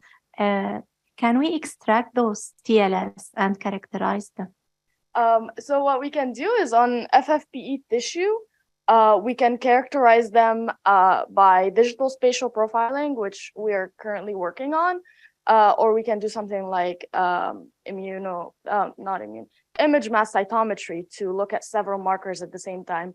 In terms of taking them out and separating them, I think it would be difficult, simply because the way we see it in 2D, it's little islands. So it would be hard to tell where one TLS is, but maybe because we just recently discovered that they're actually larger networks, it could be possible, but it's not being done at the moment. Thank you very much. That's Thank great. you. We're going to move on to our last talk for the morning session. It'll be Megan DeMayo, looking at CXCR2 inhibition as a candidate for immunomodulation in the treatment of KRAS-driven non-small cell lung cancer. Hello, everyone. I'm pleased to present to you my project today. Over the years, lung cancer standard of care has evolved with immunotherapies targeting the adaptive immune system. However, the rate of response is still very low. Innate immune cells can be interesting novel targets because they are first on the scene and much more abundant. A closer look at bioinformatic analysis revealed that high neutrophil accumulation in lung adenocarcinoma tumor core was associated with the worst survival outcomes compared to other immune infiltrates, making them an interesting novel target. Neutrophil recruitment to sites of inflammation occurs through CXCR2, which is the main chemoattractant receptor of neutrophils. So we wish to investigate the CXCR2 axis in the context of lung adenocarcinoma to see if we could prevent neutrophil accumulation in patients with high neutrophil infiltration. We began by doing a bioinformatic analysis of human bulk tumor samples. We first found that high neutrophil infiltration in these patients was significantly associated with worse survival outcome only in lung adenocarcinoma compared to the other major histological subtypes of lung cancer. Excitingly, we then saw that high expression of CXCR2 ligands, 7 out of the 9 known ligands are also significantly associated with poor survival when they are upregulated. However, we did not know how to select for patients that would benefit most from this therapy. Molecular testing of driver genetic mutations is routinely done on patients who are newly diagnosed and recurrent. And so we wish to determine whether we could use genetic driver mutation to infer the degree of neutrophil infiltration. Using a novel microfluidic device, a novel microfluidic device that models the recruitment of immune cells to the tumor, we first found that neutrophil recruitment ability of lung adenocarcinoma cells was highest in those that were KRAS mutated. We then found in a co-culture with human neutrophils and concentrated conditioned media that the concentrated conditioned media with the highest potency to induce netosis was in the cells that were KRAS mutated.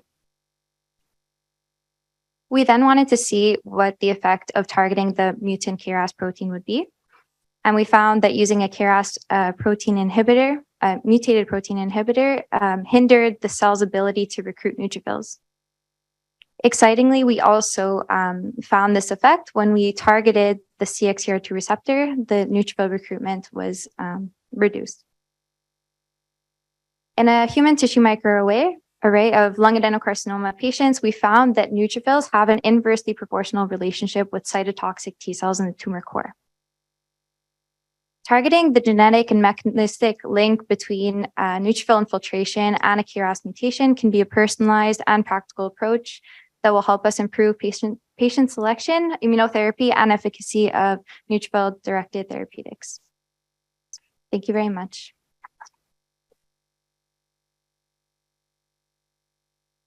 Nice talk. We have time for one quick question and then all good. Okay, so with that, I think we'll complete the first session. Those were all excellent talks, and I'd like to thank everyone for their participation. With that being said, I think we'll omit the break. I guess if you need one, just sort of sneak out and back in, but we'll keep moving on with the sessions. I'd like to invite our next keynote speaker as Dr. Rosenzweig. He'll be talking about developing smart implants for local therapeutic delivery with respect to spine metastasis. And with that, I'd like to cede the floor to my colleague. Thank you very much, everybody. Thanks, Atik, for the intro. So you're probably all aware that today, bringing a new drug to market is costing over $2 billion and takes more than 10 years. That's kind of alarming considering, if many of you have noticed in the last year and a half or so, the rate at which is going up in price, this is only going to continue, right? And interestingly, up to 90% of new drugs fail to pass phase 2 trials. And this has been largely attributed in the literature to lack of good models in which to screen candidate drugs. That could be anywhere from 2D culture models, inappropriate 3D culture models, or even the in vivo animal models that don't necessarily represent human physiology. So there's a major need for improved tools to screen appropriate drug candidates to move forward. And that's a motivational factor which drives our group and dictates what we do in our lab. So our research focus really is on developing novel biofabricated human-like tissues that are complex, that use human proteins, human matrix networks, and human cells or patient-derived cells that we can then build functional tissues in which to screen drug release devices, which we use nanoparticle delivery tools to screen regenerative medicine devices for these tissues and tissue engineering strategies. And then also we build these tumor on a chip devices using biofabrication tools like this 3D bioprinter and this plastics thermoplastic printer, where we can spatially distribute tumor cells, vascular networks, extracellular matrix molecules, and stromal cells, and even immune cells, which we're working towards. And this is a great tool because it can really drive personalized medicine if we utilize patient-derived materials. We are also interested in using scaffolds that can provide mechanical stability that can also drive drug delivery and tissue regeneration. We're interested in plasma medicine and using plasma medicine as a tool and for antimicrobial control and anti-cancer control, and we use these devices to screen them as well. And then we test all these using in vivo models. Okay, but this is where we think lies our ability to really drive good drug candidate screening, as well as screening efficacy for the devices that we build in the lab. So I'm going to shift a little bit to bone metastasis, and that's one of the focus in our group. And spine and bone metastases continue to be a problem, a growing problem, where 30 to 90% of primary breast, lung, and prostate cancers will develop bone mets.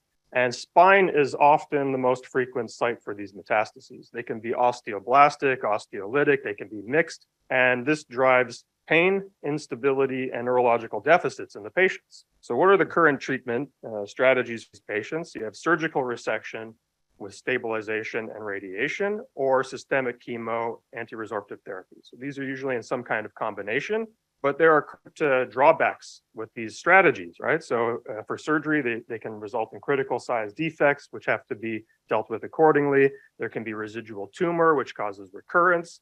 And then for the systemic chemotherapy, there's low site-specific efficacy, especially in the spine. And then there are obviously systemic side effects. So we're developing tools and devices which can both locally deliver therapeutics, stabilize the defect, and possibly promote regeneration as well, since these patients tend to be living longer now with improved care. Okay, so one of our strategies is utilizing, like I said before, mesoporous nanoparticles, which can be loaded with drugs. And we're using silica-based nanoparticles, which are inert. We're mixing these with commercial acrylic bone cements, and we're utilizing standard chemotherapeutic drugs as a start. For example, doxorubicin or cisplatin.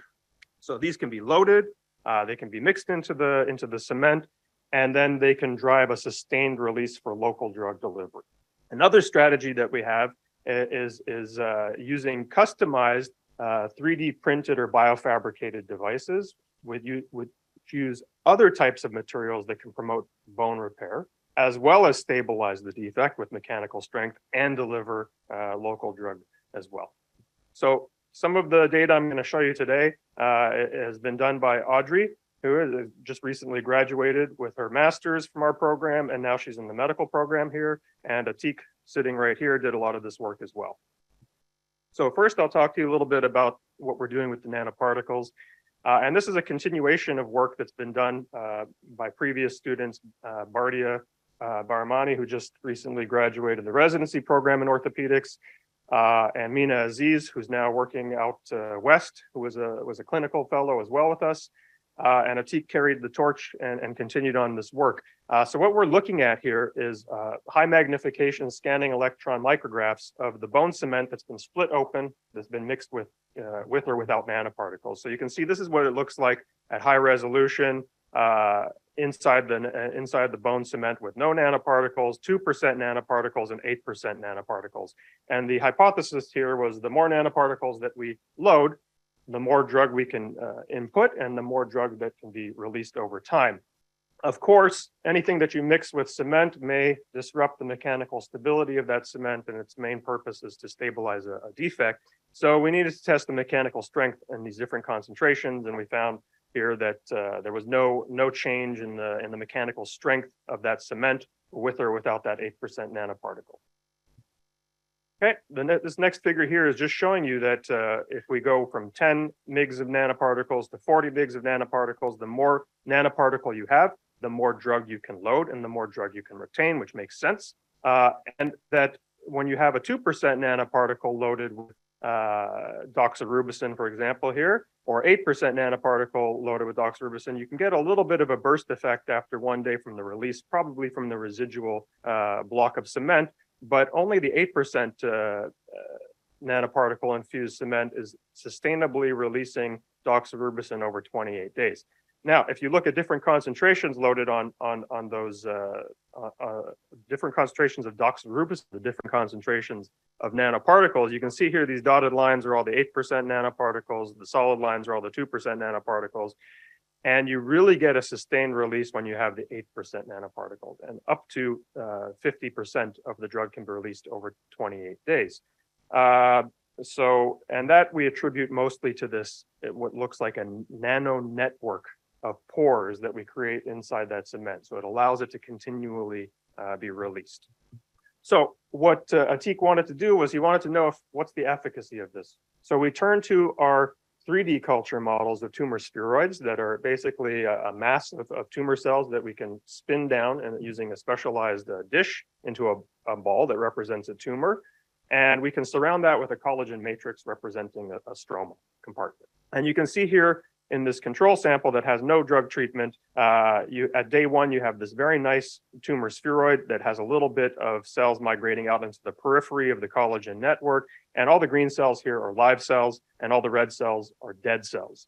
So you can see over 7 days, you get sort of a necrotic core here, but you get a lot of outgrowth and migration of the tumor cells into the microenvironment, indicating we have a nice little model for migration. Now, Atik took 2 different types of cement pods and put them in the culture with these tumor spheres, and you can see that when the more drug that was loaded into those nanoparticles over 7 days caused more cell death in those little spheroids. Very similar to whether we just took doxorubicin and dropped it directly into the dish here, in this case 2 micromolar doxorubicin dropped directly in. So there's very nice efficacy of drug release from those blocks of cement that he's developed. And he also showed this for a prostate cancer cell line as well. So you'll hear in a talk a little bit later from Eliane, who's sitting over there, that we're further developing this spheroid model and making it more complex by adding human primary spine osteoblasts to make it more like a spine metastatic environment. And then we plan to add more and more components as we go. So what Audrey did was she was working with a 3D printed scaffold using a biomedical grade polylactic acid, and this is infused with beta tricalcium phosphate to make it more osteogenic. And we've shown in the past that these scaffolds can be implanted into a bone defect model and promote bone repair. So we've then combined this with another scaffold that we've been working on over the years that's nanoporous, that acts like a sponge and can soak up drug and release it in a controlled manner. So again, we loaded these scaffolds with doxorubicin with different amounts and showed that over time, in this case 7 days, you can get a sustainable release of up to 60% of doxorubicin out of these scaffolds in the dish. And that can be measured here. And then she tested this against those same triple negative breast cancer cells that I showed you before. And she also loaded cisplatin, which you see here. So she has doxorubicin release. So doxorubicin released from the scaffold compared to just directly treating those cells in the dish. And you get a very good block of cell growth indicated here by a drop in metabolic activity. And then she was able to scaffolds loaded with different amounts of cisplatin compared to a control cisplatin, was able to also block the metabolic activity of those breast cancer cells. And we were also working on prostate cancer cells with those. So then what she did was she took a different model in this case, and this is a patented model that we have in our group that has a scaffold stromal compartment that she seeded with osteoblasts here. And then she then put a top component containing the tumor cells, in this case, the breast cancer cells again. And what this model allows for, the model allows for invasion and migration. So it's a metastatic model where we can get patient-derived cells, for example, being attracted to that stromal compartment that represents that metastatic environment. And then she treated it with her scaffolds containing the drug. And as you can see here in the control, this is just the mat of cells after, I think, 5 days. If you remove that hydrogel layer, you see all the tumor cells that migrated down to the bottom. And in this case, it's GFP labeled triple negative breast cancer cells. And then in where she has her scaffold that has different amounts of doxorubicin, in this case, she significantly disrupted that metastatic migration of those breast cancer cells. And we quantify that on the right. And that also correlated with a significant drop in metabolic activity. So where do we go with it? Well, Atik and Audrey were working pretty hard to develop an animal model to test this in. And since we're not only dealing with cement, we're also dealing with 3D printed scaffolds. We needed a little bit larger animal to work with, so we moved to a rat. In this case, we worked with a triple knockout animal that is quite conducive to allowing the human cells to grow. And we wanted to make this more spine-like, because we're interested in spine metastases. So what Atik and Audrey did was they developed here a model where they can implant these breast cancer cells directly into a small defect that they make in the caudal vertebrae. And the caudal vertebrae, by the way, is about roughly the same size as the tibia. So it's a pretty good size to work with. And then after implanting those tumors, they could then simulate a resection where they resect that tumor out with some margin. And in this case here, you see Atik filled it with cement, or in this case here, we have a 3D composite scaffold embedded there. And this again just shows you afterwards, this is after the tumor defect is removed, you can put the scaffold in, and this is in the live animal.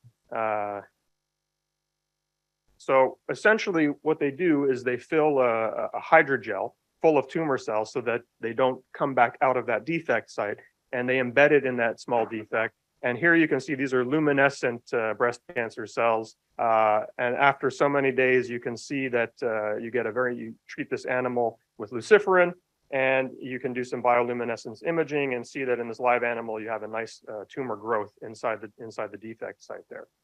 And then they go ahead and they resect that tumor after so many weeks and after watching it grow. And what they see is that when you put the cement in, and this is just one animal here, we lost a lot of animals along the way. These animals are finicky. So this is preliminary data I'm showing you. We can see that if you treat them with the cement, it looks promising, like it could block that recurrence of whatever residual tumor was left around. And we're monitoring that by, again, luciferase activity. After so many weeks of treatment, we're looking at whether or not that tumor grew back by luciferase and quantifying it. Here with the 3D printed scaffold, this is, I think, was 2 or 3 animals. Again, it's looking a little bit promising, but we really got to do a lot more work here. At the interface where the scaffold meets the bone, it looks like whether you have a scaffold there versus a contralateral control, it looks like it's pretty stable at the bone interface. And here you can just see a 3D rendering where the implant was put into the bone. So we still have a lot of work to do here, but it's looking promising that we can deliver drug locally in a sustainable manner. And if this holds to be true, we'll have a pretty high efficacy of blocking recurrence at the site. So where are we going in the future with all this? Well, we need to complete those animal tests. We really want to move on towards taking our bank of patient-derived cells that we have from metastatic spine patients and incorporating them into our 3D co-culture models, and then eventually down the line into those animal models to see if we can do something in a personalized manner. We also want to move our augmented cements closer to clinic. So we're working on recruiting companies that are interested in working on with us. We're talking to various business development offices to see how we can take this idea and work it towards some IP. And we're also further developing those nanoparticle formulations towards other drugs, tissues, or tumor types. So with that, I'll stop and I'll take questions. Thank you.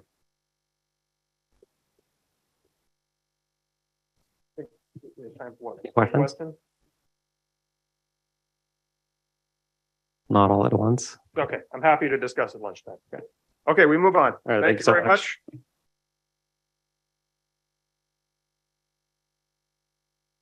Our next speaker is Shika, who will be telling us about the development of a novel anti-fibrotic peptide for the treatment of scleroderma.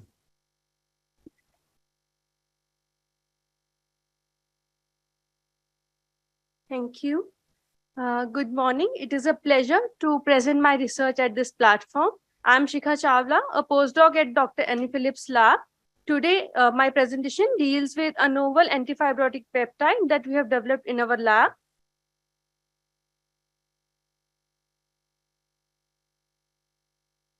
Fibrosis or scarring is characterized by excessive synthesis of the extracellular matrix protein and is ultimately the leading cause of around 45% of all deaths worldwide. It can occur in any organ of the body, for example, in the lung due to pollutions and toxins, in the heart after a heart attack, in the liver due to excessive alcohol consumption, in the skin due to burns and keloids. However, an important point to remember here is that no matter what the cause, there is always a common mediator, a cytokine called TGF-beta.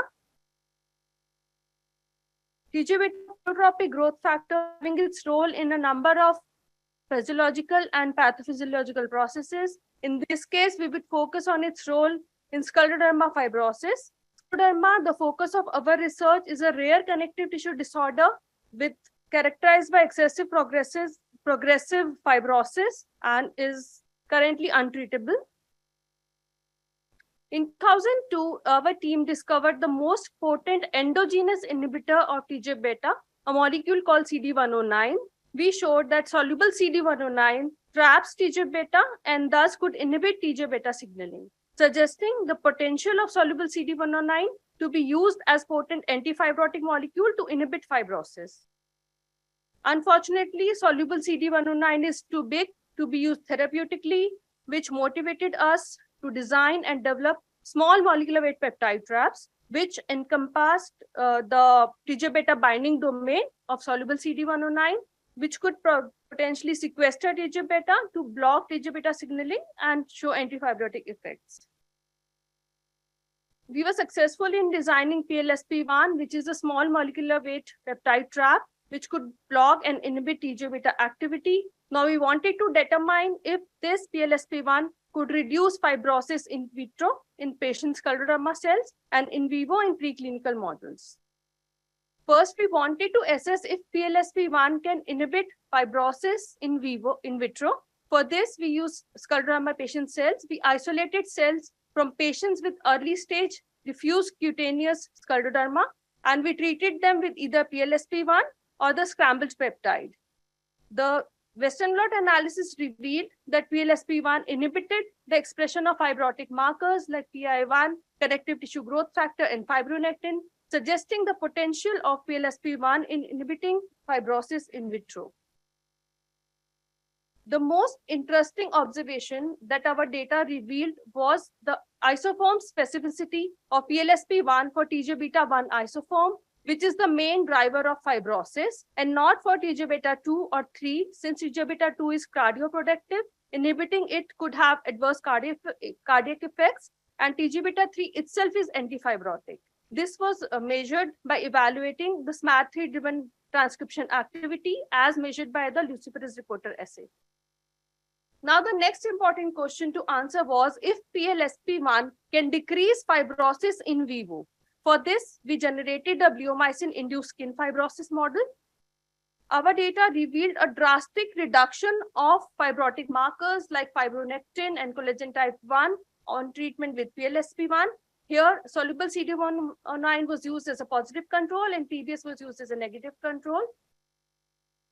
The next important question to answer was if PLSP1 can reverse existing fibrosis. For this, first we used again bleomycin, developed the model, fibrosis model, and then injected with either soluble CD109, PLSP1, or PBS.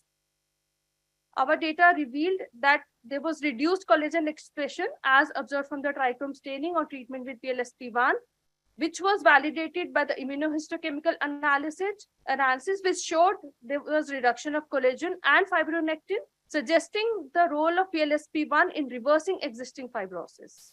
To further validate that PLSP1 can reverse existing fibrosis, we used a tight skin model, which is TSK mouse model, a well-known model of scleroderma. We showed that PLSP1 could inhibit fibrosis, thus reducing the expression of fibrotic markers, collagen type 1 and fibronectin, validating the potential of PLSP1 in inhibiting fibrosis in vivo. Since we were also interested to know if PLSP1 can inhibit lung fibrosis, we developed a bleomycin-induced lung fibrosis model and then treated it with PLSP1, soluble CD109 or PBS. Our results showed there was reduction of collagen as well as fibronectin, which showed that PLSP1 could inhibit lung fibrosis as well in vivo. In conclusion, our results suggested that PLSP1 could trap and sequester TGBeta, thus inhibiting TGBeta signaling, which led to reduction of fibrosis in vitro in patient cells and preclinical mice and mice skin and lung scleroderma models. Such antifibrotic therapies could also have application treatment of other fibrotic disorders, such as kidney, liver, and heart fibrosis. Thank you.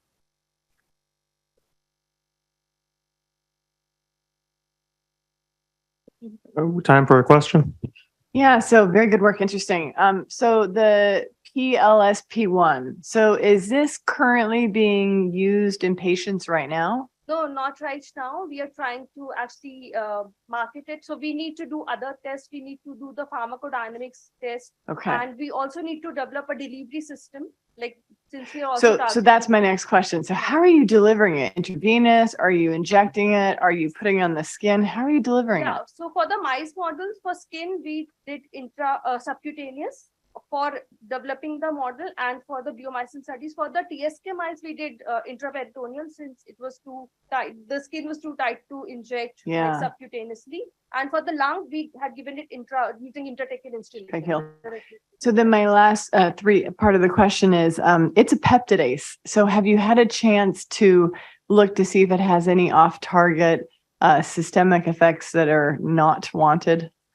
As of now, no, we have not tested because we were only interested in that particular tissue. But yeah, that is since we want to take it to the clinics, and this is just initial preclinical data. So that is the next step. Yeah, because it sounds like it's got great potential, but that's one thing I would say is make sure you look distant because it's a kind of a generic peptidase. So wonderful work. Okay, thank you, Shika. We'll move on to the next speaker. Next speaker is Eliane Hamburger, who will tell us about the adjuvant senolytic treatment to prevent breast-to-bone metastases. Good almost afternoon, everybody. My name is Eliane Hamburger, and I'm working with Dr. Rosenzweig, and I'm a PhD candidate. So today I'm going to be talking to you about breast-to-bone cancer and metastatic disease. So with approximately 1.5 women diagnosed with breast cancer each year, About 2.5% upon diagnosis already have bone involvement, where 15% in the next few years will end up with bone metastatic disease. And here you can see an MRI of a bone met. Our question is, can we target senescent cells within the primary tumor using senolytic drugs in combination with the standard chemo in order to prevent this disease? So let's take, for example, primary tumor. So you have a primary tumor, let's say breast cancer with a stromal environment, and we've decided to treat the patient with chemotherapy. So as you reduce the size of primary tumor, you also, in fact, increase the amount of senescent cells. And these cells are evading the chemotherapeutic treatment because they're not dividing. Now, what happens with senescence accumulation, as Louisa touched upon in her question period, is like a plant. If you water a plant, it'll do really well. If you flood the plant, it will have too much water, it will die. So the same with senescent cells. When they accumulate, they adopt something called the senescence-associated secretory phenotype, whereby tumorigenic factors and pro-inflammatory factors are released into the environment, where you end up with chronic inflammation, increased angiogenesis, whereby now the cancer cells can evade, multiply, and lead to tumor metastatic disease. In which our hypothesis is, by combining senolytics with a standard chemo, in this case doxorubicin, we will be able to diminish the tumor size, outgrowth, and further SASP release, which is all those pro-inflammatory factors. So how are we going to do this? So as Dr. Rosenzweig talked about, we're going to be using an in vitro tumor microenvironment model, whereby we take a triple negative breast cancer cell line, create a sphere. Here they're tagged with green fluorescent protein. We put that in a collagen type 1 matrix with primary spine osteoblasts. Now, what we wanted to look at first is, do we see an increase of senescent cells?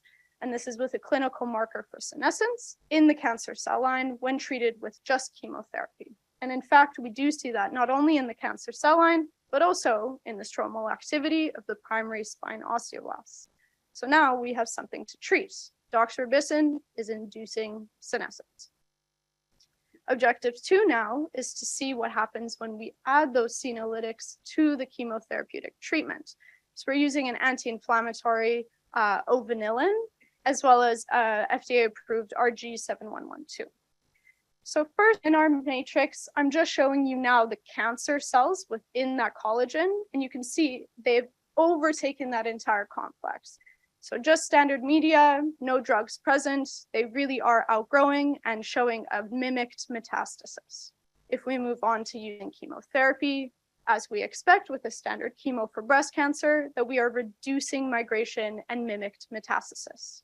Now, if we move on to adding those senolytics, as you can see from the representative image, we are reducing overall cancer in this model quite significantly.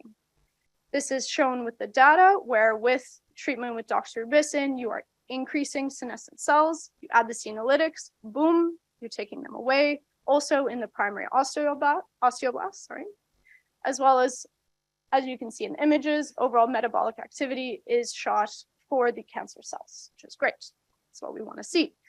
So overall, this page is showing that doxorubicin is continuously inducing senescence. When you add the senolytics, you reduce senescence overall, and you're upping the efficacy of the doxorubicin when targeting cancer cells in this model. So as we can see, chemotherapy with chemotherapeutic stress using doxorubicin can induce senescence within our model. Adding senolytics to our chemotherapeutic treatment can reduce overall metabolic activity, increase tumor growth, and metastasis evasion as seen in vitro. The strategy can be effective in reducing metastatic disease. Of course, future testing must be done with not only primary breast cancer cells, but kidney, prostate, lung cancer, as well as looking at this combination treatment in vivo. I'd like to thank you all for inviting me to talk today. Thank you to my laboratories and everyone who's helped out and affiliations. Take any questions.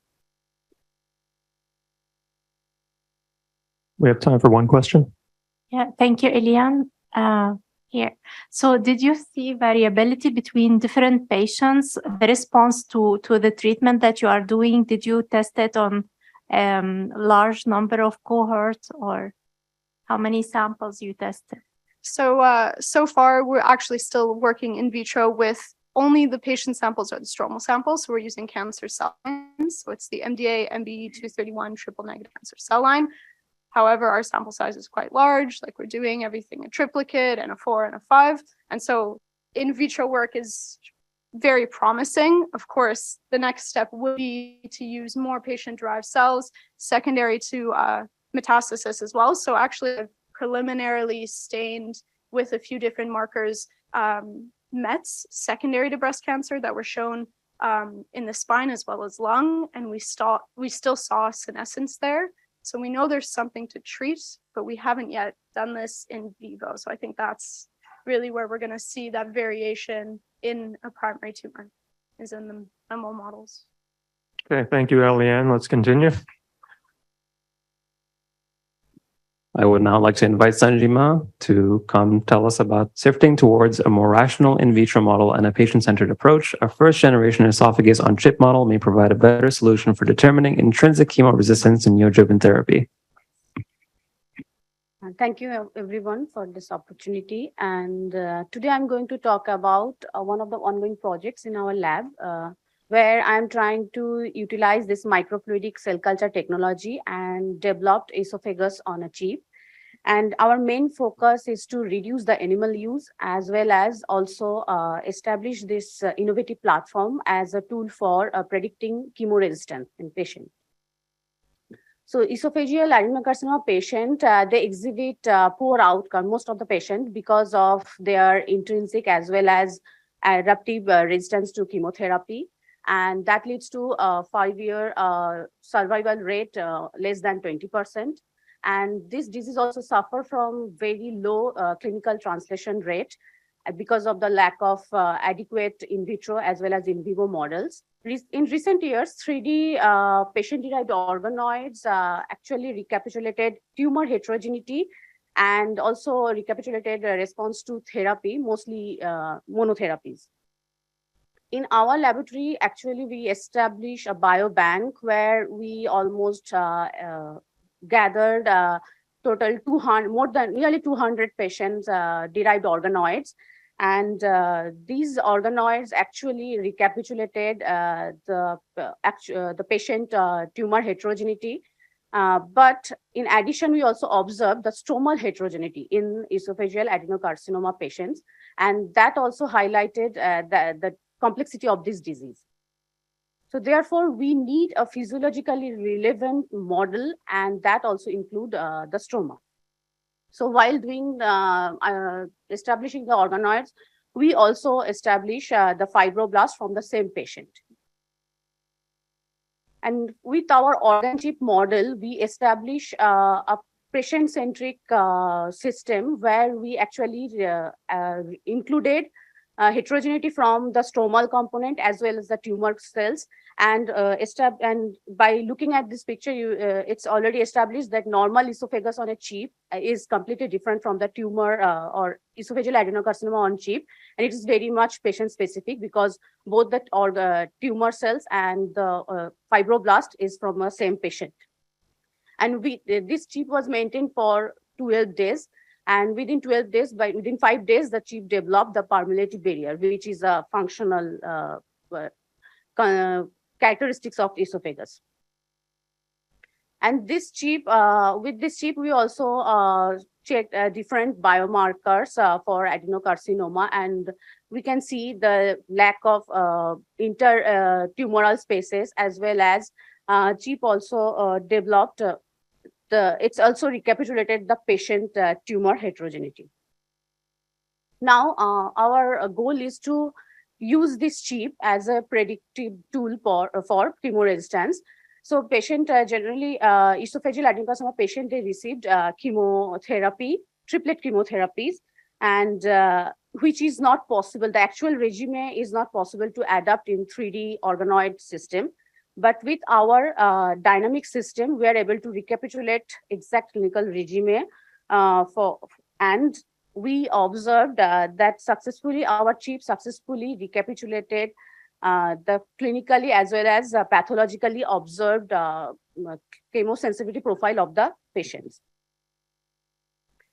And by looking at this representative picture, it is clearly visible that the chemosensitive chips showed more dead cells as compared to chemo-resistant chips after one cycle of chemotherapy. This is interesting data where we actually compared inpatient response, which was measured by the RECIST criteria, with our chip response, and it's clearly visible there is consistent concordance between chip, like inpatient response with the same patient-derived chip response. So it is clearly, along with all these data, it is already established that this chip can be an alternative tool for predicting chemo resistance within a clinically relevant timeline. So I would like to acknowledge my supervisor for giving me this opportunity, Dr. Ferry, and our collaborator, especially Dr. Ingber, who was very much involved in this project, and my lab members, and last not the list of the funding agencies. Thank you. Okay, thank you for a good talk. We have time for one question. Where are you going to take this work? What is your end game, your hope with this chip? Yes, especially the first one is reduce the animal use. And in our lab, we are actually screening 3,000 FDA approved drugs. So, we have some markers and some drugs already we know, like it's actually it is working in chemo-resistant patients. So I'm going to test those drugs in this model. I guess I'm getting an even bigger picture. Are you going to try to say license the technology and commercialize this? Yes, the clinical trial, we will be doing the real-time comparison. Yeah, perfect. Thank you. Okay, thank you. We'll go to the next speaker. Ida will now tell us about hypoxia-induced cellular dysfunction in induced pluripotent stem cell-derived cardiomyocytes, heart in a dish study progress. The floor is yours. Thank you so much.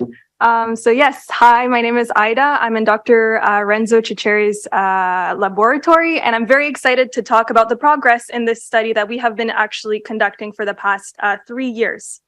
So just to begin, as you probably all know, myocardial infarctions are incredibly common and affect 3 million people worldwide annually. And at the cellular level, the lack of oxygen and nutrients actually results in cardiomyocyte death. And the cardiomyocytes that end up surviving end up injured forever. And essentially, there's a functional impairment of the myocardium for the rest of this patient's life. And I don't need to really tell you that this kind of cardiac injury is a multiplayer and multi-pathway game at the cellular level. And so I kind of included an image that shows this complexity even at a very kind of superficial level. And in our lab, what we ask ourselves is, are there differences in response to injury in healthy donors and in diseased patients? So are any of these pathways perhaps upregulated or downregulated, which cause propensity towards injury? And so what we've done, I'm not going to go as much into detail into this protocol since my colleague already stellarly did so, but we take blood samples from dilated cardiomyopathy patients and we reprogram them into induced pluripotent stem cells. And I don't need to remind you that these cells actually have the genetic components of these patients, so kind of recapitulate these patients' diseases technically in vitro. And so we end up inducing these induced pluripotent stem cells into cardiomyocytes. And the crux of my project is to induce hypoxia. So we optimize the conditions and we use 0.4% oxygen for 12 hours of incubation in these hypoxic conditions. And then we end up running a panoply of tests. So we investigate cell health and survival. We look into specific injury pathways at the gene level. And the part that I'm going to focus on today is the investigation of cell phenotype. So how do these cells look functionally? And what we do is that we essentially look at mitochondria, at the cell area, and at calcium flux. And what we get is a lot of images. And what we hope to do is to eventually process these images in batch in an analytical pipeline, which will be automated. So that'll hopefully give us an unbiased way of looking at all of these different patient cell lines. So the first really cool result that we achieved when we generated these cardiomyocytes is as follows. So what we saw is when we stained those cells with various cardiac markers, so troponin T, alpha-actinin, and GATA4, we didn't really see any differences between the diseased patient lines and the control lines. But what was very cool to see was actually that the diseased patient lines in the connexin 43 staining and the SERCA2a staining were both markedly reduced in the diseased cell lines. So we don't actually really know what that means, but it could indicate to us that there are some pathways that are intrinsically dysregulated in these patients, and we can model that in vitro and kind of, down the line look at therapeutics. Now, the second very cool result that we actually saw was that when we performed viability and metabolic activity assays, we saw that iPSC-CMs from diseased patients were more severely affected by hypoxic injury. So they had a much lower viability and metabolic activity as compared to the control lines. And what followed was that we actually looked at calcium flux. And so here I show two videos of iPSC-CMs under normoxic and then hypoxic conditions. And I'd like to kind of guide your attention to these graphs over here, where the healthy control, we see that the calcium flux is quite regular under normoxic conditions and is predictably dysregulated under hypoxic conditions.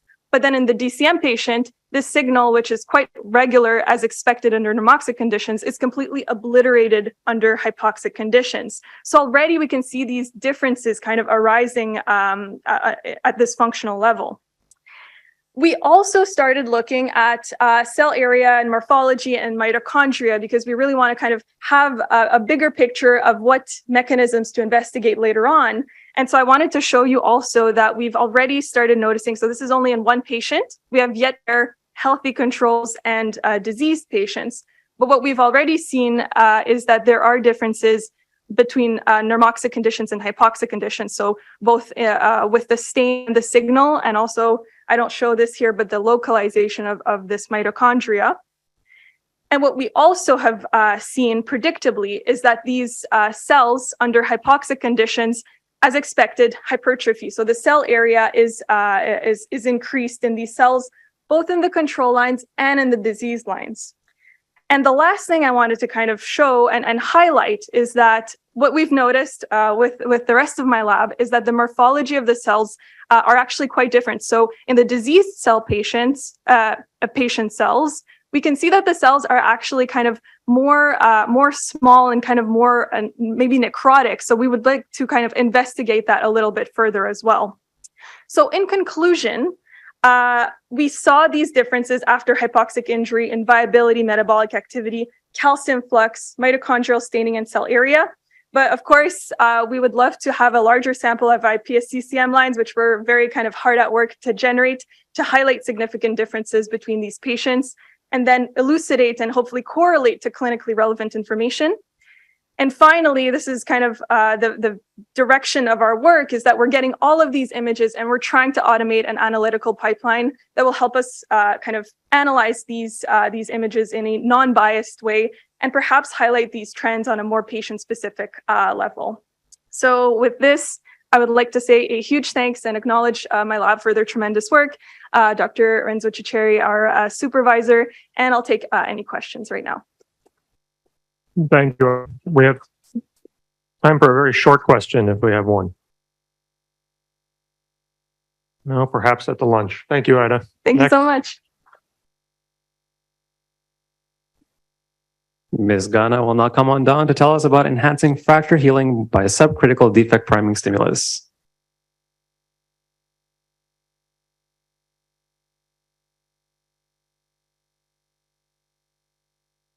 Hi, everyone. My name is Muskana, and today I'll be presenting our study on enhancing bone healing with a priming stimulus.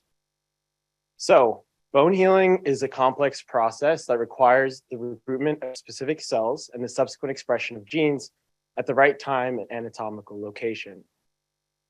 It is an essential process for the success of various elective orthopedic surgical procedures, such as osteotomies, spinal fusions, and arthroplasty revisions. Failure of this process can lead to poor patient outcomes, poor quality of life, and represents a significant direct and indirect burden on the healthcare network. A complex network of cell types and signals work to maintain and restore the physiological and biomechanical properties of healing bone. What we do know is that the immune microenvironment is crucial in determining the speed and outcome of bone healing, repair, and regeneration. Current conventional techniques to enhance bone healing are not conclusively reproducible or consistent in enhancing patients' bone healing patterns.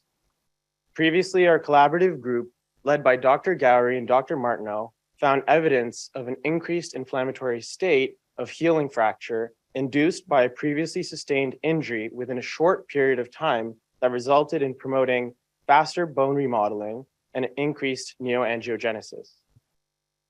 With this in mind, our study aimed to focus on how the type and timing of a preemptive stimulus could impact bone healing and enumerate the enhancing effect. So what we did with these two considerations is we randomly assigned 6 skeletally mature male mice to 6 experimental groups. The first group, the control group, receiving no preemptive stimulus. The second group, the sham skin group, receiving a 5 millimeter skin incision as its preemptive stimulus. Group 3, the sham muscle group, receiving a 5 millimeter skin and muscle incision as its preemptive stimulus. And groups 4, 5, and 6, receiving a 1 millimeter femoral window defect as its preemptive stimulus. Following the initial injury, all groups, regardless of cohorts, at either 2, 6, or 12 weeks, received the same secondary injury on the contralateral femur, a standardized 2 millimeter by 1 millimeter subcritical sized defect on the anterolateral aspect of the upper third portion of the femur. All mice were given 8 weeks for recovery before having both femurs harvested for micro-CT and histological analyses. As we see here on the left, we see a 3D representative image of the left femur harvested 8 weeks post-secondary injury. There's a clear outline of where the defect was made, and we can see that it is healed, but not completely, in relation to the adjacent mature bone. And here on the right, we see representative mid-sagittal slices of femurs from all cohorts, with a red box outlining the region of newly healed bone and the region of interest that was taken to analyze the cortical bone, but more importantly, to qualitatively show the variation in bone healing patterns across all groups. Relative healing was calculated as cortical thickness normalized to distal and adjacent bone. What we saw is that groups 3 and groups 6 were significantly different to the control group, but there was no significant difference between groups 3 and 6, suggesting comparable enhancing effects. Histological analyses, specifically H&E sections of the representative samples from groups 3 and 6, were then taken, and as we can see, there are high quantities of osteocyte lacunae and Haversian canals indicating maturity. However, looking closer at group 6, we can see the structure and morphology of the newly healed bone is almost indistinguishable to the adjacent mature woven bone, suggesting that despite maturity, the rate of remodeling can vary depending on the type and timing of the stimulus. In conclusion, our results suggest that a priming stimulus can be effective in enhancing this bone healing. However, the effect is revealed and variable through the rate of bone remodeling and bone maturity. Immunomodulation through the induction of a controlled injury to the muscle then could be used to promote enhanced bone healing. Future studies should continue to optimize and refine a priming technique that is both clinically relevant and minimally invasive, but more importantly, elucidating which immune cells play a key factor in this modulatory effect. Thank you to my lab and supporting staff, people that were able to make this possible, and the funding sources that made this possible. Thank you. Thank you, Ms. Gana. We have time for one question. Okay, again at lunchtime, I guess. All right. Thank you. Next speaker, please. Justin Mata will now present to us targeting bone healing with a novel and bioresorbable biofein monatite implant. Borofine, sorry. Sorry, it's the I have to correct you.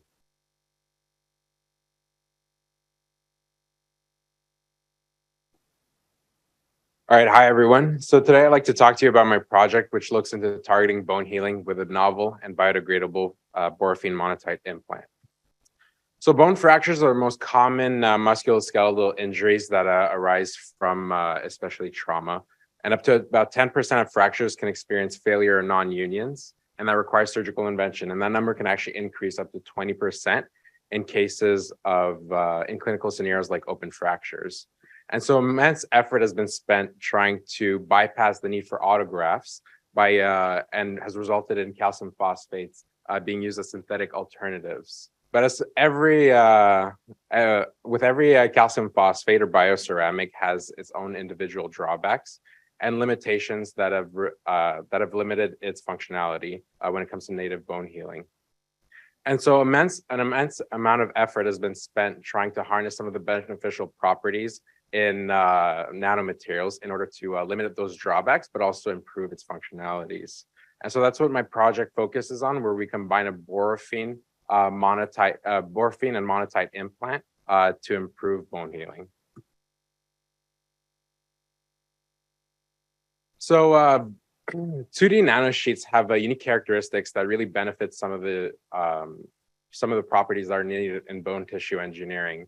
And so a lot of times they've been shown, for example, some of the large specific lateral sizes or have been shown to improve some of the adhesion and the differentiation in cells. And so graphene oxide, you might have heard, is one of the most popular investigated materials. It's been shown to, it's been used in biosensors, it's been used in bone wound healing and other tissue. However, what limits graphene, its clinical applicability, is the fact that it's not biodegradable, which prevents it from being, which causes it to bioaccumulate and risk toxicity. And so before we started my master's, we had stumbled on this article right before we found a project that looked into a new up-and-coming 2D nanomaterial called borofine. And it was used in a variety of different industries, from car batteries to computer chips and different sensors, but it never been applied to biomaterials, which stood out to us. And it stood out to us because being 2D nanosheets of boron atoms, they actually share a very similar structure as graphene and similar characteristics. But being boron atoms, it's actually a micronutrient that's found within all of us, and we consume it almost daily, being biodegradable and also biocompatible. Boron is actually found at its highest concentration within the skeletal system because it plays such a key role in bone healing and bone development. And it's been shown to modulate the Wnt beta-catenin signaling pathway, which is the dominant mechanism in fracture healing. And so our hypothesis was to see that if we could combine borofine with a monatite implant and see if we could apply it clinically, if we could monatite implant, if we could apply it clinically like a bioceramic that's already FDA approved and clinically used, if we can improve fracture healing. And so in order to do this, we realized that the synthesis of borofine was actually the limiting factor. So we first started to optimize and design a synthesis that could be scalable and create these borofine sheets. And afterwards, we combined it with monatite and used a variety of different machinery in order to characterize some of the different physical chemical properties. Afterwards, we did an in vitro study where we seeded them onto 3 different conditions and used a variety of different ALP and mRNA expression markers in order to assess its differentiation.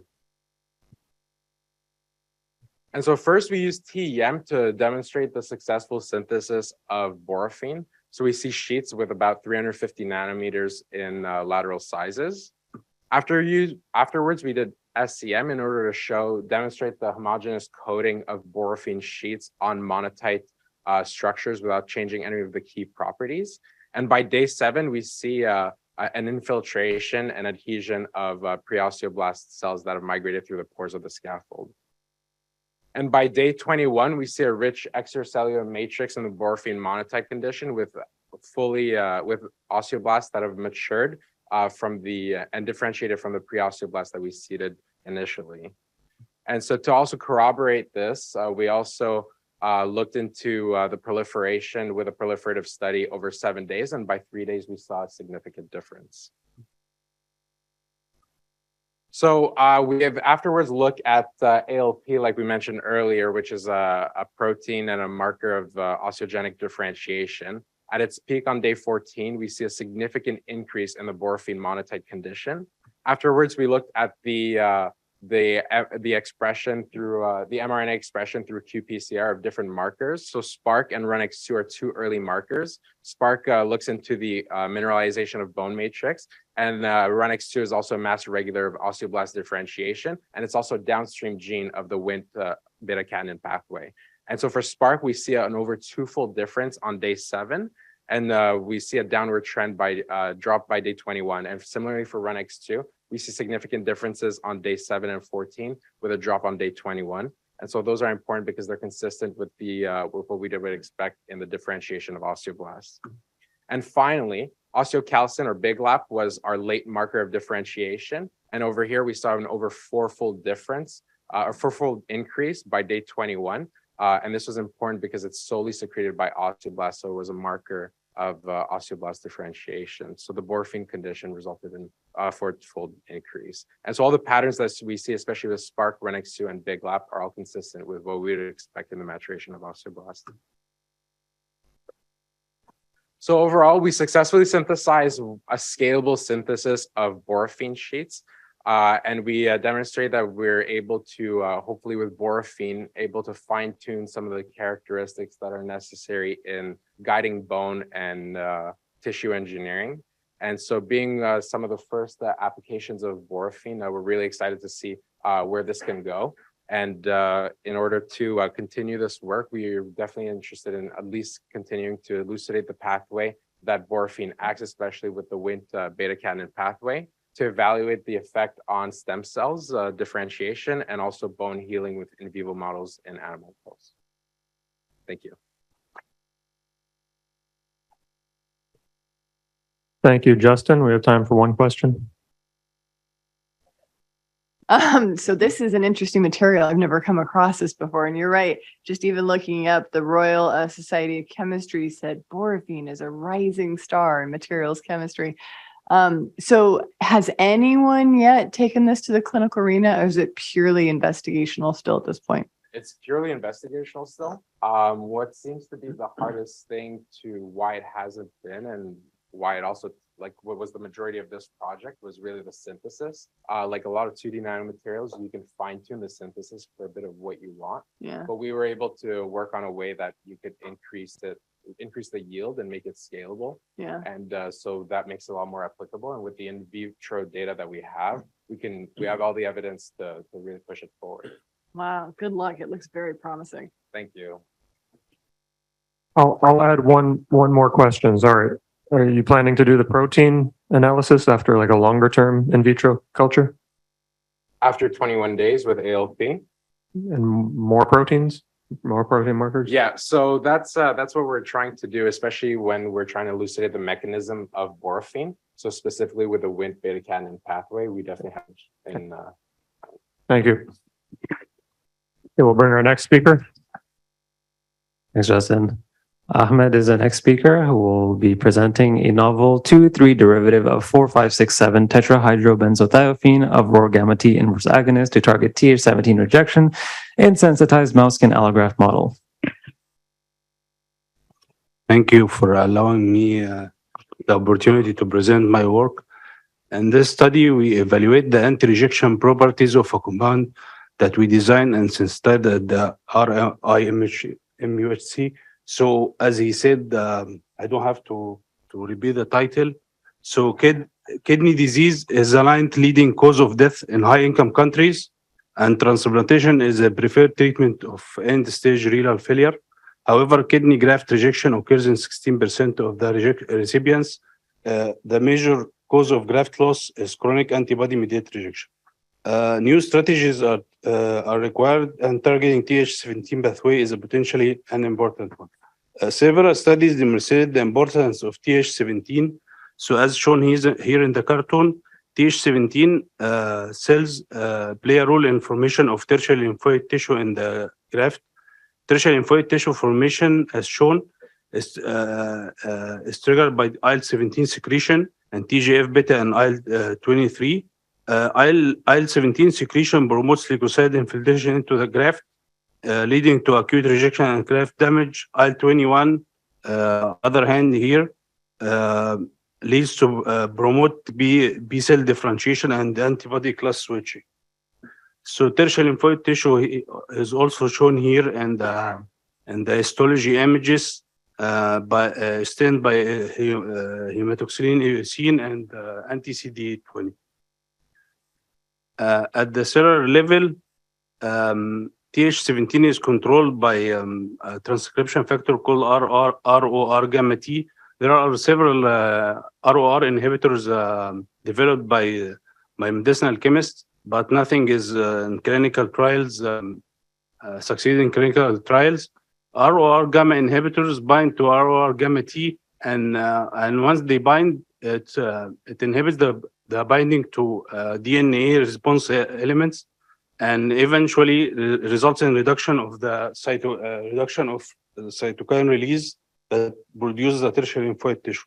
Here in the RMUHC, we designed and developed 23 compounds, and we tested their effect on Th17 and reduction of Th17 or IL-17 production in T cells. And this work was published today in the Journal of Medicinal Chemistry. And then I'm going to present the work on the animal model. So we tested it in the skin transplantation model. In this model, we sensitized the animals by giving them 3 doses of bulb C. So these are C57 black 6 mice were sensitized by bulb C injection, 10 million cells injected at day 0, 7, and 14. And on day 15, we transplanted the mice with grafts, skin grafts from bulb C mice. And then we monitored the skin grafts for rejection, for necrosis, following the transplantation. And we also sampled them at day 5 for histology. Here, this is like the median graft survival of the grafts was increased from 6 days to 13 days with the treatment was 1 milligram per kilogram treatment, and was increased to 23 days from 7 days in combination with tacrolimus. And in the second figure here, we're showing the skin grafts. So these are images we took on the skin graft daily. This was the first experiment, and at day 6 and 7, we see a reduction in inflammation or a significant difference between treatment and controls. And these are the histology images we see in control and tacrolimus only treated group. We see a neutrophilic infiltration. We saw neutrophilic infiltration at 5 days, and this was absent in combination and reduced in treatment. And we also reduced the CD4 infiltration to the grafts with the treatment as shown in C, and was absent in combination. So in conclusion, the novel ROR gamma modulators attenuate Th17 polarization in vitro. The modulators improve wound healing in sensitized murine model of skin transplantation. ROR gamma modulators increase graft survival up to 3 weeks in sensitized murine model of skin transplantation. And work in progress, we are currently doing immunohistochemistry and flow cytometry on lymph nodes, melanocytes, and BBMCs. And I would like to thank the transplantation research group Dr. Chervenkov, Dr. Baraskevas, and Dr. Sarita Nagy, and also the drug discovery platform, Dr. Jean-Claude Bertrand. Thank you. Thank you, Ahmed. Is there one question up? Yes. Congratulations, that's very interesting work. I imagine that this molecule would have pertinent anti-inflammatory properties in other pathologies, including other malignancies. So this nuclear receptor, the inverse agonist target the nuclear receptor, so it's more an immunosuppression properties, immunosuppressive properties, but also the ROR gamma T is expressed in many cancer types. So we are currently testing it in cancer.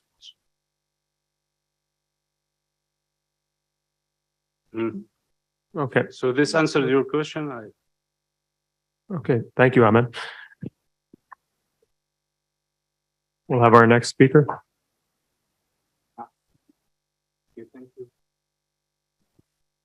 Our next speaker is Mustafa Sortas, understanding the molecular characteristics and vulnerabilities of sarcomatoid, rhabdoid, renal cell carcinomas through integrative histological and spatial genomics approaches. The floor is yours. Thank you. Hello, everyone.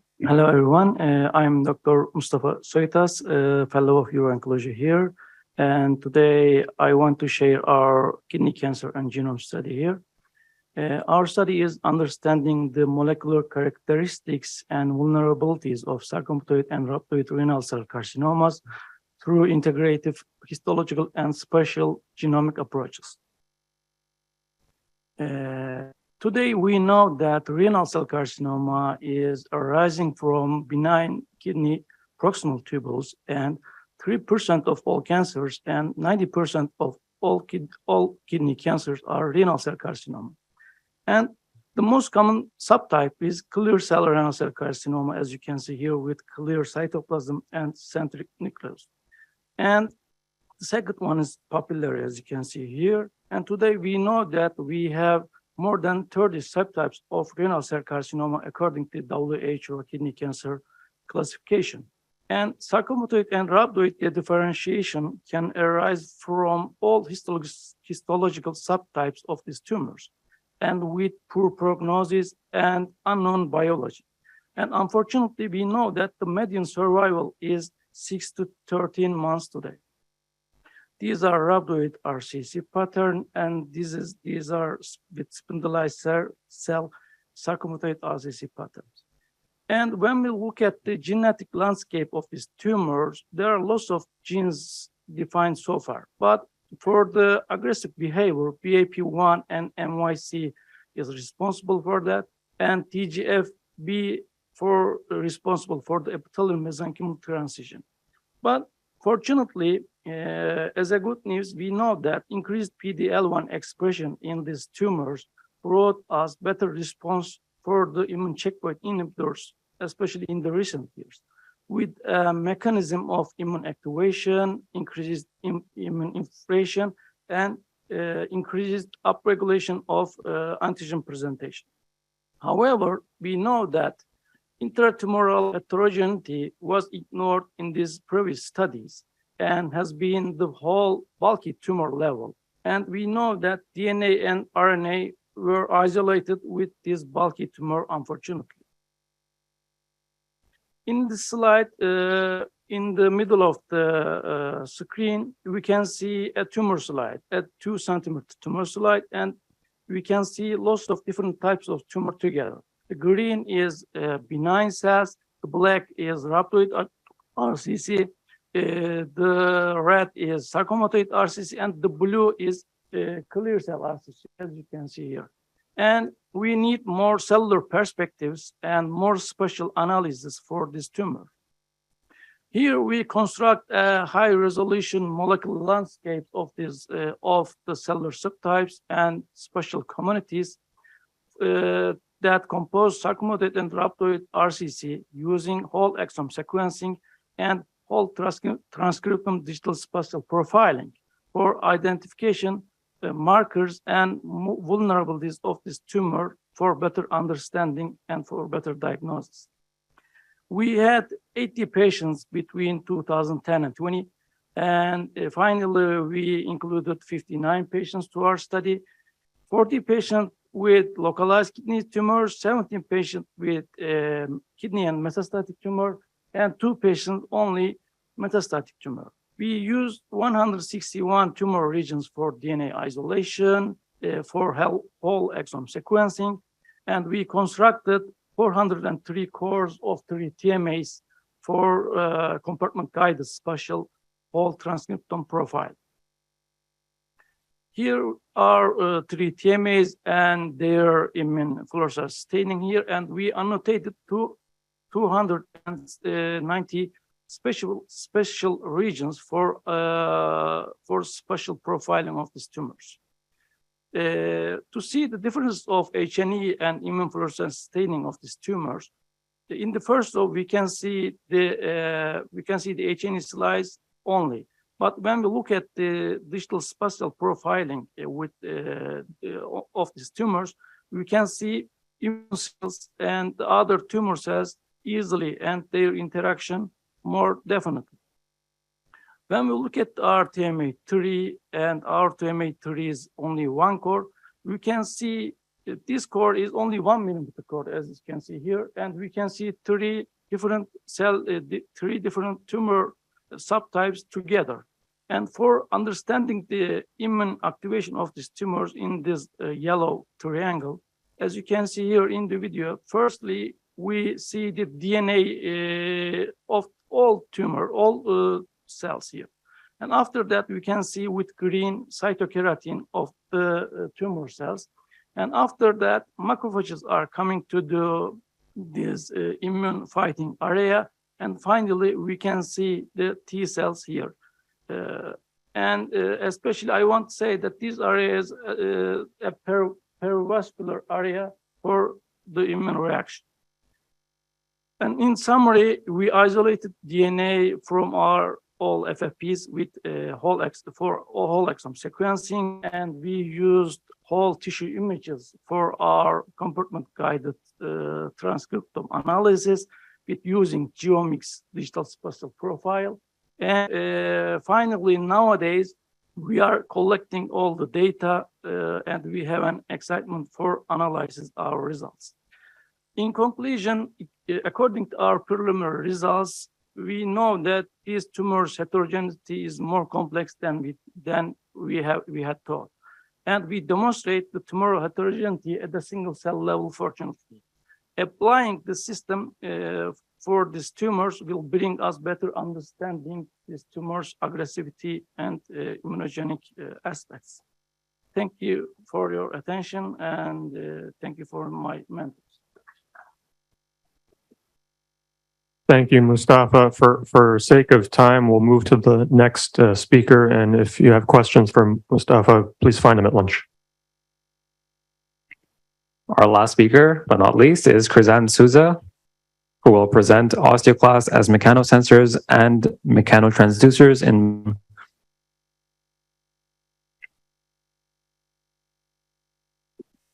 Good morning, everyone. Thank you for the opportunity to today.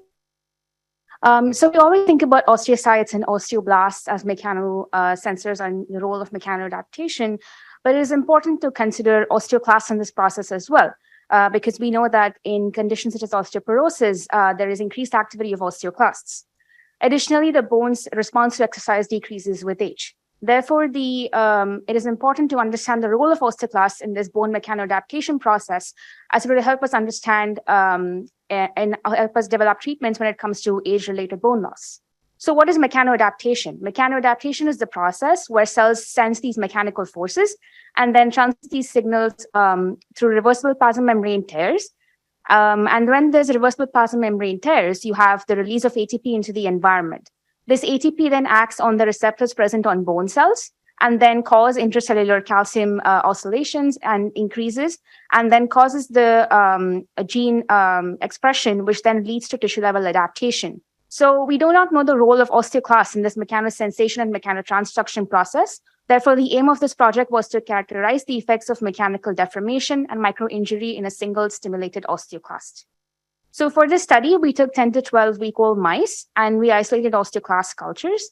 And to mechanically stimulate these cells, we loaded the cells with a Führer 2 dye, which binds to calcium. And then we stimulated a single cell using a micropipette. So what happens is you have this ATP release into the environment, and this acts on the cell that's stimulated and also the neighboring cells, causing the rise in intercellular calcium signals. So the first thing we looked at was membrane injury in these osteoclasts. And you can see in this recording, the primary responder or the stimulated cell has increase in calcium on stimulation, and the signals are also relayed to the secondary responder or the neighboring cells. We looked at the loss of dye, the Führer 2 dye that was loaded to the cells as an indicator of membrane injury.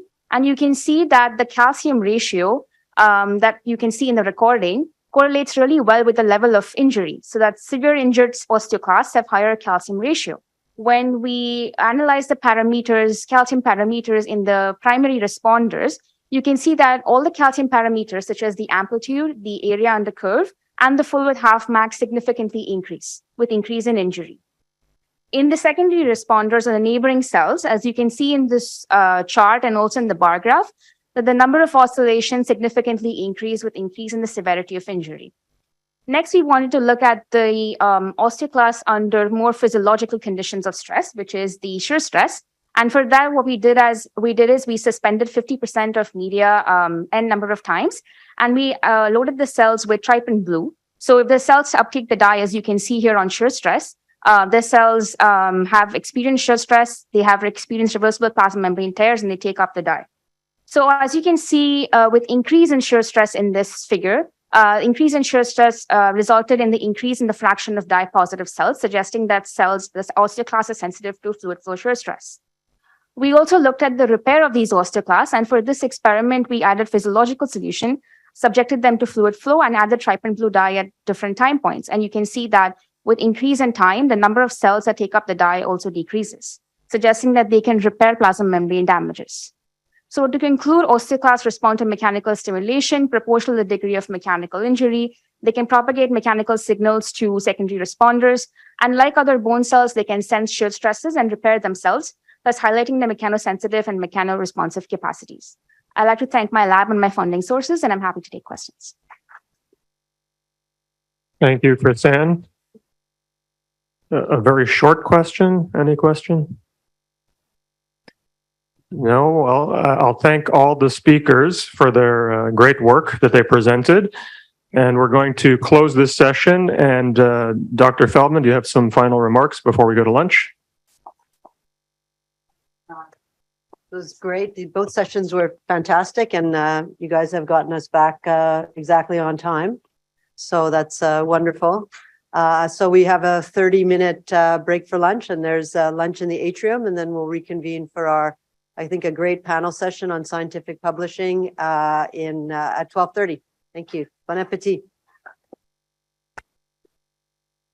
All right. Good afternoon, everybody. I hope everybody got a little chance to refill the tank a bit, and thank you for coming to our lunch symposium. Our topic today is everything you ever wanted to know about getting published, but were afraid to ask.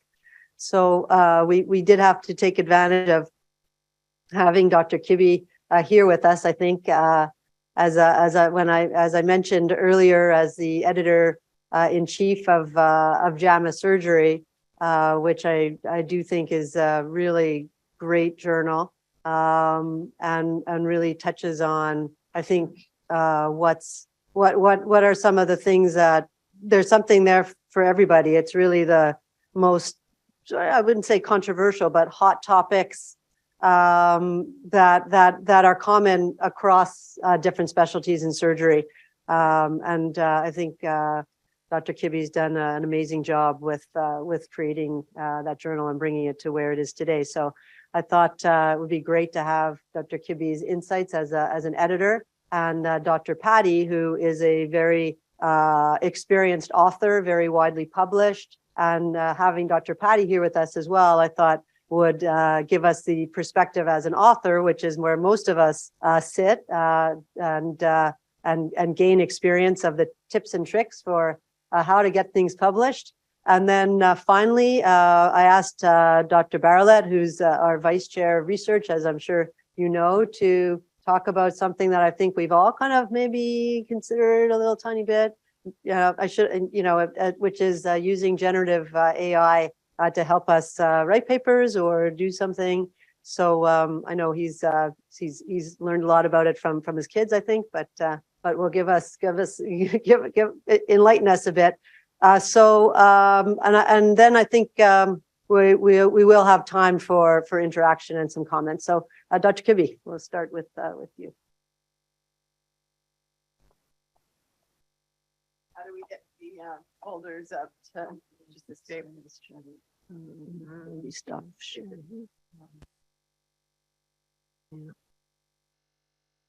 There's a folder on the desktop. Oh. I think we need your help to get to the folder. Terry's working on it. Yeah. Okay, perfect. This one yours, I guess, or? Nope. Oh. Nope. That's not the folder. Go back, maybe. Is it out of there? There we go. I see it. Oh, yeah. Yeah. Okay, wonderful. And that's being shared, right? Yep.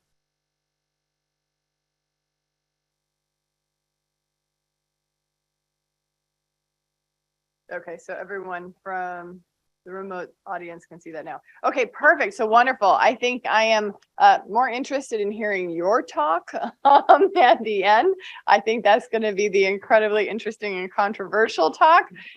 But so what I'm going to do for the next 11 minutes is really give you my perspective. And this is very clearly now my perspective with my editor's hat on for JAMA surgery and how to get your paper published. Slide, it's not advancing. Let's see. Yeah, the keyboard was, there we go. Now the keyboard's working. So my disclosures are, I have no pertinent financial disclosures for the content I'm going to show you. I do serve as the editor-in-chief, and I also serve on several other editorial boards for some of our surgical journals.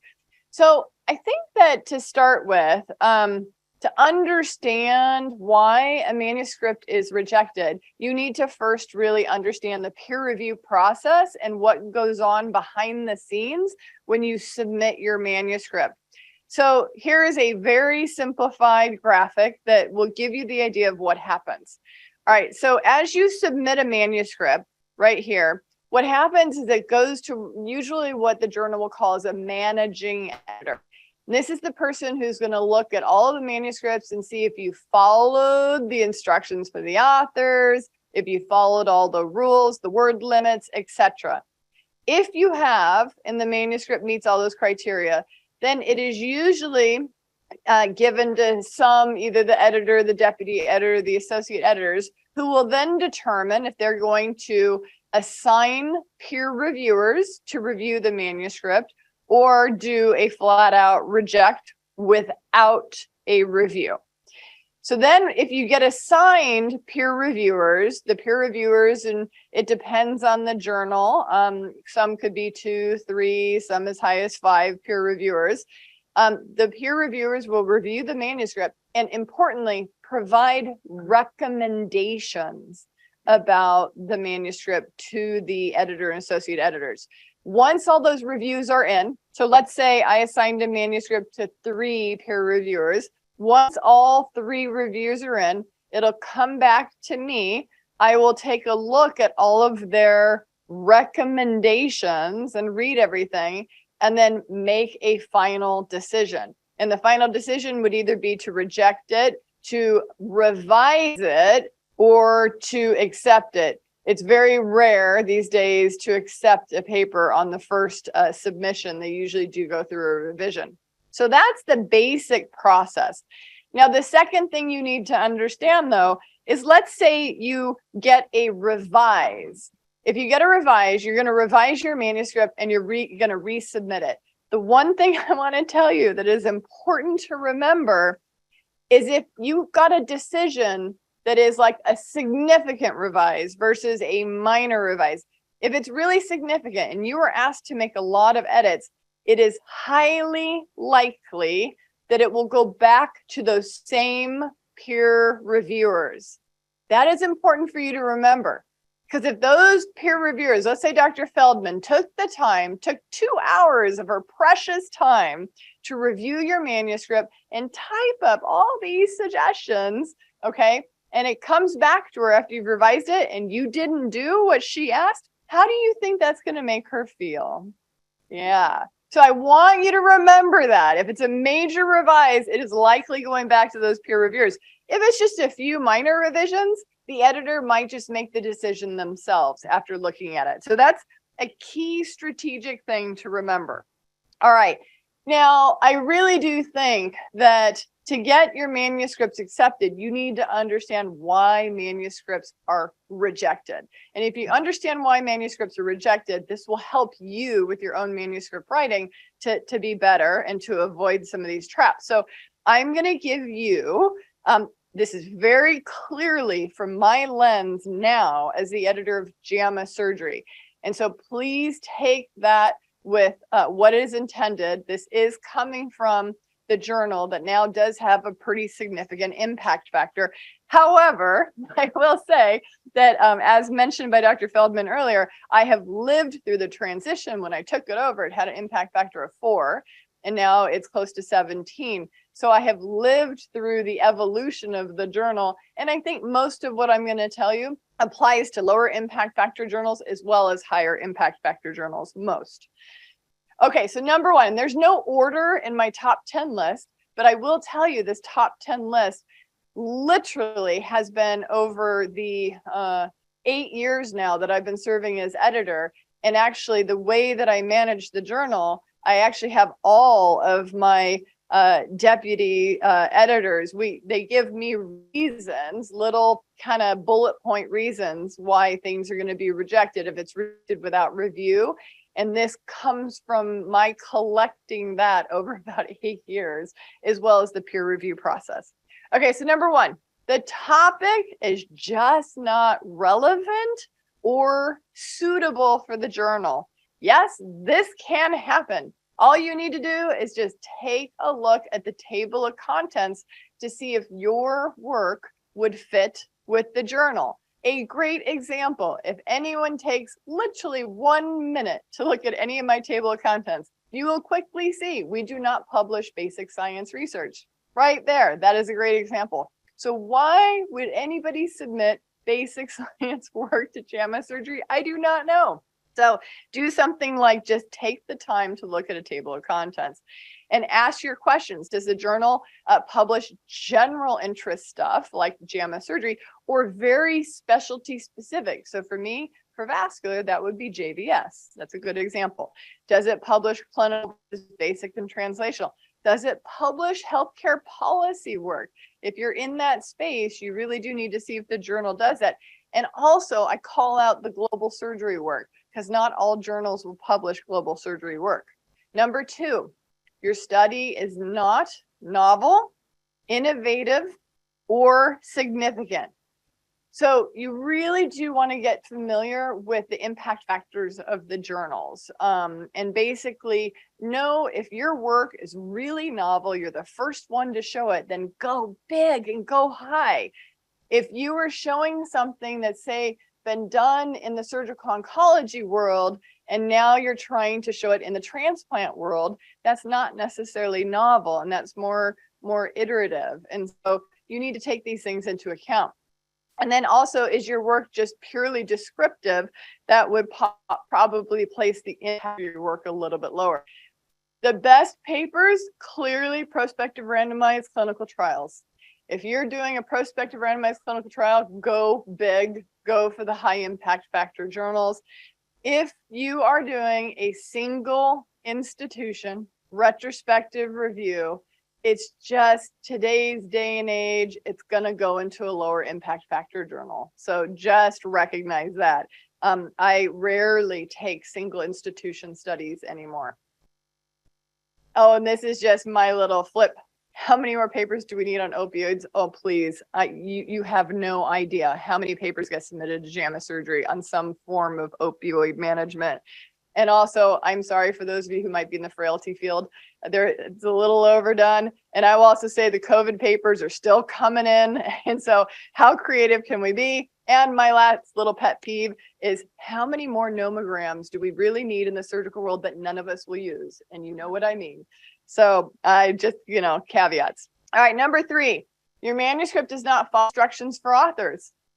Flat out reason to reject without sending it out for review. So clearly, editors take great pride in their instructions for authors and their formatting of their journal. If you blatantly ignore this, expect your manuscript to be rejected. And if it somehow gets past the managing editor and your paper is sent out for peer review, trust me, the peer reviewers will say to reject you if you didn't follow the instructions. I have amazing peer reviewers. Poor writing and or poor organization is another reason why you could be rejected. Please, please, please proof all of your own work. We don't necessarily, all of us in this room do not necessarily write well the first time around. It is critical to revise your own writing. Think of emails. Most of you hopefully do not just write an email and hit send, right? You reread it to make sure that it actually makes sense and you don't have errors. So submitting work that is poorly written is a surefire way to get rejected. If your message is not clear, the reviewers will react negatively to it.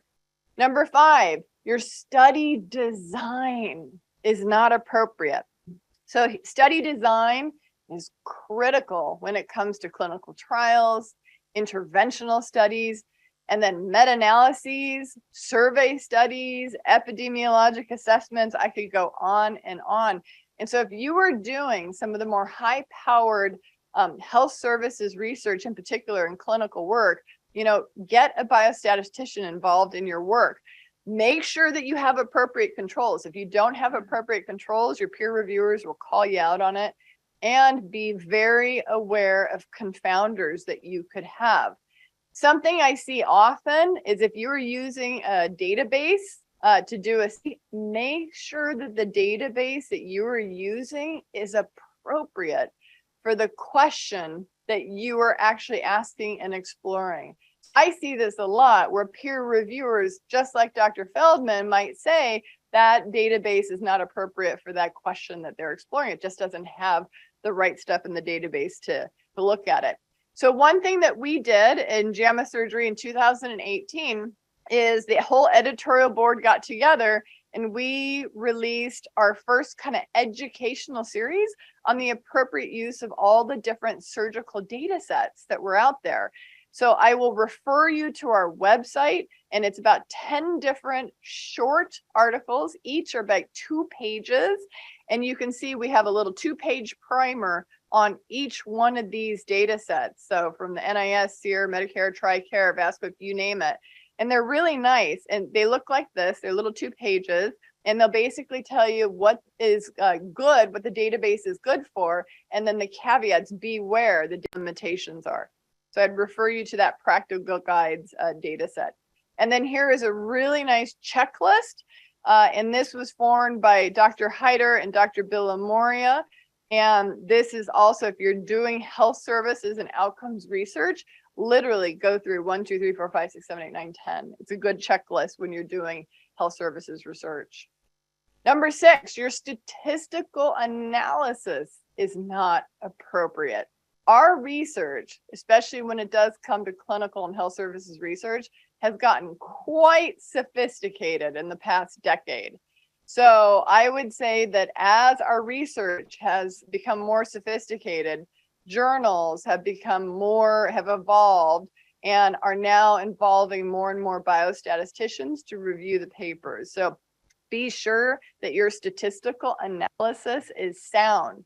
So because of this, as our second series as an editorial board, we released this in 2020. This was called our methodology toolbox.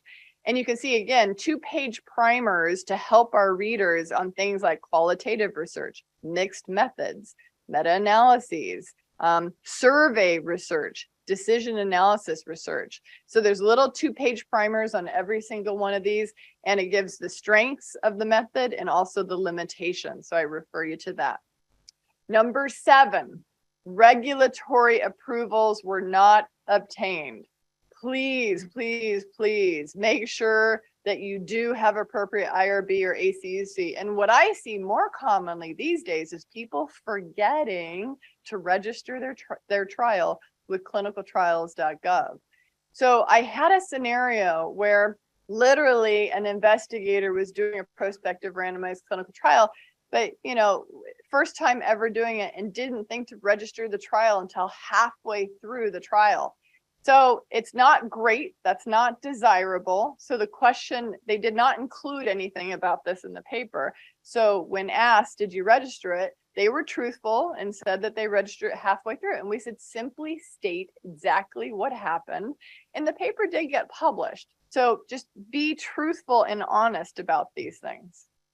Number 8, reporting standards were not followed. This is also now a big deal when it comes to health services research. Gosh, I mean, I'm sure the older folks in the room recall reporting standards over a decade ago, not as big of a deal.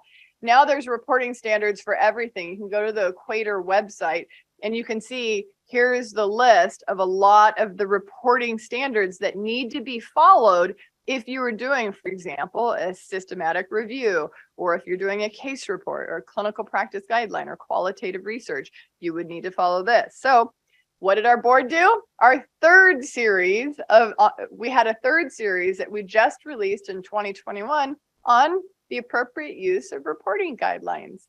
And so we have about, again, 10 papers that cover all these different 10 most common reporting guidelines used in surgical research. So if you're doing a comparative effectiveness study, you need to follow ICEBOR. And so here's a 2-page primer that will help you with that.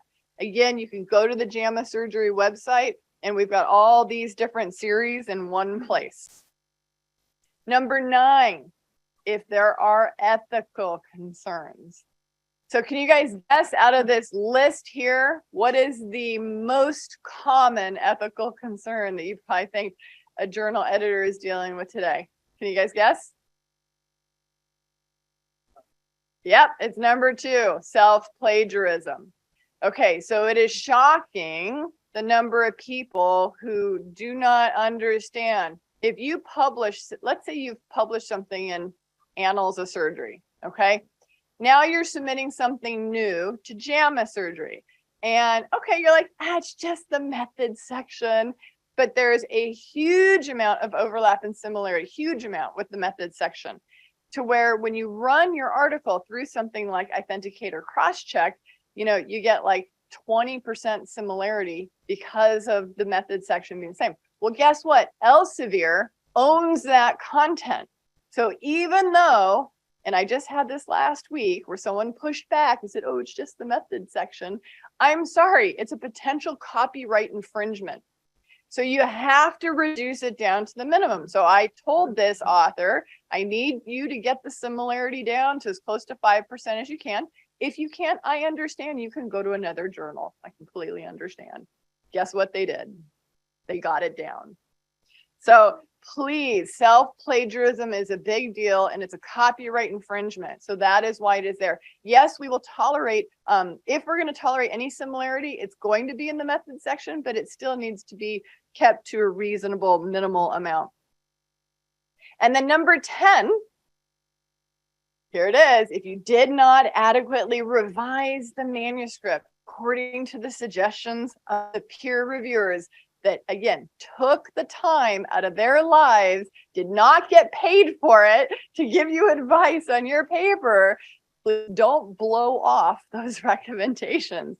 Nothing will annoy a reviewer more than not revising the manuscript according to their suggestions. Now, how do you do that? So pretty much most every journal that I know of today, what they want is a detailed response to every single comment that the peer reviewers have made. So what you literally need to do, and I'm going to just show you an example, so you see an example of the formatting, is you need to copy and paste the reviewer's comment to you, okay, into your response to reviewers document, and then you put your response right after it. Now, hear this, because this is really important. I'm giving you strategy. In your response, address the peer reviewer's comment, but you also need to indicate how you've revised the manuscript. If you only respond to it, so let's say you're being asked, well, what about, did you think of this? And so you give this long response to the peer reviewers that you didn't include anything or change anything in your manuscript. How does that help you? That's not the intent. So make sure you're revising your manuscript pretty much according to most everything that the peer reviewers say. And I am going to tell you this because you might go, well, I can't revise the manuscript for everything. Oh, yes, you can, because you can simply say that that was beyond the scope of this paper. So I've included that in my limitations paragraph. See? And then you say, I've revised the manuscript by including in my limitations paragraph. I couldn't do it. So you can revise the manuscript everywhere. Avoid arguing with the peer reviewers. Surefire way to get your paper rejected. Remember, we have no obligation to accept anybody's work. So it's not going to get you anywhere to argue with the reviewer. And please don't do this. Editors get annoyed when you say, well, I respectfully disagree with the reviewer, but if the editor wants me to make that change, I will. That is such a cop-out. Please don't do that. And all it does is it adds another layer and another potential revision. And then you could see the tone in my voice, how I get annoyed by that. And so if you annoy an editor, is your paper going to get accepted? I'm just being truthful here. Okay. So here's an example. This is an example, and this is not meant to be read, but just show you formatting. So here we go, number 2. This is a copy and paste of what the peer reviewer said. This is one of my own manuscript revisions. And then you put your response. Copy and paste. You put your response. Now, let's look at just a few examples so you can get the idea of one strategy that I really do think works well. Let's look at number 2. So the peer reviewer said, in the abstract, the author describes emerging therapies as alternative to medical and surgical management, blah, blah, blah. I said, thank you for pointing this out. We have revised the abstract. Very quickly, I got that I did something. I revised it accordingly. Here's number 7, figure 3D. In the text, the authors comment that the effects of nitric oxide on proteasome activity are reversible, yet particularly blah, blah, blah. So I said, again, the reviewer is correct and perceptive to these small but distinct differences. The manuscript has been revised to include this finding, blah, blah, blah. Again, I got it out early. I'm polite. I'm trying to make the peer reviewers feel good and respected. And I'm getting out that I revised something. Last example, look at number 4. Whoever this peer reviewer was clearly passionate to type a paragraph that long, right? So they said figure 4. There are problems with this experiment. The conclusion is that SNAP and GSNO inhibit all 3, but blah, blah, blah, and blah, blah, blah, blah, blah. They went on forever. So I said, thank you for the careful review of this figure. You picked up on an important aspect of the assay that deserves mention, blah, blah. And then I said, I revised something. So these are just examples, but I will say if you can get it very clearly articulate that you revise something for every comment, it's going to make it easier for the associate editor to just want to accept your work. There is strategy on the revision. Now, a few last reasons. Again, if your manuscript does not fit the priority of the journal, that could be a reason why your work is not being accepted. I am extremely strict on accepting COVID papers, and so that would be an example. If the journal recently published similar work, I had this happen about 2 weeks ago, and I am getting, by the way, several viewpoint submissions on ChatGPT. So how many am I going to take? So just saying. If your conclusions are overreaching, that's another reason why it might get rejected. If you don't discuss your limitations, because every manuscript has limitations, that's another reason. And then also if your limitations represent fatal flaws, that could be bad. And then I'll just end with 2 slides on general advice from an editor. Please do not email the editor and ask if your work is appropriate for the journal. Do your own homework and simply pull up tables of content. There's nothing annoying than this because it tells me that somebody is not taking the time to look at my own table of contents.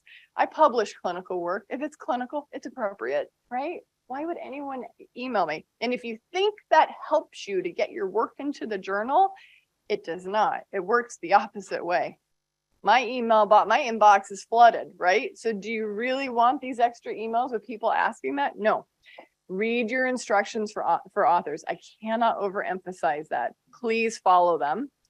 Appeals are rarely successful. There needs to be a really concrete reason. So I will say only 1 out of maybe 20 appeals actually get through and work. We got so many journals, just move on. Don't argue with anyone, the editor, the associate editor, the reviewer, or don't be rude to that front managing editor as well, because the managing editor is going to tell the editor. It's just like, don't be rude to the admin assistant, to one of the surgeons, right? Because they're going to tell them. So just be very nice in all of your interactions. Really mean emails don't work. And then don't submit to one journal and have a different journal name. Do you think I want to put in their cover letter to Dear Keith Lillimo for Annals of Surgery? I'm going to want to take that? No. Be sure to disclose all of your conflicts. Here is important.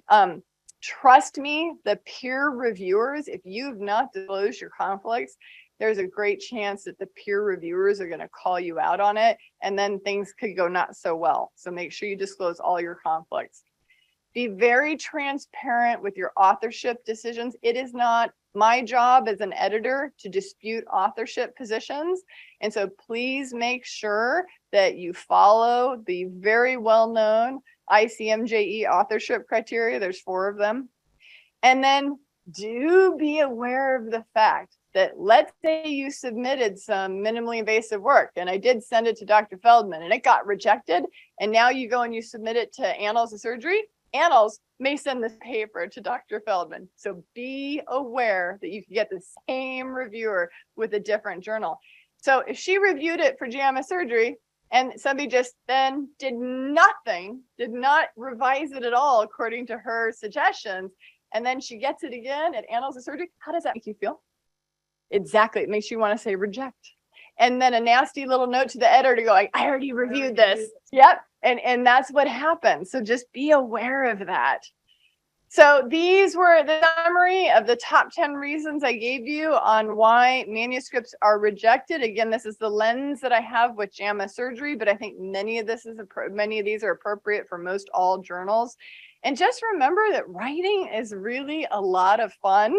I know that when you first start out, you're not going to see it as fun. I did not see it as fun. And it's only as you progress through your career, I think, where the light bulb goes off and you realize that writing actually is a lot of fun. And understanding the peer review process and knowing the top reasons why articles are rejected will help you get your own research published. So with that, thank you. And I am super excited to hear the next talks. And yes, Dr. Patty, I am going to get your talk loaded for you. And we'll take questions at the end. Yeah. Which one is yours? This one's his lunch panel. Montreal. Yeah, that's your talk. There you go, Dr. Petty. First of all, thank you very much, Dr. Feldman, for including in this very interesting panel. Now, I think that Dr. Kibbe is really given all the real tips on how to get your manuscript published. So I want to give you my personal view, what has been important for me, starting really from the very beginning. I have nothing to disclose about this talk. So if I look at my own journey, which started many years ago, I think these are the key factors that have played a role in my ability to publish. So I will go over one by one.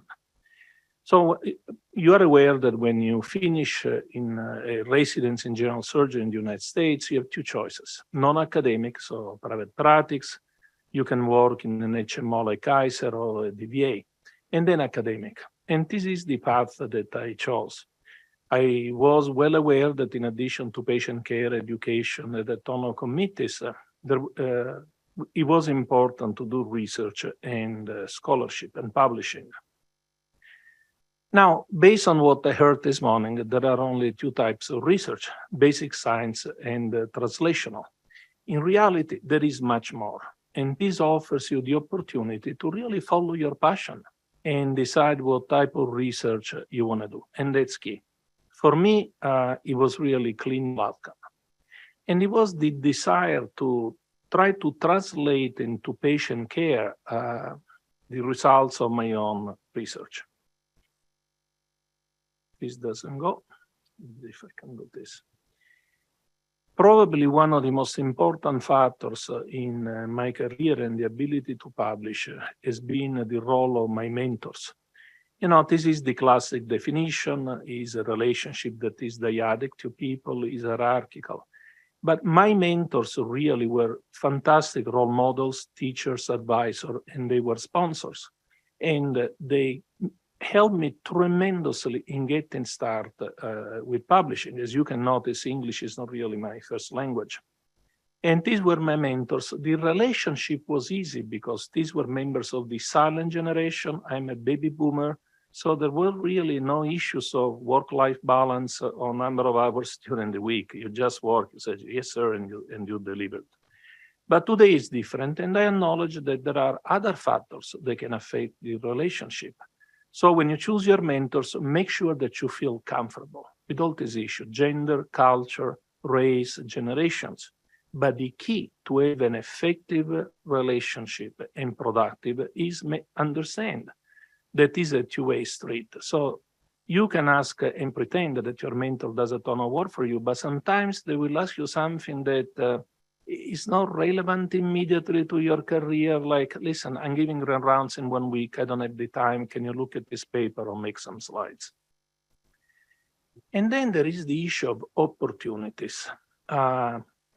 This to me is a unique example. I was very lucky because when I was at UCSF in San Francisco, I was a member of the team that performed the first thoracoscopic myotomy for achalasia in the United States. It was January of 1991. So then we put together 16 more patients, and we actually presented the American Surgical, and we published in Annals. But immediately it was clear that minimally invasive surgery was going to change completely the way we perform general surgery in patients. So it was going to be incredibly important. And so if I look at the treatment of achalasia, we used to get patients from all over the United States, including Dr. Fair used to send us his patients.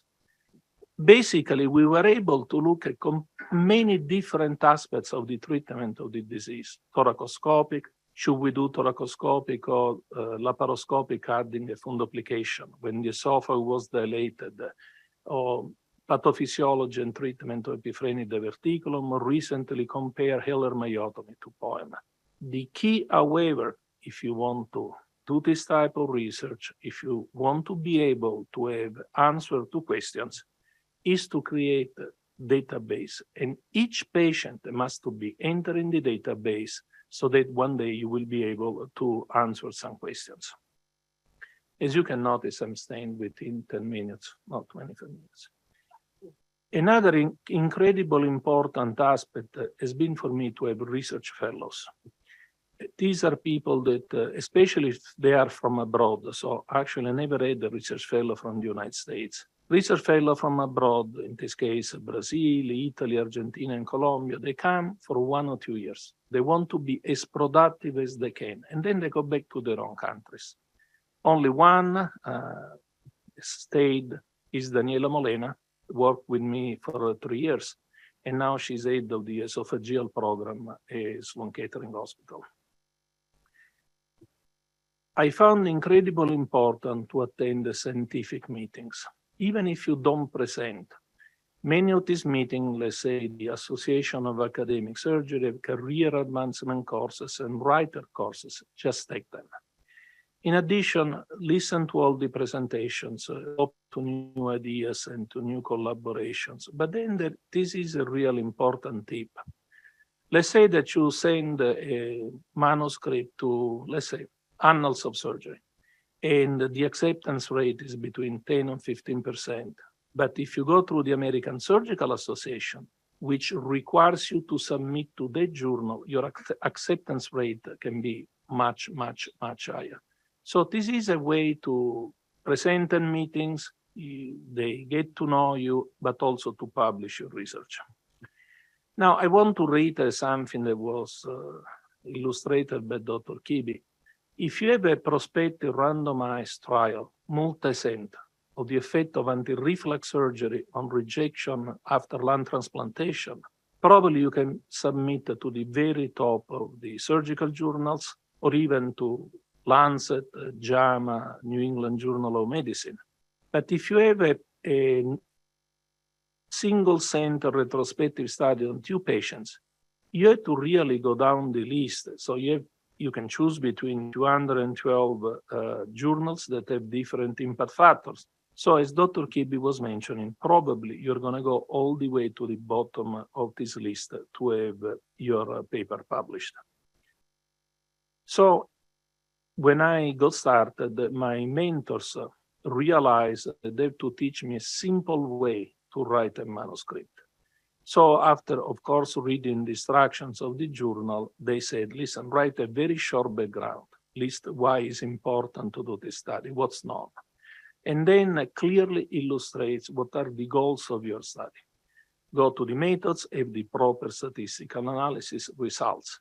When you get to the discussion, it's easier, and it was especially for me to say the results of the study show A, B, and C, and then discuss separately A, B, and C. You have to acknowledge that there are, of course, manuscript studies that have shown something different. Then have the limitations. Be honest, because these most of the time will avoid questions by the reviewers, and then have your conclusions. Dr. Kibbe wrote a very nice manuscript published about 10 years ago on how to write a paper. And I advise especially the young people present in this audience to go and read it. It makes really easy if you follow the instructions. Now, at the beginning of my career, I used to argue very much with the reviewers. You know, I'm Sicilian, so I took it personally. I said, you don't know hell. You don't know anything. Well, sometimes I even wrote to the editor, and that was pretty bad. So I realized that I had to change a little bit. So again, once the manuscript has been reviewed, sometimes it's accepted, sometimes it's rejected. Perfect. But for the revision, I learned that just don't rush in answering and don't take it personally. So put the manuscript and the questions of the reviewers away for a couple of days, then go over and sometimes ask for advice. Show the questions and the answer to somebody who is not involved. I learn how to acknowledge the work of the reviewers because, again, they don't get paid. They take time off to review your manuscript. And then, as Dr. Kibbe was suggesting, answer point by point. So I used to put in italics the question and then in bold the answer. You must highlight the changes in the manuscript because that shows that you really listen to the reviewers. And then I usually conclude all the request changes have been made as suggested by the reviewers. We hope that the revised manuscript will now pass editorial scrutiny. If you do this most of the time, if they're not incredibly hard revisions, your manuscript will be accepted. Now, let me finish with 2 pearls of wisdom for the young people in the audience. Nowadays, it's very difficult to get federal funding, so the industry plays a big role. Now, have in mind, let's say that you are involved in clinical outcome and the industry wants to do a trial comparing different stapling instruments. The goal of the industry is clearly to have positive results. So don't compromise. If the results are negative, you have to publish them, be incredibly transparent, and always state your conflict of interest when you publish the manuscript. Final pearl of wisdom, and that's my personal experience. It is really a long journey. So don't make the mistake I made in my career and take good care of yourself. I'll show a picture of when I started and now. Again, thank you very much.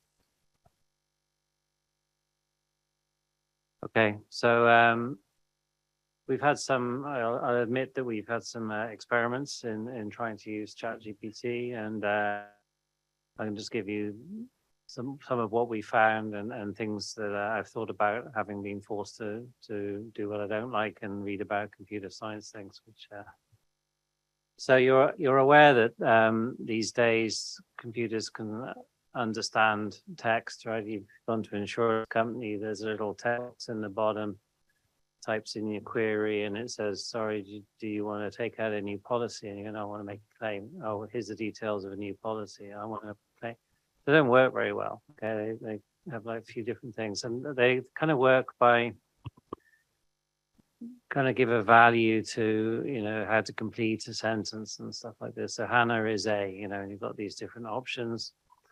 We as people know Hannah could be all of those things or one of those things, depending on what we know about Hannah. Computers know nothing about Hannah, and we'll say then she's probably a sister because Hannah's a female name and sister's a female and stuff. So, so that's the chat bit. So chatting is pretty well established. The GPT bit is why we're hearing about this in the news. And I had to teach myself about 20 times what GPT stands for because it's totally forgettable.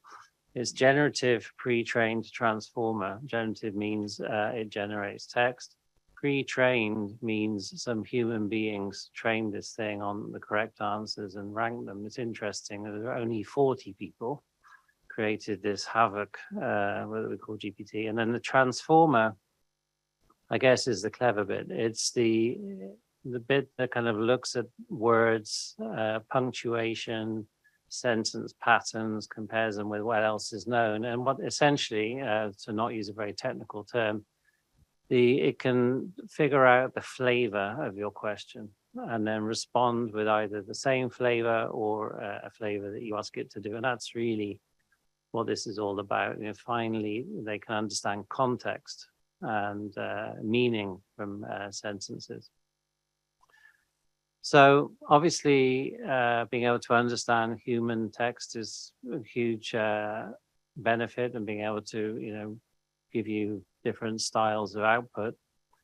I can't type, right? So I use one or two fingers. It takes me hours to write anything. So having a computer do that is great.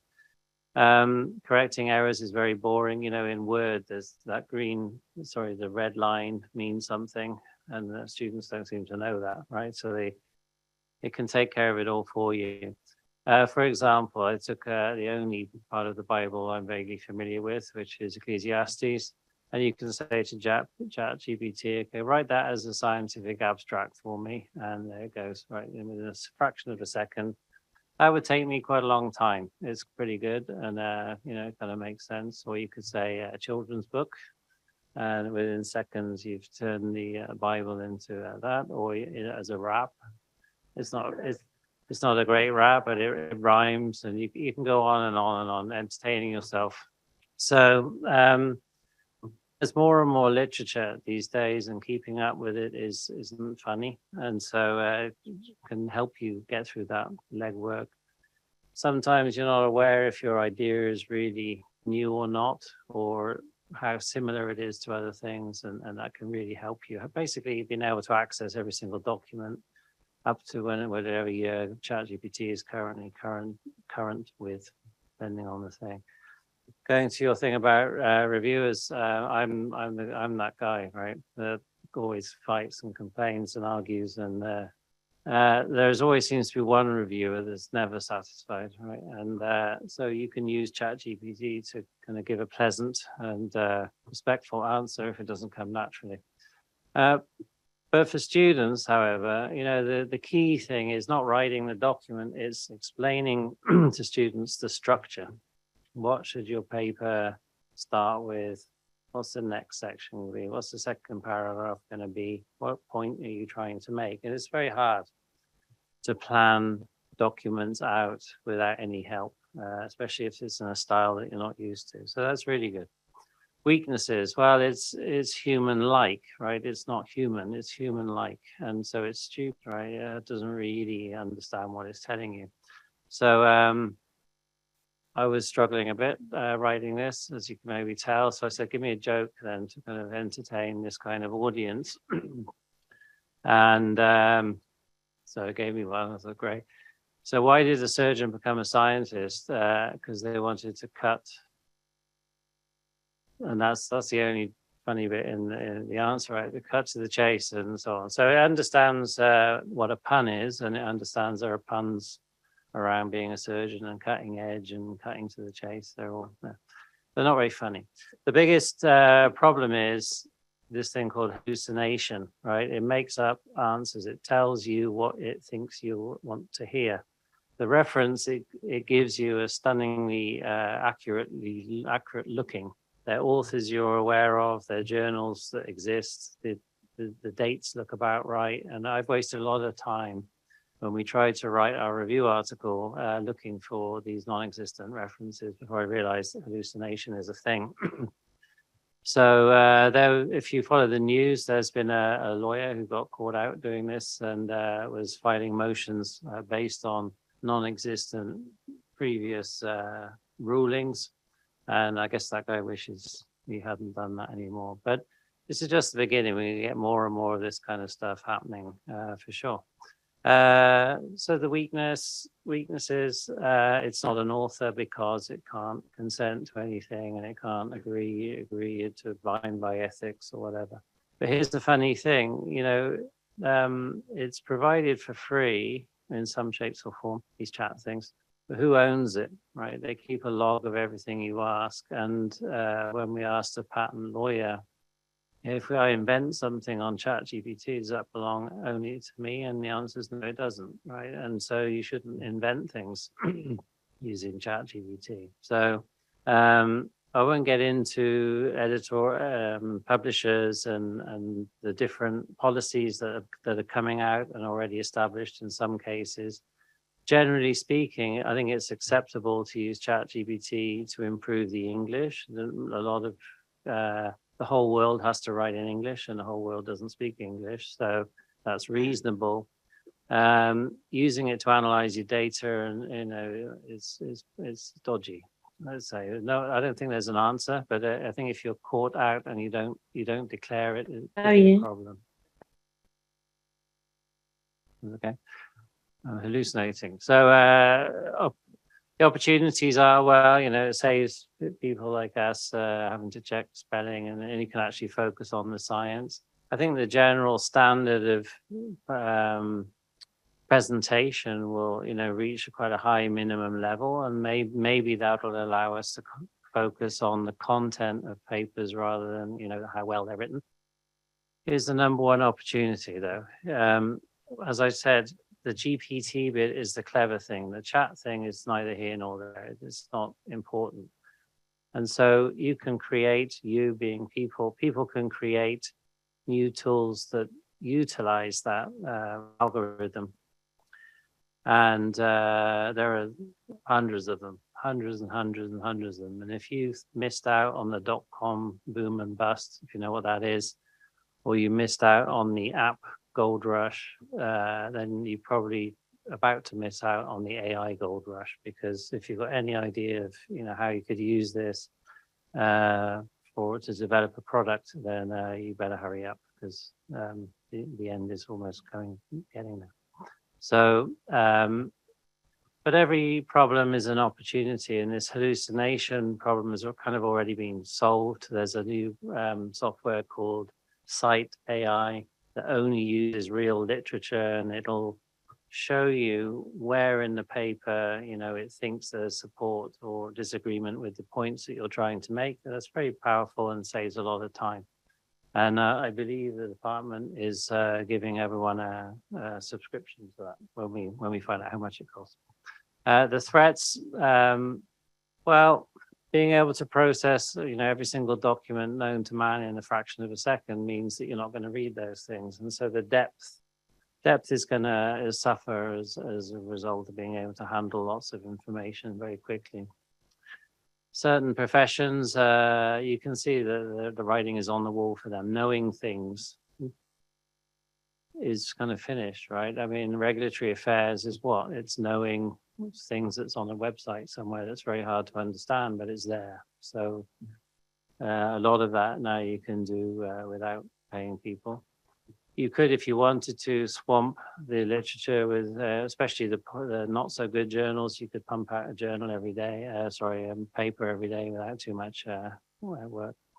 Here's a scary thing. I've got tons and tons of requests for reviews, and I end up annoying editors by not ever getting around to them and being thanked very much for my willingness and being removed from my thing. But what if I started running all my requests to review through Chat GPT? And then you'd have this absolutely insane situation where people are using this tool to write papers, and they're getting reviewed by the same tool, and then people are responding to those reviews using the same tool. So it's all great, but at the end of the day, someone has to read this and find it important. And there's at top level journals, that's not going to be a problem, but somewhere in the middle and bottom, it just be generating paper for the sake of it. There's the biggest threats probably are, to the economy. And according to CBS, already 4,000 jobs been lost in May. Goldman Sachs are, getting up to a fraction of 1 billion jobs. So you think of the family. Yeah. So everyone knows this chap. He's kind of one of the godfathers of AI. He's here in Montreal. He's maybe trying to preempt the flash by trying to apologize and feel guilty for creating this tool by saying he feels like an atom bomb inventor or whatever. But probably the biggest threat is nothing to do with publishing. Is we've now got the capacity to have very intelligent weapons already being deployed, and now any idiot can access the means to process huge amounts of data for quite nasty purposes. So being medical researchers, you're never going to have that problem. So that's a good thing. So if you think back to the internet and the kind of fears, maybe some of you don't know that there was a time without internet. The fears people had around that in general, although some bad things came from the internet, like predatory journals and dodgy open access things, I can still remember having to develop photographs, right, to get papers published, not just 1, 10, in a big stack of things that you used to have to send off in a parcel, and then they'd say they lost them and things like this. So it was ridiculous. Of course, you can, in a time when you couldn't actually search the literature on a computer, you had to look it up in an index. I mean, it's ridiculous. So on balance, it's better this way. I'll leave the last words Bill Gates. He has an interesting view on all this on his blog. He's basically saying that AI is about as fundamental a breakthrough as anything that's ever happened. But unlike the microcomputer, and I'm guessing just about all of you have a computer here, the computer made no impact at all on education, right, compared to what it could have done. And here we are, I'm using a computer to basically replicate the slide carousel and put pictures up in front of you while I talk, right? And this is where AI really will have a huge impact, is in changing education and universities and really kind of gearing them up more for the learner. And it's going to be a very exciting time. So thanks. That's great. That was great. All 3 speakers, that was wonderful. I think all added a lot to the conversation. I don't want to be the bad guy, but I do think we are going to carry on with just to stay on time. As Dr. Rosenzweig repeatedly said, I'm sure each of the speakers would definitely be interested in talking to you during coffee or something like that. So and we're going to go with our 3rd session, our outcomes session, and that's going to be chaired by Dr. Prakash, who's going to give us the keynote. And then I think Dr. Dumitra is going to co-chair the session with Dr. Prakash. So thank you. Dr. Dimitra, I think you can come up. Take your place. Good afternoon, everyone. Welcome to the Surgical Outcomes and Education session. I am very mindful of the time, so I will try and keep this brief. For those of you who don't know me, and there are several in the room, my name is Ipshita Prakash. I'm one of the breast surgeons at the Jewish General Hospital. I'm also an early career. Thank you. Thanks. Thank you. I'm also an early career researcher and clinician scientist at the Lady Davis Institute. Thanks. We have a fantastic session for you, very good presentations coming up. I would like to thank the opportunity, like to thank the Department of Surgery for the opportunity to present on my own upcoming body of work and my area of research interest of cancer-related financial toxicity.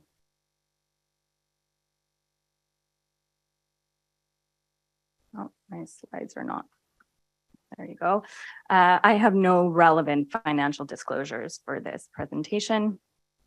So anyone who takes care of people with cancer knows that cancer treatment has always involved trade-offs between the benefits of cancer, of oncologic therapies that prolong survival, decrease recurrence, and the inherent toxicities.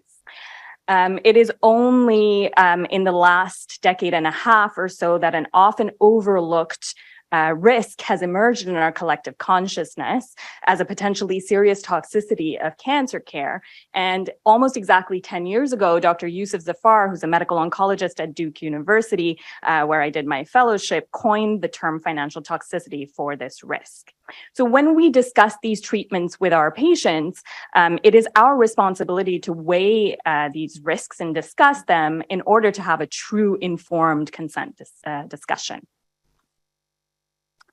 So the cost of cancer care can be grouped broadly into two different categories. This is by no means an exhaustive list, but I've put certain things up there just to get us thinking. The direct costs can involve costs of drugs, diagnostics, imaging, hospital service fees, healthcare provider service fees. And then the indirect costs can be lost productivity, accumulation of debt, time costs, long-term opportunity costs, such as change in employment. These costs really affect patients throughout the continuum of care, from medical, surgical, and radiation oncology treatments all the way to end-of-life and palliative care. And financial toxicity arises when these costs cause psychological and material or objective toxicity. So there's a growing body of evidence that has shown that financial toxicity is quite prevalent in American cancer patients. It ranges from about a third of patients to 75% in this most recent SWOG cooperative group cohort study led by Dr. Veena Shankaran at the Fred Hutch. The 75% is definitely the highest rate that has been reported in the literature, and that may be because all of those patients were metastatic, and we know that costs of care balloon out of proportion at the end of life. But regardless, this is quite staggering. What's most concerning is that all of these patients had some form of healthcare insurance. So these were not subgroups of patients that were uninsured. We also know that a cancer diagnosis in the US is associated with an increased risk of going bankrupt. This pivotal study looked at just under 200,000 patients who were diagnosed with cancer in Washington state. And Scott Ramsey and colleagues showed that those patients who were diagnosed with cancer were more than 2.5 times more likely to declare bankruptcy than those who did not have a cancer diagnosis. Furthermore, in patients who were under 65, those were up to 5 times more likely to declare bankruptcy than their older counterpart. This age relationship may be mediated by a diminished ability to save, as well as employment disruption. And if that disruption happens at a younger age, then it can lead to a much greater opportunity cost, not just for the patients, but also for their families.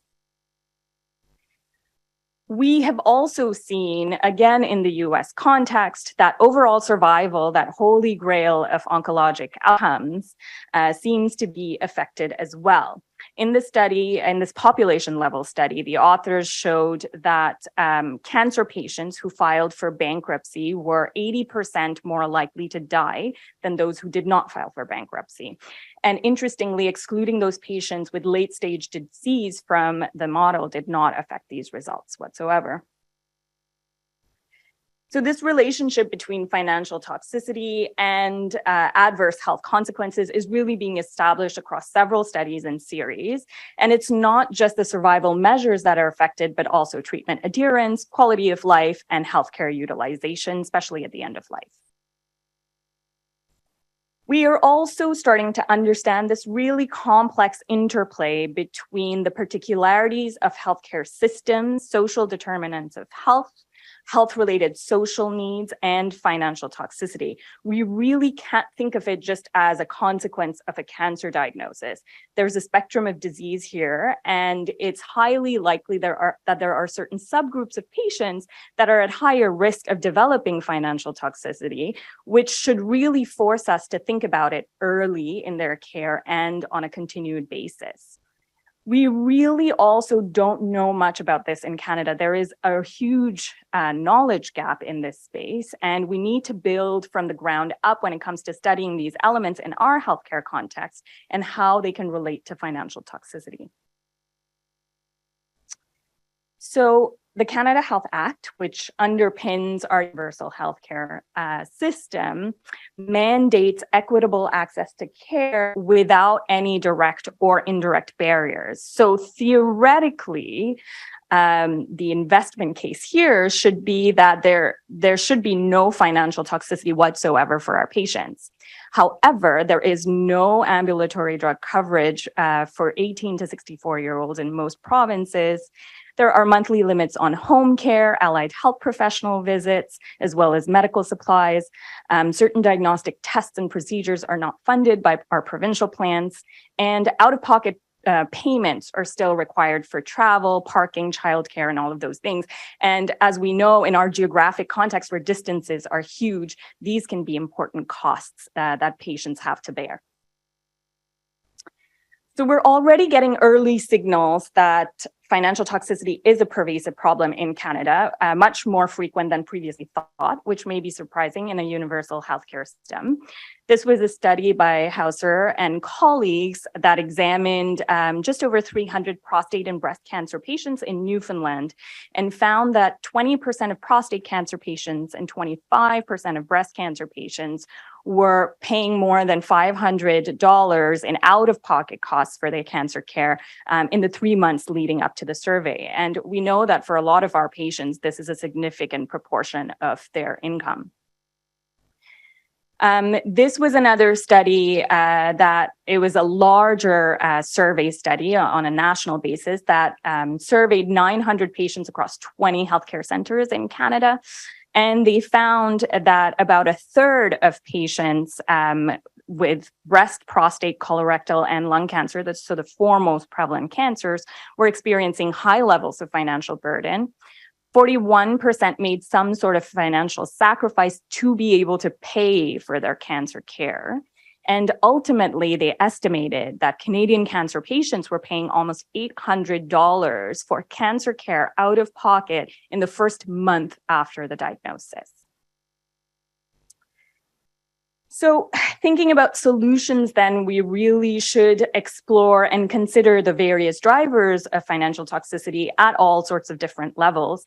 And of course, we have very little control over some of these, like the economic downturns and drug pricing. But I do think it's important to acknowledge that even in Canada, we have structural inequalities and structural factors that we should be addressing as a society to address financial toxicity. However, if we look at something that we all can do, so focusing more on the clinic and provider level, we can see that there's a lot of room for improvement across many areas. So at the clinic level, while we may have some resources for patients who are in financial distress, these are inconsistent across hospitals. There's no standardized screening for financial toxicity across our healthcare system either, nor is there education and communication around financial toxicity, costs of care, and financial literacy. At a provider level, low value care is still a problem, driving up healthcare costs. And I would like to add as well that I don't think it's possible to have a fully informed discussion, an informed consent discussion, without knowing about costs of care and financial toxicity as part of the shared decision making that we have with our patients. So I would argue that most of us don't have this training and would not be comfortable having these kinds of discussions in clinic with the patients. This is how most providers manage financial toxicity currently. Our current practice is quite reactive. So we find out our patients have financial toxicity after they've already been suffering from it, probably for a long time, and we try to treat it as best we can, which ends up being a little bit haphazard with our lack of resources as well.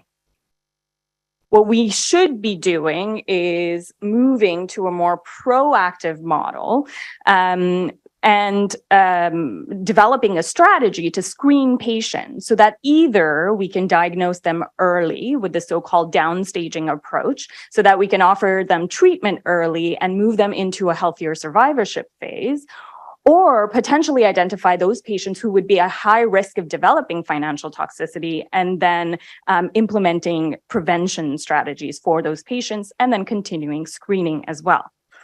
Now, to devise and implement this ideal proactive model, a lot more work will need to be done in our own healthcare context to try and understand how best to screen for financial toxicity. Who do we screen? Do we screen everyone? Do we screen them in the same way? How do we screen them? What tool do we use? Who's most at risk? How often should we screen? All these questions remain unanswered, at least in Canada, and a lot of them also globally. Furthermore, it should be noted that once you do start screening, you will be catching more people with financial toxicity. So the incidence, like for anything, will increase as your detection rates increase, and we will need significant infrastructure in place to be able to mitigate the effects of this toxicity. So keeping all that in mind, at the Lady Davis Institute, we are working on really describing the landscape of financial toxicity in patients with early stage breast cancer and using breast as an index model for other solid tumors like it traditionally has been. And these are the active studies that I'm leading in this space to hopefully build towards this proactive model of a screening method, and ultimately be able to impact those hard oncologic survival outcomes. These two studies are ongoing, so we're conducting a scoping review of breast cancer-related financial toxicity in Canada and other high-income countries with universal health settings, and compare them to the US and see what the different drivers are. We will also be conducting a mixed method study evaluating the prevalence of financial toxicity in breast cancer patients in Canada, and really looking to describe the lived experience of patients as well as social workers who are our frontline health practitioners who handle financial toxicity in Quebec. And then these are two future studies that we will be working on designing. So the first one will be a longitudinal multi-center prospective cohort to really evaluate how financial toxicity changes during the patient's care trajectory and see its impact on quality of life as well as survival outcomes. And then finally, design a pilot trial to look at universal screening and randomizing patients to standard of care versus a targeted financial literacy, education, and navigation intervention, and see how it affects patients' quality of life as well as their survival outcomes. So the first part, of course, will be feasibility, and then hopefully we can translate that across the country. So with that, I would like to thank you and open the outcomes and education session.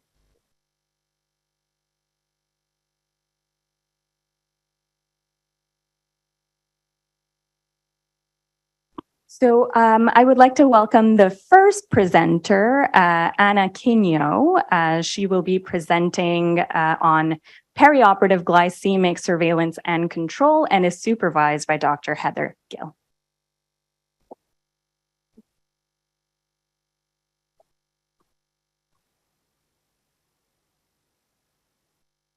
So thank you for the opportunity to present today. My name is Anna. I'm one of the vascular surgery residents here at McGill.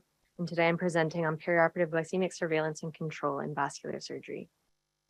So we all know that surgery is stressful for patients.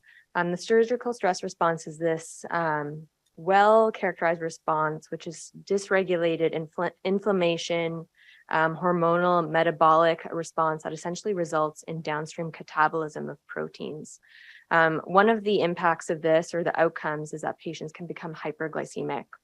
And this is a response that can occur in up to 80% of patients, depending on the type of surgery and depending on the amount of stress induced by the surgery, and can also occur in patients who are not diabetic at baseline.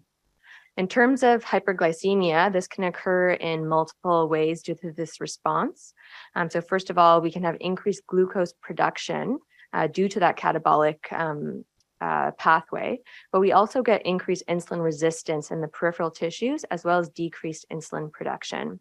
All this means that patients can become transiently hyperglycemic, even if, like I said previously, they have no previous diabetic diagnosis. Unfortunately, this further leads to downstream issues with mitochondrial injury, endothelial dysfunction, superoxide generation, and accumulation in tissues, which you'll see can have negative consequences for patients perioperatively. These charts on the right are just really to illustrate what I was saying. So based on more invasiveness of the surgery, you'll see an increased loss of insulin sensitivity or increase in insulin resistance. And also with ongoing stress induced by the surgery. So this graph on the bottom represents surgeries that have an open abdomen. We can see that patients with longer open abdomen time produce more glucose per body weight. So why does any of this matter? So we all know that long-term diabetic control is important and that poorly controlled HbA1c has negative consequences for patients in the perioperative period. But what many people don't realize is that even this transient increase in hyperglycemia can be associated with negative consequences for patients perioperatively. And unfortunately, it doesn't take much. So even mild hyperglycemia can be associated with adverse outcomes. There's been a study looking at post-CABG patients that found that even a 1 millimole increase above 6 millimoles per liter of glucose can lead to a 17% increased risk of mortality. Now, most of this research has been done in the cardiac surgery space, and there is really a dearth of information in vascular, but the few studies that we do have also seem to indicate an increased risk of mortality and complications such as major adverse limb events for these patients. Compounding is all this is the fact that we do not have any clear consensus in the major societies regarding intraoperative or perioperative glycemic surveillance and management for these vascular patients, and many of them don't address non-diabetic patients that can also have this surgical stress response. So we essentially want to look at what are the current practices around perioperative glycemic surveillance and management at McGill. We want to see how often this perioperative hyperglycemia was occurring, both in diabetics and non-diabetics. How were we managing this and what was the efficacy of that management? And lastly, we want to look at what was the outcome, what was the impact of this on our postoperative outcomes. So we did a retrospective chart review of patients at the Royal Victoria and Jewish General Hospital who underwent open lower extremity revascularization or major amputations between 2019 and 2022. We reviewed the EMR, and essentially our outcomes included just examining how frequent this perioperative hyperglycemia occurred. Again, what management strategies were put in place, what surveillance strategies were in place, and then looked at our postoperative outcomes. So in total, we included 303 patients. The mean age was 71 years, and the majority of patients were male. About 60% of our baseline cohort was diabetic. 60% of our patients did have at least one hyperglycemic event during their admission, which is defined as greater than 10 millimoles per liter, either during their surgery or in their postoperative course. In terms of management, all of our patients were seen by internal medicine prior to their surgeries. However, one glaring thing that comes out is that only 20% of our patients did have an up-to-date HbA1c done. Of course, this is in stark contrast to the fact that already 60% of our patients were known to be diabetic prior to their surgery. So this is definitely something that could be improved upon. Intraoperatively, we also did not do great, with only 4% of patients receiving intraoperative glycemic surveillance of any sort. Postoperatively, glycemic surveillance improved, and about 50% of patients did have postoperative sliding scales prescribed. With all the measures in place, for the overall cohort, 85% of the glucose measurements were in target range, but there's a stark contrast when you look at patients who had a hyperglycemic event. So for patients who had at least one measurement above 10 millimoles per liter, only about 60% of their measurements were in the target range. So moving on to the second part of our study, we did do univariate analysis looking at the impact of this transient rise in glycemia on postoperative outcomes, which I haven't demonstrated here, but here I have the multivariable logistic regression. So this was done controlling for age, sex, and any covariates that at baseline had a p-value greater than 0.1. And what you can see is that we found that this transient rise in glucose was associated with increased mortality, acute kidney injury, major adverse cardiac events, major adverse limb events, reintervention, and ICU stay following the vascular intervention. So in conclusion, I hope that I've convinced you that perioperative hyperglycemia is something that's important to keep an eye out for and that it can have negative consequences for patients. Unfortunately, in our cohort, it occurred frequently, about 60% of the cohort. Our monitoring and management was often suboptimal, and this is further confused by variation in practice and the lack of consensus in the guidelines. And it was associated with increased morbidity and mortality following lower extremity vascular surgery, again, which corroborates with previous research. So we hope that this could potentially represent a relatively easy and independent target for reducing future postoperative morbidity and mortality in our patients. I want to thank Dr. Gill, my supervisor, and the rest of the team here.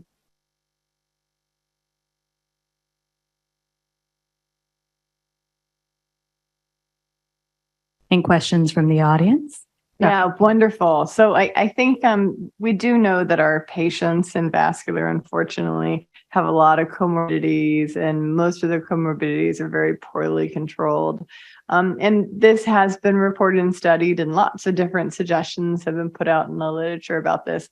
What are you going to recommend to do differently that the existing literature and folks have not already recommended and that hasn't worked? Okay. So, I mean, I think that there are many potential interventions that could be implemented.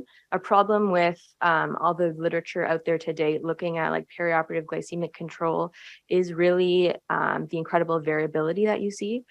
So there's control being performed intraoperatively, postoperatively, the targets are all over the place. And the efficacy of the strategies that you see in the literature really is suboptimal. So many papers looking at glycemic control, actually you'll look at the paper and realize that a majority of patients in their cohorts didn't actually achieve control. So I think it's going to be definitely a very complex topic to study. I think surveillance alone is something that we could start with. So just standardizing when patients receive their surveillance intraoperatively and postoperatively, and it would probably be a very simple way to start. And in other surgical specialties, surveillance alone intraoperatively has been shown to translate to better glycemic control and actually improved outcomes. So I think that would be a good place to start. Yeah. Thank you, Annie.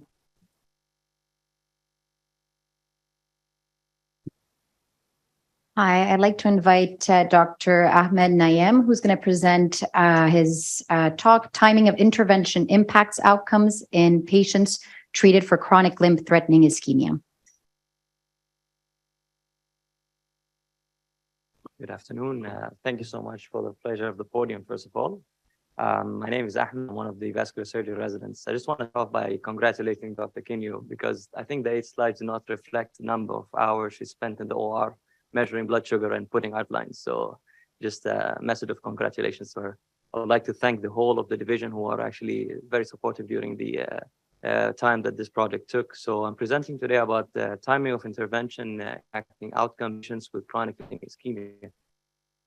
I think the timing of intervention is very important, and going from head to toe really in plastic surgery, in the realm of plastic surgery, plexus injuries who have delay in treatment have had outcomes, worse recovery. In hip surgery for hip fractures as well, it has been associated with worse mortality and worse functional outcomes. Going to the realm of cancer, with a lot of people in the audience were very well versed with it as well. Colon cancer, improved survival is associated with a shorter time interval between diagnosis and treatment. So where does that take us in peripheral arterial disease? Chronic limb-threatening ischemia is really the advanced stage peripheral arterial disease. It's the stage 3 and 4 of cancer. It is something that I think is quite significant. It's associated with up to 30% risk of losing your limb, which again comes with loss of functionality, loss of productivity, and so on, and also up to 25% risk of death within 1 year. Admittedly, societal guidelines vascular surgery have definitely lagged behind oncological surgery and other specialties in actually creating this multifaceted paradigm for evaluating patients. But I think we've had significant strides in the past few years. And I think that really drove the start of this project, amongst other.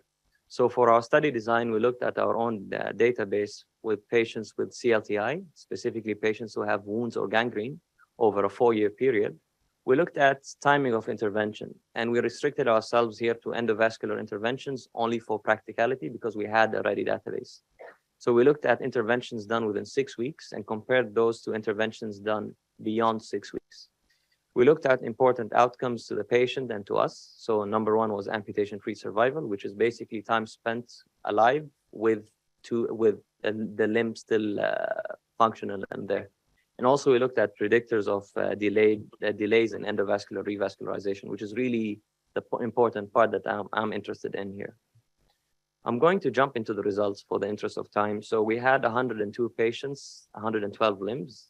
Only a third of the patients had revascularization within 6 weeks. And we defined time 0 as the time where the wound started. The remaining 2/3 really had the intervention done beyond 6 weeks. And if I take your attention to the table there, you'd see that the actual median time between diagnosis and intervention was 19 weeks for the delayed group, which translates to more than 4 months. On the other hand, patients with the early vascularization had intervention within 3 weeks. The delayed revascularization group were older, more likely to be females, and more likely to have a worse functional capacity. Otherwise, medical comorbidities were similar, as we would expect. We also did a very detailed analysis of their anatomical severity of disease and also extent of disease manifesting in the extent of wounds, extent of ischemia, and extent of infection. And the only positive difference was that patients in the delayed revascularization had worse wounds, so more severe wounds. We performed a multivariate regression model to look at predictors of delayed revascularization.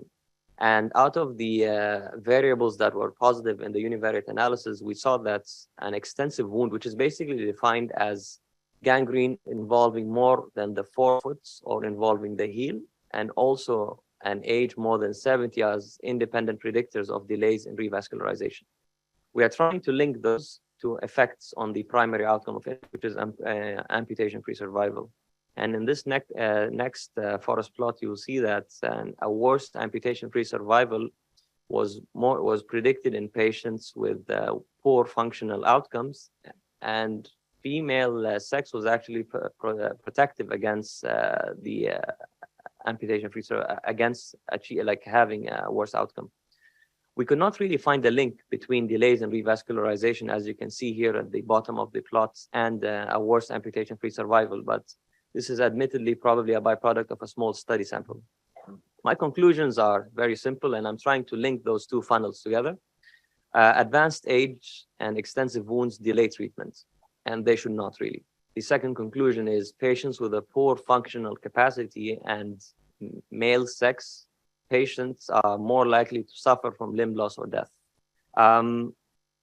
I think this takes us to a future directive, which I hope will be carried over with our database, that limb preservation really is a byproduct of having expedited access to the specialist care, having a clear pathway to identify patients at risk, which is in this group, older patients with bad wounds, having focused wound care, because in a global medical healthcare system like Canada and other countries, wound care as an outreach service is probably going to be lacking because there is no financial incentive. And lastly, of course, research should focus on disparities, whether it's based on gender, location, distance from the closest health center, and race.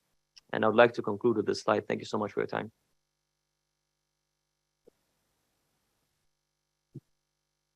So perhaps I'll use my position to ask the first question. Thank you for mentioning the disparities work. I actually have two questions for you. So first is, did you yourself look at any sort of social determinants of health? Because delays to treatment can be an access problem. So did you have any data on race, ethnicity, or distance from a vascular surgeon, or economic deprivation indices? And my second question is how, and this is perhaps my own ignorance, but how did you choose the 6-week threshold for your study? Thanks.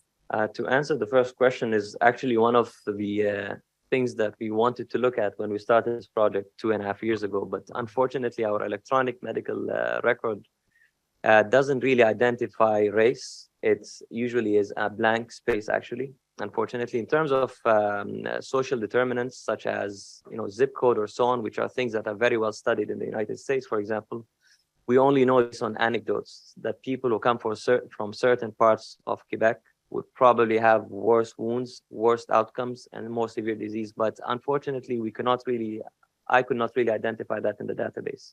The second part was about the time period. Now, the time period was clearly an arbitrary thing because our global vascular guidelines identify proper wound care as 4 weeks. And we don't think 4 weeks is actually something that's realistic in our care service, honestly. So we really arbitrarily chose 6 weeks. There's no science behind it. Thank you, Ahmed, for pointing out the limitations of our databases as well. I think Dr. Kibbe had a question as well. Keep it brief for the sake of time. I thought I had two questions, but I'll just ask you the one. I thought it was interesting that you found that the male sex was having the worst outcomes because, as you probably know, most of the literature in the vasculature, so that the females often have the worst outcomes. Is that a product of your database or the healthcare system here? Because I find that odd. I honestly don't know. We actually tried to look at confounders. We tried to compare why would males have worse outcomes. Do they have worse, more severe disease as quantified by the Wi-Fi classification, more anatomically challenging lesions as quantified by GLASS, and we couldn't find anything. I cannot make out why that is the reason. I think Dr. Gill and I were quite interested in the results, and also Dr. Gershwitz from the Jewish General. We don't know really. And I would just echo with you, 19 weeks, that's not good. Now that I'm assuming is a product of the healthcare system here, which I learned a lot about at dinner last night. So I hope you advocate to change that. Yes. Well, but 19 weeks? No. Thank you very much for the fantastic presentation. Next up, we'll have Jad Abirafe, who will be presenting to us on the complication rates of capsulectomy and capsulotomy, an analysis of the tracking operations and outcomes for plastic surgeons, so the TOPS database, supervised by Dr. Vorstenbosch. Good afternoon, everybody. My name is Jad Abirafe. I'm a resident in the Division of Plastic Surgery, and today I'll be speaking to you a little bit about our study on the complications of capsulectomy and capsulotomy. We have no disclosures. So capsulectomy is a procedure that has seen an increase in demand in recent years. It's traditionally performed for the management of capsular contracture, as well as breast implant rupture, but in recent years, it's become the mainstay treatment for confirmed breast implant-associated anaplastic large cell lymphoma, as well as squamous cell carcinoma of the breast implant capsule. Recently also, there's been a rise in the number of patients who are requesting capsulectomy for breast implant illness, which is a constellation of signs and symptoms that is very well studied, but very poorly understood linked to breast implant use. And at the suggestion of social media and large patient groups, people seem to be wanting complete capsulectomy, so complete removal of the breast implant with the scar tissue, which is the capsule that you see, which could be a quite morbid procedure. And the risks and benefits of this procedure remain elusive for these types of symptoms. So regardless of indication, there's a growing number of patients requesting capsulectomy. We published in 2020 on the fact that there's a paucity of evidence on the actual complication profile of this procedure. So we just discussed how there's a growing number of patients who are requesting it, but how could you truly have a risk-benefit deliberation during informed consent if this data does not exist? And specifically the ASPS, so that's the Plastic Surgery Society, statistics report was devoid of any data on capsulectomy despite over 50,000 procedures being performed in the United States annually. So it remains critical to gain evidence-based insight onto the complication profile in order to better inform our patients on these associated risks. So our preliminary efforts looked at the NESQIP database, which I'm sure many people in the audience are aware of. This is a database that tracks outcomes and complications in many surgical procedures, but unfortunately the database was not very well suited for the study because there was lack of information on different factors that could significantly impact the complication rate. These include the indication for capsulectomy, any concomitant procedures that were performed that can surely influence the outcomes and complications, who was the surgeon that was performing this capsulectomy, plane of implant insertion, which can significantly impact outcomes, implant texture, or previous history of radiation therapy. So the present study looks at the tracking operations and outcomes of plastic surgeons database. So this is a database specifically for plastic surgery provided by the American Society of Plastic Surgeons, which is our largest society. So I'll spare you the details. We're using the database to quantitatively determine the complication profile of capsulectomy, as well as its variants. So whether it's a complete capsulectomy, removing all of the capsule, or a partial capsulectomy, removing part of it.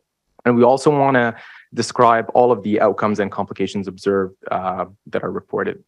So we looked at 5,000 patients who received a complete capsulectomy, representing about 7.5 thousand breasts. 2,400 patients receiving partial capsulectomy or capsulotomy, so not the complete procedure, in about 3,000 breasts, as well as implant exchange controls. So an implant exchange procedure is a very good control procedure for the capsulectomy because it involves all of the steps to get to the capsule, but without actually removing the capsule itself. So in terms of demographics, 99.5% of the population was female, predominantly Caucasian, non-smokers, non-diabetics, and they were pretty comparable with respect to age, weight, and BMI. Procedure-related information was also collected, and we won't necessarily go into these details for the purpose of this talk. In terms of the overall complication rate, so an overall complication rate of 5.79% was determined for complete capsulectomy. So it's not benign. A complication rate of 4.5% for partial capsulectomy and capsulotomy, and a 4.4% for the implant exchange cohort, and a significant difference in complication rates was found between complete and partial capsulectomy, as well as complete capsulectomy and implant exchange controls. We looked at an array of systemic and breast-specific complications. Systemic complications are complications that are quantified on a patient-by-patient basis, such as DVT-PE, mortality, etc. And breast-specific complications are complications that should be quantified with respect to each breast examined.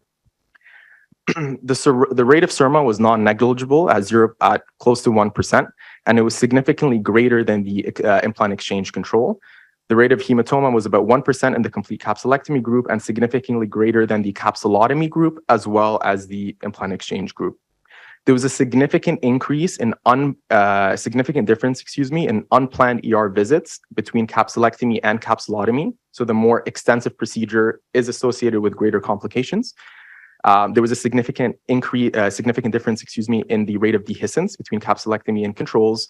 No difference in surgical site infections, no difference in IV antibiotic requirements, and interestingly, no difference in the incidence of pneumothorax, though the incidence was very, very low. So perhaps a greater cohort can elucidate greater differences. So among 5,000 patients receiving capsulectomy, only 3 had pneumothoraces.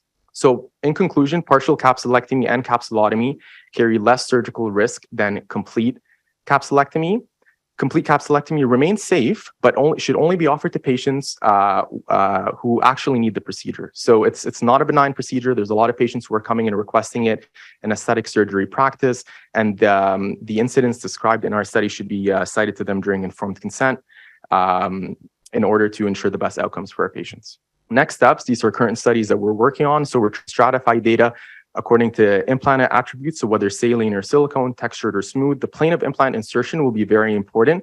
So implants inserted below the pectoralis muscle can have a higher risk for complications, as well as a surgical context, whether reconstructive or cosmetic. I'd like to thank everybody on the slide and Dr. Vorsenbosch, my supervisor. Thank you.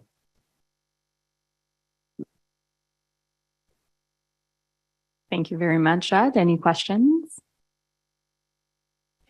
So from what you said on your first slide, you did not have any indication for the reason of the implants, right? Augmentation versus mastectomies post-cancer.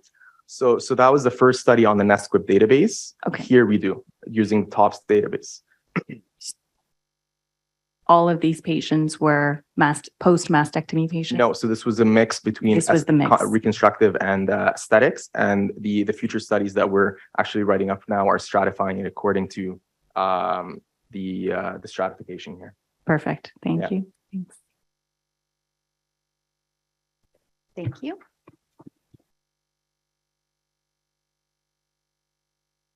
I'd like to introduce Rawan Elabd. Not here. Oh. Who'll be presenting her study. Yeah, there we go. Female plastic surgeons' preferences in choosing a method of breast reconstruction for themselves or a family member. Thank you. Thank you so much for the introduction. My name is Rawan. I'm a PGY1 in plastics, and this project is supervised by Dr. Thibodeau.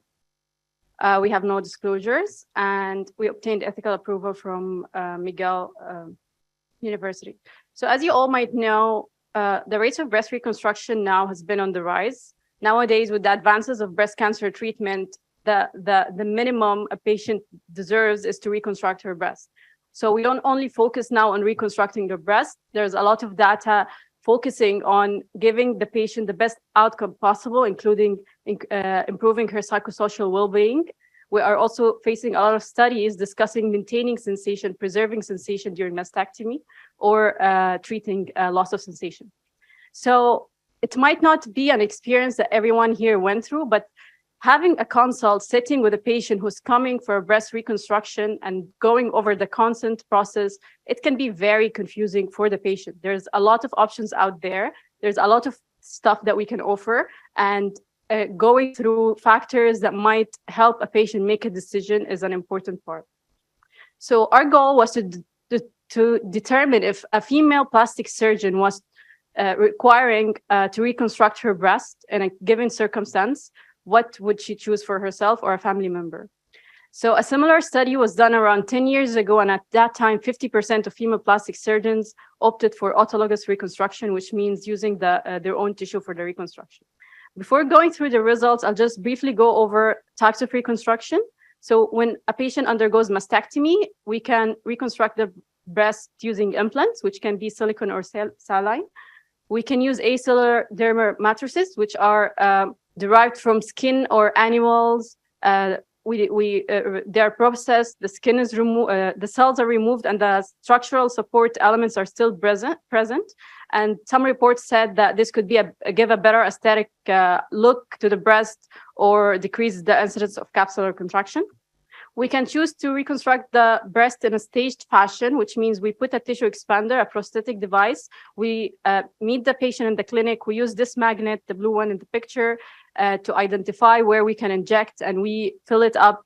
It's important to do this in a staged procedure to prevent skin contracture and keep the skin flap. The other choice that we can choose is autologous reconstruction using abdominal tissue or using back tissue, and it can be a free flap or a pedicle flap. So our study consisted of a questionnaire that it's a 20-point questionnaire. Female plastic surgeons as well as fellows and residents were interviewed, but the results were mainly from surgeons. across Canada, US, Brazil, and Europe for a period of 6 weeks and through Lyme survey. This is the question that we referenced. It was published in PRS 10 years ago. We added some questions regarding ADMUs and the recent advances to it. The questionnaire covered demographics, the plastic surgeon's practice, and breast reconstruction preference, and factors that influence the preference. So our results, the sample size that we had, patients were mainly between 30 and 40 years old, mainly plastic surgeons based in Brazil or Canada.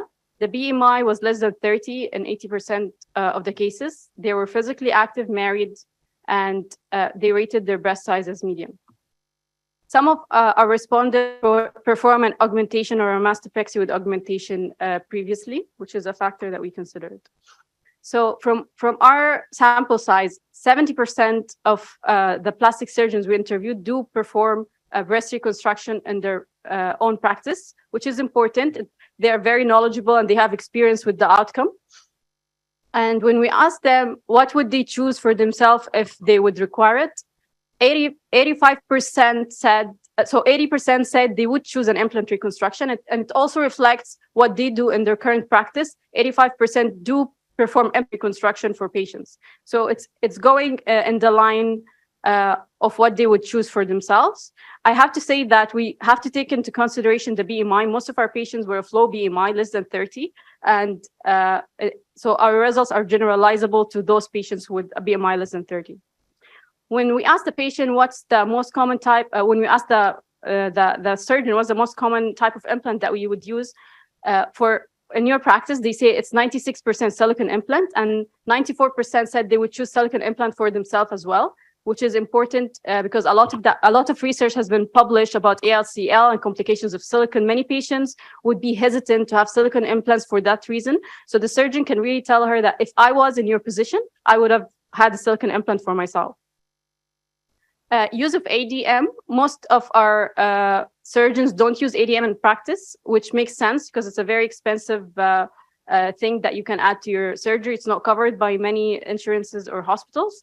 However, 50% almost indicated they would have preferred to have ADM if they would have done it to themselves. 53% of our surgeons stated that they do procedures as a one stage, which is an immediate reconstruction. And 50% almost said they would rather stage it. When they asked for their preference, however, 72% stated they would prefer an immediate reconstruction, which makes sense because it's just a one surgery and many patients as well can consider this preference if asked. 80% of our respondents said they would prefer to have their nipple reconstructed. And when asked about the most commonly performed procedure in their practice, most commonly surgeons were performing tissue expander followed by silicone implant reconstruction. But the most desirable option was a single stage silicone implant reconstruction.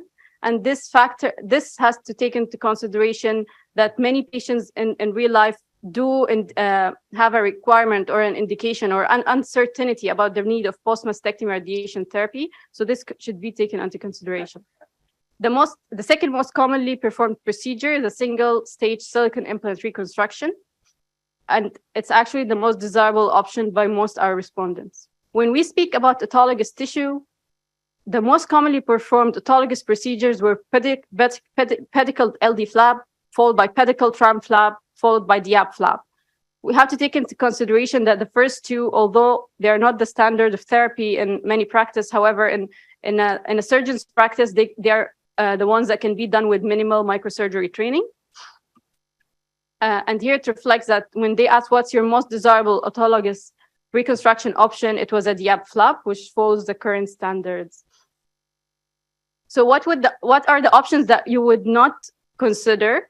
So most of our respondents would never consider a pedicle tram flap, and even more so than no reconstruction at all, which just highlights the complications associated with the surgery, and it's not a favorable option even for a female plastic surgeons. The interesting part, which is even different than the findings that was found 10 years ago, is that the factor that's most influential in making a female plastic surgeon choose her reconstructive modality nowadays is cosmetic outcome. This was different 10 years ago. 10 years ago, ease of operation and less invasiveness was ranked the first. And this could just highlight how much the effect of social media or pictures, post and pre-op has nowadays. So in summary, the female plastic surgeons highly favored implant breast reconstruction, 80% as compared to 66% 10 years ago. Most prefer immediate and one-stage procedures. Most prefer silicone implant and the use of acyl dermal matrix. The factor ranked the most important is cosmetic outcome, which is different than what was ranked 10 years ago. And nipple reconstruction is also something that they would love to consider. Thank you.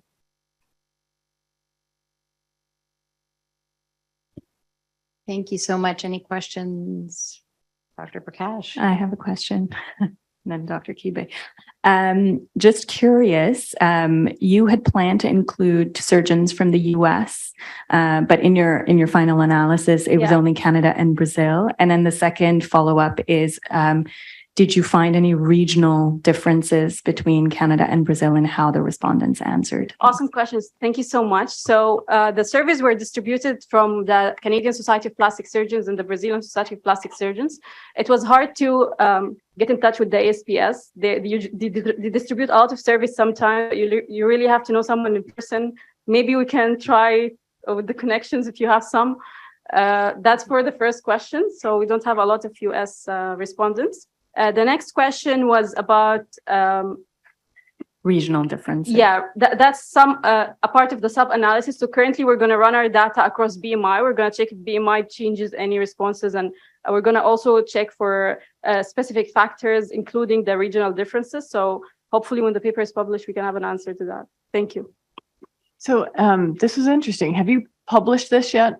It's in the process. Oh, because I was going to say, I really would, along the same lines, encourage you to get a much larger sample size, get the American plastic surgeons in there, and then publish it. Okay. Because right now with just Canada and Brazil, I agree with you. I think there are some potential confounders. And this is actually a very interesting thing, because you had mentioned in why is there such a big difference between 10 years ago now, and you alluded to the BMI. I have to assume the surgeons' BMI 10 years ago were similar to the surgeons' BMIs now. No, I said the cosmetic being marked the first choice they consider when choosing a reconstructive procedure is different than what they chose 10 years ago, which was ease of operation and less invasive. For other patients. But when it comes to themselves then, and what they would prefer to choose for themselves, it's the cosmetic preference. Okay. So what gives the best outcome? And Okay. it's different than 10 years ago, but the BMI was not different. Okay.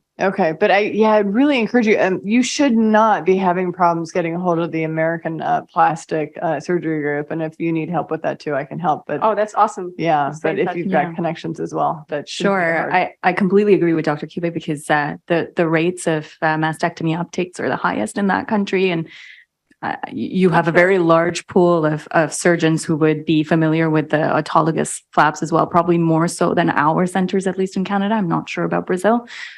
So yeah, we can definitely discuss offline. I think you have several coffee break. opportunities, coffee Awesome. break discussions. Thank you very much. Thank you. It is now, yes, that's all. My very distinct pleasure to welcome Dr. Elise Delena from my own lab, who will discuss her study on the impact of margin status on local recurrence in patients with breast cancer undergoing breast-conserving surgery after neoadjuvant chemotherapy. Thank you for the introduction. My name is Elise. I'm a general surgery resident and a PhD candidate here at McGill. Thank you for the opportunity to present our work. So neoadjuvant chemotherapy, or NAC, the use in breast cancer has been widely validated thanks to large prospective studies such as the NSCVP, B17, and B18 and B27 trials. It can be used to downsize large tumors to allow for breast-conserving surgery to be performed, as well as for the in vivo evaluation of the biologic tumor response to chemotherapy. Furthermore, it has been found that patients who achieve PCR, pathological complete response with neoadjuvant chemotherapy, will have the best disease-free survival. However, there remains some debate about what the optimal margin width is for these patients undergoing breast-conserving surgery following NAC. Some studies use a 2mm margin, while others have extrapolated the 2014 SSO Astro guidelines to this patient population. using no ink on tumor for these patients. However, these patients were specifically excluded from these guidelines. Given this clinical equipoise, we aim to examine the association between margin width and local recurrence in breast cancer patients undergoing breast-conserving surgery following NAC. And furthermore, we also want to evaluate clinical and histopathologic features which were predictive of local recurrence, specifically looking at whether the number of close margins, so margins within 1 millimeter, had an impact on local recurrence-free survival.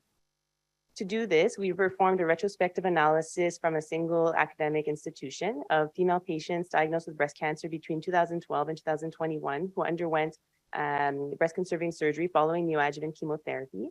To be included, patients had to have stage 1 to 3 disease at diagnosis, and we used the Kaplan-Meier method to evaluate survival. Our study included 248 patients, of which 9, or roughly 35%, achieved PCR. Of the 158 with residual disease, 43 had a close margin, so at least one margin within 1 millimeter. Of these, 30 had a single close margin and 13 had 2 or more close margins. The median age at diagnosis was 55 years old with an interquartile range of 44 to 65. Over 95% of patients had invasive ductal carcinoma, and roughly half had grade 3 disease at diagnosis. 2/3 of patients had clinical T2 disease, and the biologic subtype was hormone receptor positive, HER negative in roughly 1/3, and triple negative in another 1/3. Our re-excision rate was roughly 4.7%, and over 97% of patients received adjuvant radiation. Our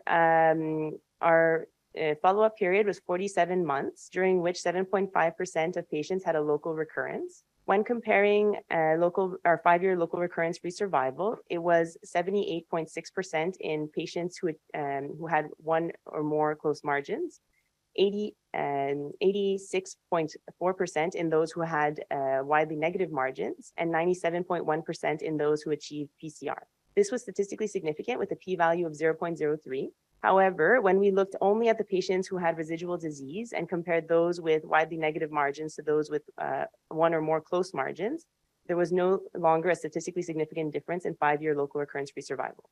Furthermore, when we compared those with a single close margin to those with 2 or more close margins, again, there was no statistically significant difference in 5-year local recurrence-free survival. Therefore, we conclude that there is no statistically significant difference in 5-year local recurrence-free survival depending on margin width, and that the major driver for an improved 5-year local recurrence-free survival was PCR. This allows us to conclude that the use of no ink on tumor is likely safe in this patient population. However, there was an absolute difference of roughly 9% between the patients who had residual disease that was widely negative with widely negative margins compared to those with 1 or more close margins. This may be due to our smaller sample size, and this could be reevaluated with a larger study or with a meta-analysis. Thank you, and I'm happy to take any questions.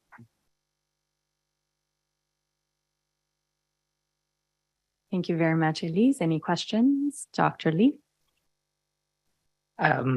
Nicely presented. Question, you might have said this, or this might be very obvious to people who do breast cancer surgery, but were there kind of like different indications for the inclusion of why certain patients would get neoadjuvant therapy for breast cancer? And then how did that affect later on your margin status, right? So like in theory, forgive me if this is like eminently obvious for breast cancer surgeons, but like if you have a very large tumor for someone who wants to have breast conserving surgery, and subsequently, if you still have a large residual mass, they don't want to have mastectomy going back to the previous thing. Like there's only so much you can take, right? So how much of this is kind of driven by your patient selection, and how much of this is driven by kind of at the end the patient being like, no way, leave my breast alone, like. Well, you mean take out my whole breast, not leave my breast alone. Vice versa, like.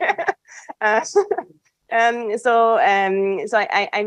didn't look at that specifically, but we do have the pathological T stage and the pathological size, and there was a wide range in this. So a third achieved PCR, and then there was a wide range in residual tumor size.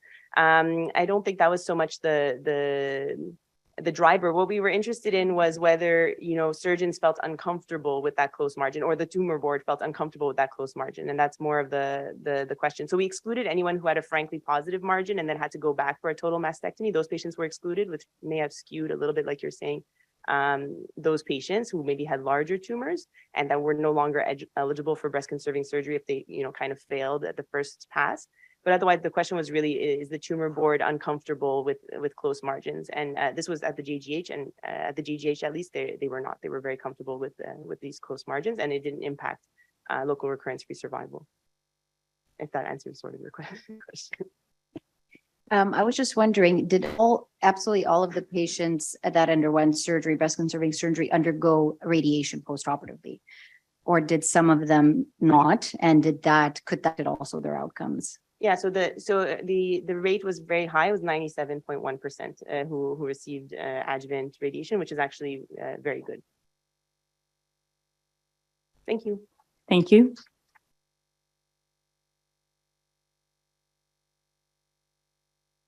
All right, so I will be introducing Dr. Tiffany Paradis, one of our R3s in general surgery. She'll be presenting predictive factors for successful same-day discharge following minimally invasive colectomy and stoma reversal.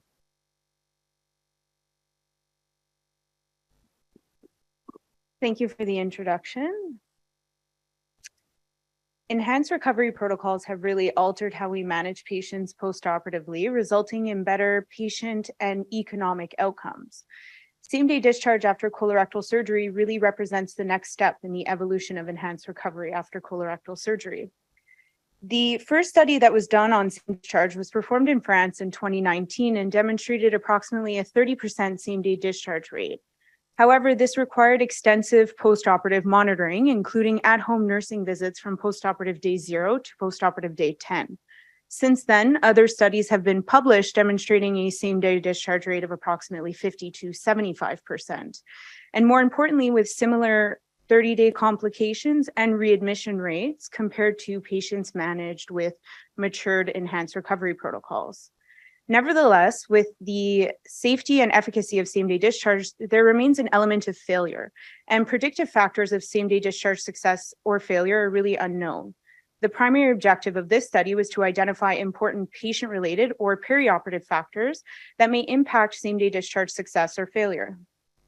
This was a prospective cohort study done at a single university-affiliated colorectal center between 2020 and 2023. Adults undergoing minimally invasive colectomy or stoma reversal were considered candidates if they met a pre-inclusion criteria.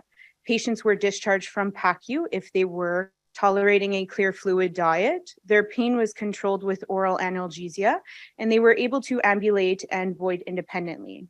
A successful same-day discharge was considered an individual who went home on the same calendar day as their surgical procedure and did not present to the emergency department within 72 hours. All patients were discharged home with a mobile health application as an adjunct to their follow-up, to which they could communicate with the healthcare team, the surgical team, with direct messaging until the time of their clinic visit.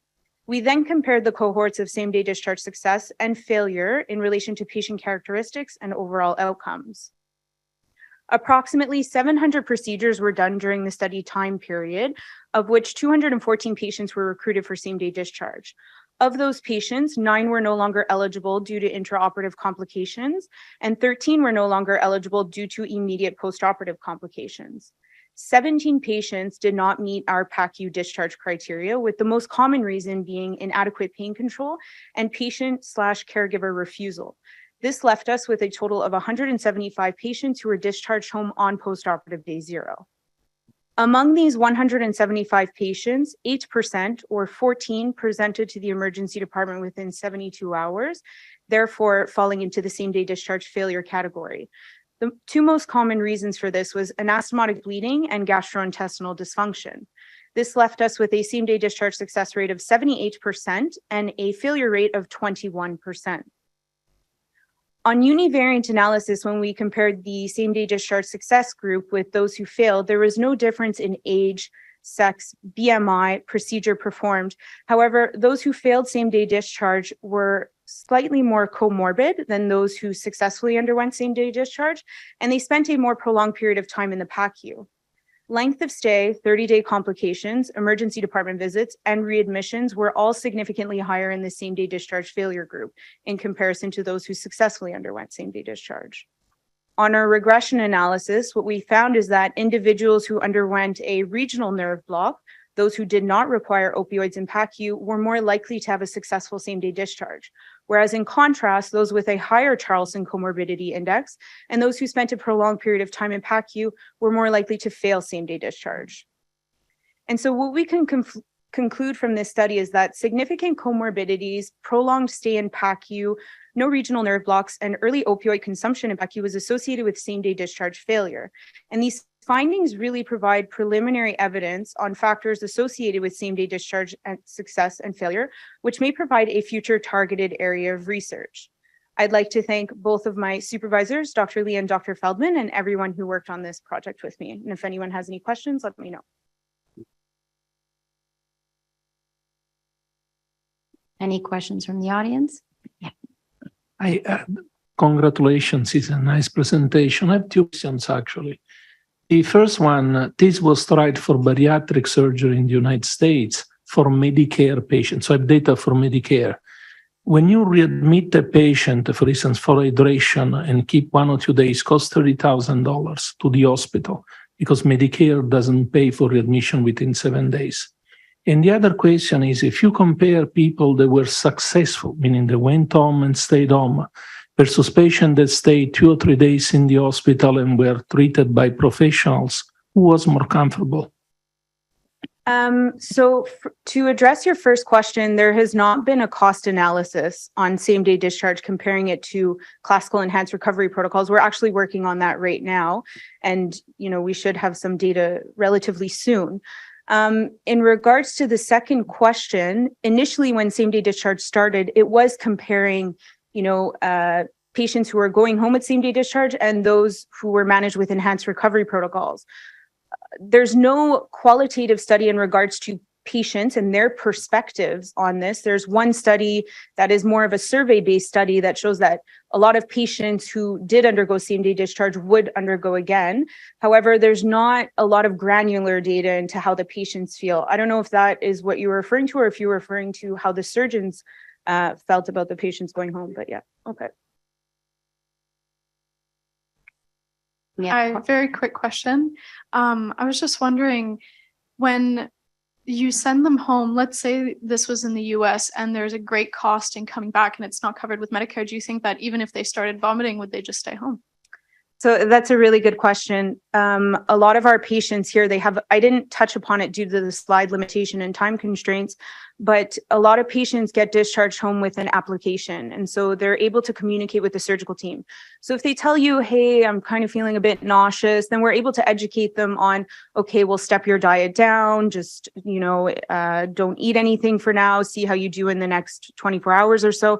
And you're able to really follow up on that because a lot of the times, for example, 4 patients had gastrointestinal dysfunction. Of those patients, 3 were admitted and 2 were stoma reversals. That's not that many in comparison to our entire cohort, right? So a lot of the times you can really educate these patients to manage their symptoms at home and they tend to recover quickly. And the time they would spend in the emergency department as well, sometimes they recover that way. Thank you, Dr. Paradis.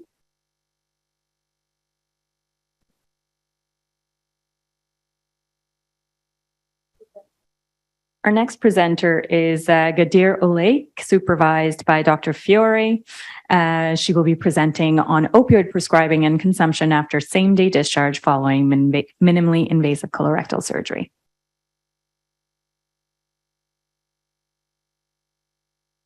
Hello, everyone. Thank you for the opportunity to present today. So as enhanced recovery programs continue to evolve, there has been an increased interest in same-day discharge after minimally invasive colorectal surgery. Same-day discharge aims to optimize patient outcomes and improve the efficiency of usage of healthcare resources. And with this approach, patients are discharged home and a lot of care, including the multimodal analgesia management, is transferred to the home setting. However, concerns about same-day discharge failure due to inadequate pain control might occur, and that might lead to excessive post-operative opioid prescription and usage. Opioid overprescription to surgical patients is recognized as an important driving force behind the opioid crisis, which is particularly relevant to colorectal patients. According to literature, colorectal patients are at increased risk of persistent postoperative opioid use when compared to other general surgical procedures. Given the increased interest in same-day discharge and the importance of minimizing postoperative opioid overprescription, we conducted the study to assess the extent to which opioids are prescribed and consumed by patients following same-day discharge after minimally invasive colorectal surgery. So our study is a prospective cohort study, a subgroup analysis of a larger cohort study. In the larger cohort study, we recruited actually 347 patients from 2 hospital centers in Montreal. And for the purpose of this study, we selected the patients who had same-day discharge, and they comprised 61 patients. So we included adults at performing minimally invasive colectomy or stoma reversal with same-day discharge at MGH, and these are our exclusion criteria listed here. So a patient is eligible for same-day discharge if he had few comorbidities, lived near the hospital, had adequate home support, owned a mobile device for remote follow-up. And the discharge criteria included adequate analgesia with oral medication, tolerance of liquid without nausea, independent ambulation, urination, absence of complications. So after recruitment, the surgical and perioperative care information, including discharge prescription, was collected from medical records, and whoever the opioid consumption was assessed 1 week after discharge, and it was self-reported and it was assessed via an electronic questionnaire. Our outcomes of interest are the amount of opioids prescribed at discharge and the amount of opioids consumed 1 week after discharge, described in the number of pills and the morphine milligram equivalents. And then we compared the total amount of opioids prescribed and that consumed using Wilcoxon rank test. So our study included 61 patients. 23% had stoma reversal, 77 had colectomies, and most of our patients received tab block. Concerning the analgesia prescribed at discharge, 90% of the patients received a multimodal analgesia regimen. The analgesia regimen had opioids and non-opioids. So 98% of our patients received acetaminophen and 77% received NSAIDs, and mainly the most commonly prescribed NSAID is celecoxib, 66%. And 98% of our patients received opioids. Oxycodone was most commonly prescribed, 95%, and the mainly oxycodone 5 milligram was the main dosage that it was used. In terms of opioid prescription and consumption, our results showed that there's a significant difference between the amount of opioids prescribed at discharge and the amount of opioids consumed 1 week after discharge. And as you see in the table displayed here, the median number of pills prescribed is 10 pills as compared to 4 pills. Overall, 31% of the patients did not consume any opioids post-discharge, and 68% of the opioid pills prescribed were not used. So this study had some limitations. First, our study had a small sample size. Regardless of this, we were able to compare and find the discrepancies between the amount of opioid prescribed and the amount of opioids consumed. The information regarding opioid consumption was patient-reported, which has a risk of recall bias. The data was from a single center in Canada, which also limits generalizability to other centers. We were unable to obtain data from patients who declined participation, who might have different patterns of opioid consumption as compared to our study population.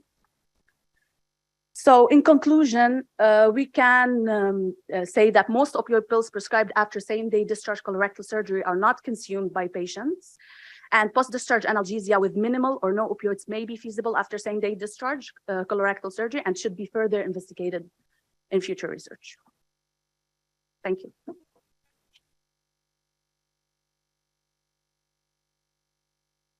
Thank you very much. I think there's a question. Yeah, I was wondering if when these pills are prescribed, is there some sort of toolkit or handbook that's given to explain why they might be used, why they may not be used, and what, because I know a lot of people might keep them thinking they'll be in pain later. Because I think you said it was only 10 days after. And I was also wondering if there's instructions for if you never use them, where to bring them back, how to get rid of them properly, things like that. Like actually, I'm more involved in I'm a PhD student, more involved in the research part. I didn't get involved in the clinical part. However, the patient usually have education about the medications that he's taking. And if someone is interested to answer this question regarding the clinical part, I'm happy to listen.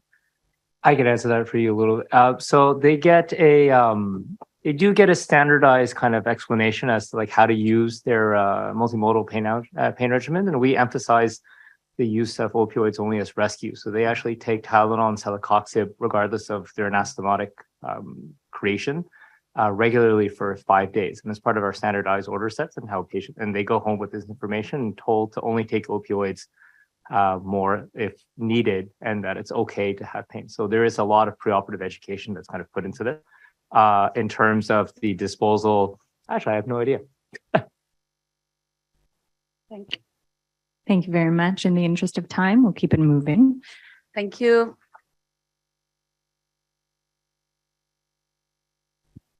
So our next presenter is Dr. Natasha Kaminsky, also an R3 in general surgery. She'll be presenting the burden of unmet needs in rectal cancer survivors, a single center cross-sectional study. Good afternoon, and thank you for this opportunity to present.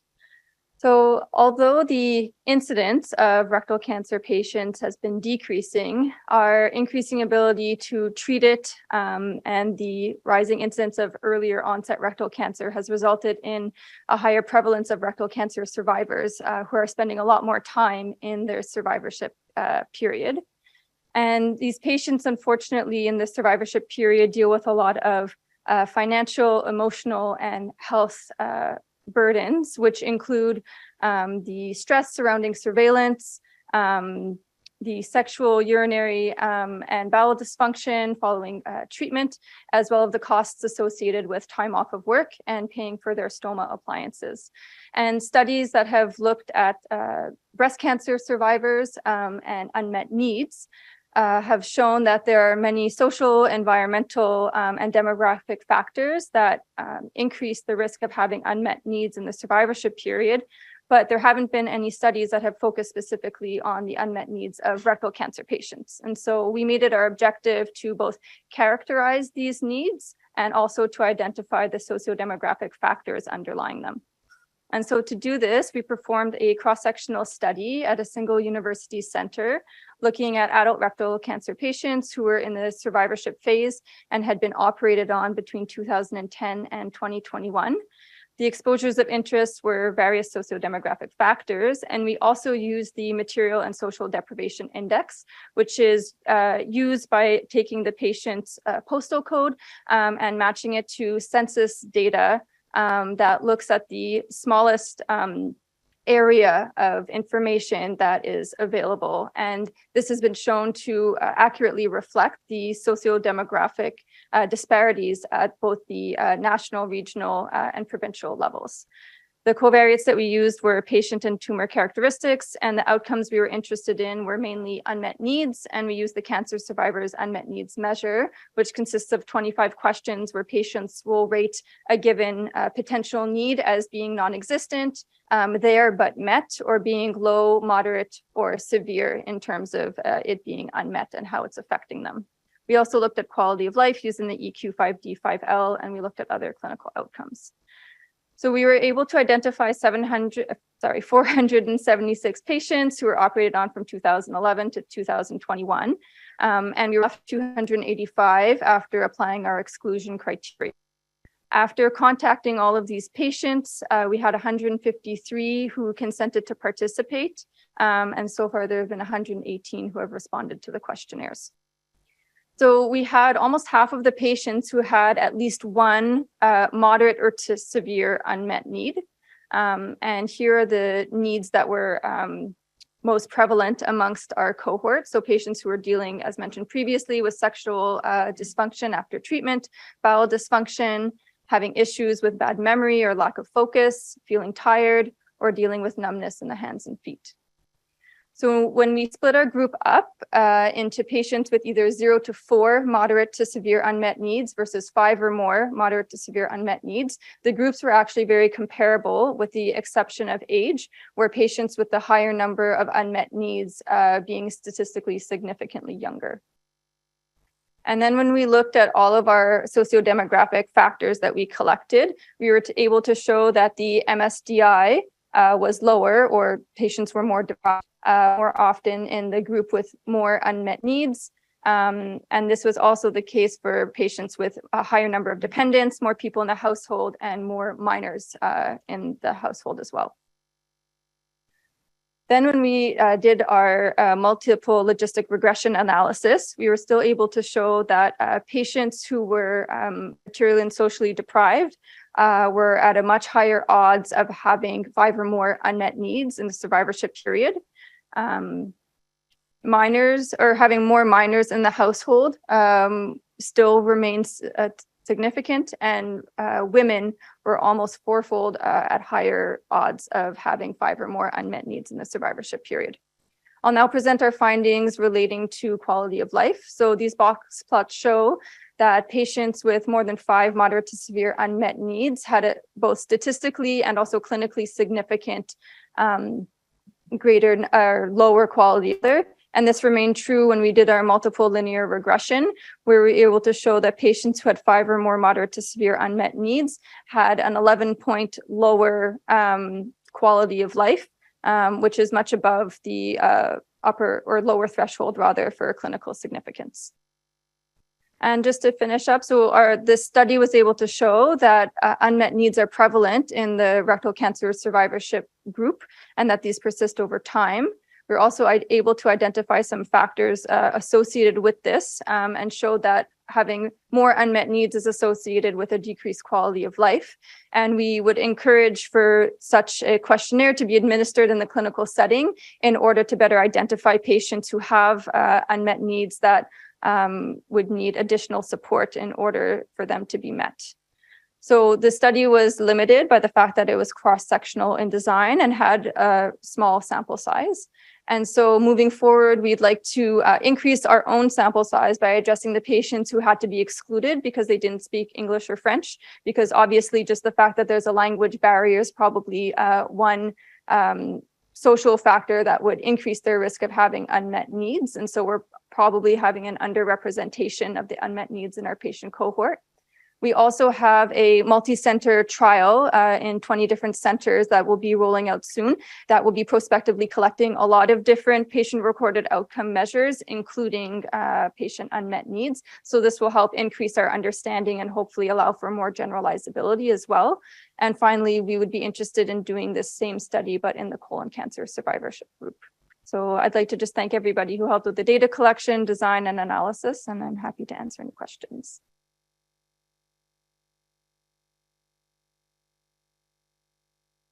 Yes, at the back. Yeah.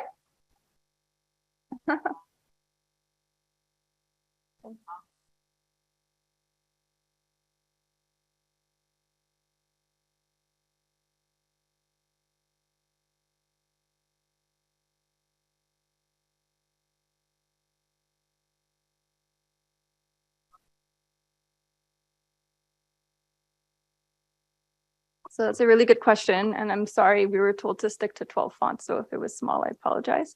So yes, we did collect information on sexual orientation, but unfortunately, because of the way that things were divided up in our questionnaire and with the low size would have made it very difficult to be able to add that into our model. But hopefully in the future, if we were to have a larger cohort, or maybe with a little bit of additional work to be able to properly maybe group some of our kind of subdivisions of like the different answers people could give for sexual orientation, maybe then we'd be able to better apply it to our model.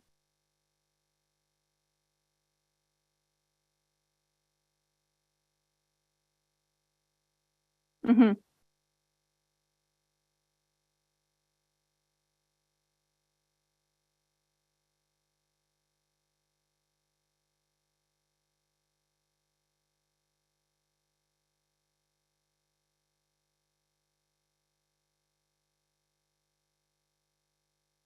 Yeah, thank you for that. We'll be happy to have space to do that in the paper, hopefully.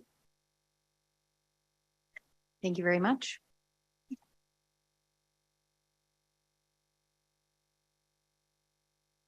Our next presenter is Ikra Dhopari Duma from Dr. Kool's Lartig's lab. She will be presenting a novel therapeutic target in gastroesophageal adenocarcinomas. So good afternoon, everyone. I'm Ikra. So I'm going to throw it back a bit to the morning session where we talk a lot about neutrophils. More specifically, I will be talking about how ROGAM expressing neutrophil can be a novel therapeutic target in gastroesophageal adenocarcinoma or GEA. So GEA is one of the fastest rising cancer in Western countries. However, despite recent oncological advances, its survival rate remains relatively poor, highlighting the need for more efficient therapeutic modalities. One major branch of cancer research has been looking at the involvement of neutrophil in cancer research, as we have heard a lot about it during the morning session. It has been repeatedly shown that cancer progression is often accompanied by the expansion of the neutrophil population, as seen clinically by a high neutrophil to lymphocyte ratio. Now, this ratio has subsequently been associated with worse outcome in various cancers, including gastric esophageal cancer. However, we want to be able to treat this, but as of right now, NLR has only been used as a prognostic marker. So to be able to target and treat this subgroup of patients, we need to have a better understanding of the mechanism driving the phenotype itself. Now, one such process that can explain this high NLR is the induction of emergency myelopoiesis.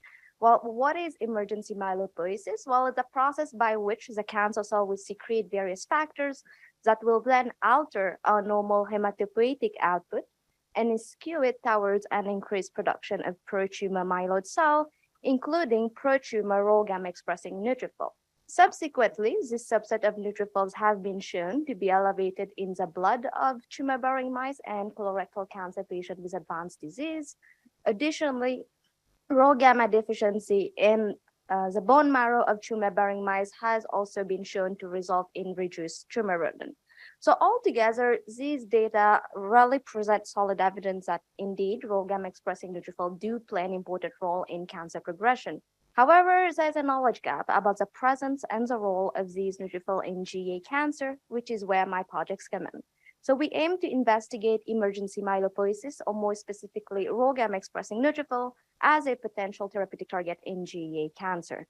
So to do so, the first thing we aim to assess was to determine whether these neutrophils are indeed present in the blood of these patients. To do so, we collected blood from treatment-naive GEA patients and processed them for flow cytometry.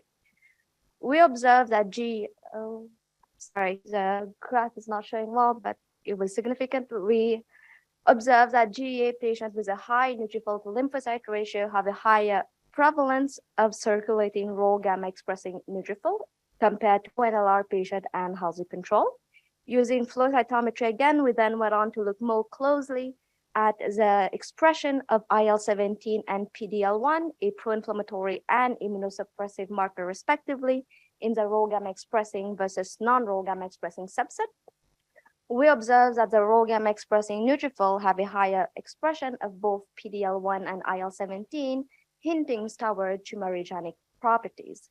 So now that we have indeed verified and confirmed that GEA patients with a high NLR have a higher prevalence of these neutrophils, and that these neutrophils do possess tumorigenic or cancer-promoting characteristic, we then aim to assess whether there is any therapeutic benefits in inhibiting this population of neutrophils. So to do so, we utilize an in vivo murine gastric cancer model, which we treat with a novel raw gamma inhibitor once the tumor became palpable. This treatment was done on a daily basis for about a month, at the end of which we collected various organs and blood that was then processed and analyzed using flow cytometry mainly. Throughout the experiment, we observed that raw gamma inhibition really is effective in slowing down cancer progression when we compare our treated group to the vehicle control. More interesting, however, is how the raw gamma inhibition actually alters the immune microenvironment. So when we look at within the tumor tissue itself, we see a significant reduction in the infiltration of intratumoral Rho gamma expressing neutrophil, a subgroup known to have pro-tumor properties. And we also see the establishment of a less immunosuppressive intratumoral microenvironment in our treated group, as we can see here by the increased ratio of cytotoxic T cell over regulatory T cell, as well as a significant decrease of Rho gamma expressing cytotoxic CD8 T cell. The same conclusion also holds when we look at the immune microenvironment in the bone marrow, where we see the establishment of, once again, a less cancer permissive microenvironment in our treated group. So just to conclude, we demonstrated that GEA patients with a high NLR have a higher prevalence of these neutrophil, a Rho gamma expressing neutrophil demonstrating evidence of emergency myelopoiesis. These neutrophils have tumor promoting properties, and inhibiting them or targeting them has been shown to have therapeutic benefits. Now, this is preliminary data, but it definitely helps to set up a framework wherein we can establish a new standard of care that will include a Rho gamma inhibitor in order to improve the outcome of high NLR GA patient, a subgroup of patient that is known to have worse oncological outcome. Thank you.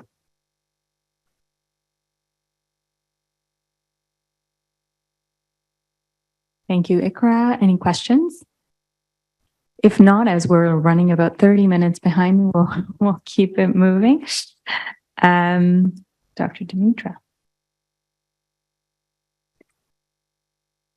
All right. Our next presenter is Anas Nu from orthopedic surgery. He'll be presenting to us his abstract, Traffic Cameras, an effective and sustainable method of reducing traffic and airborne particles during arthroplasty surgery.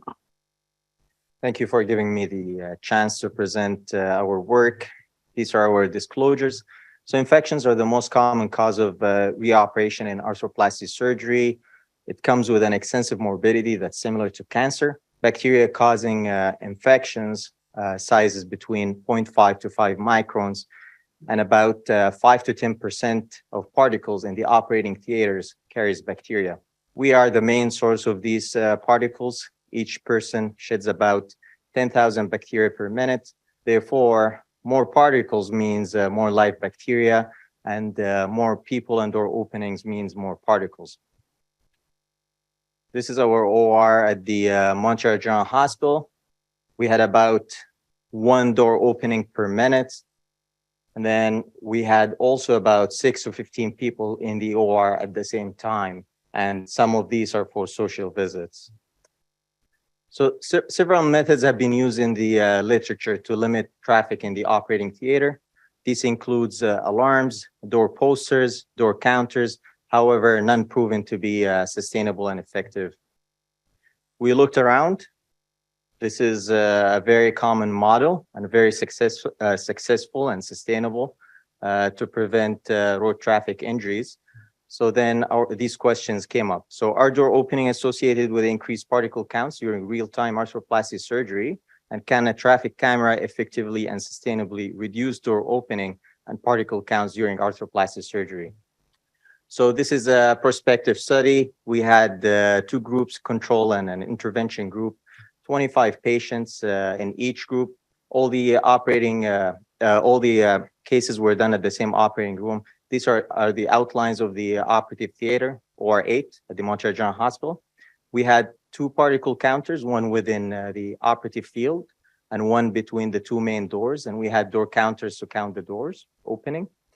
And then in the intervention group, we had the same, but then we added 2 cameras facing each door, and it takes a snapshot and a flash with every door opening. We added also door posters to warn about the presence of these cameras.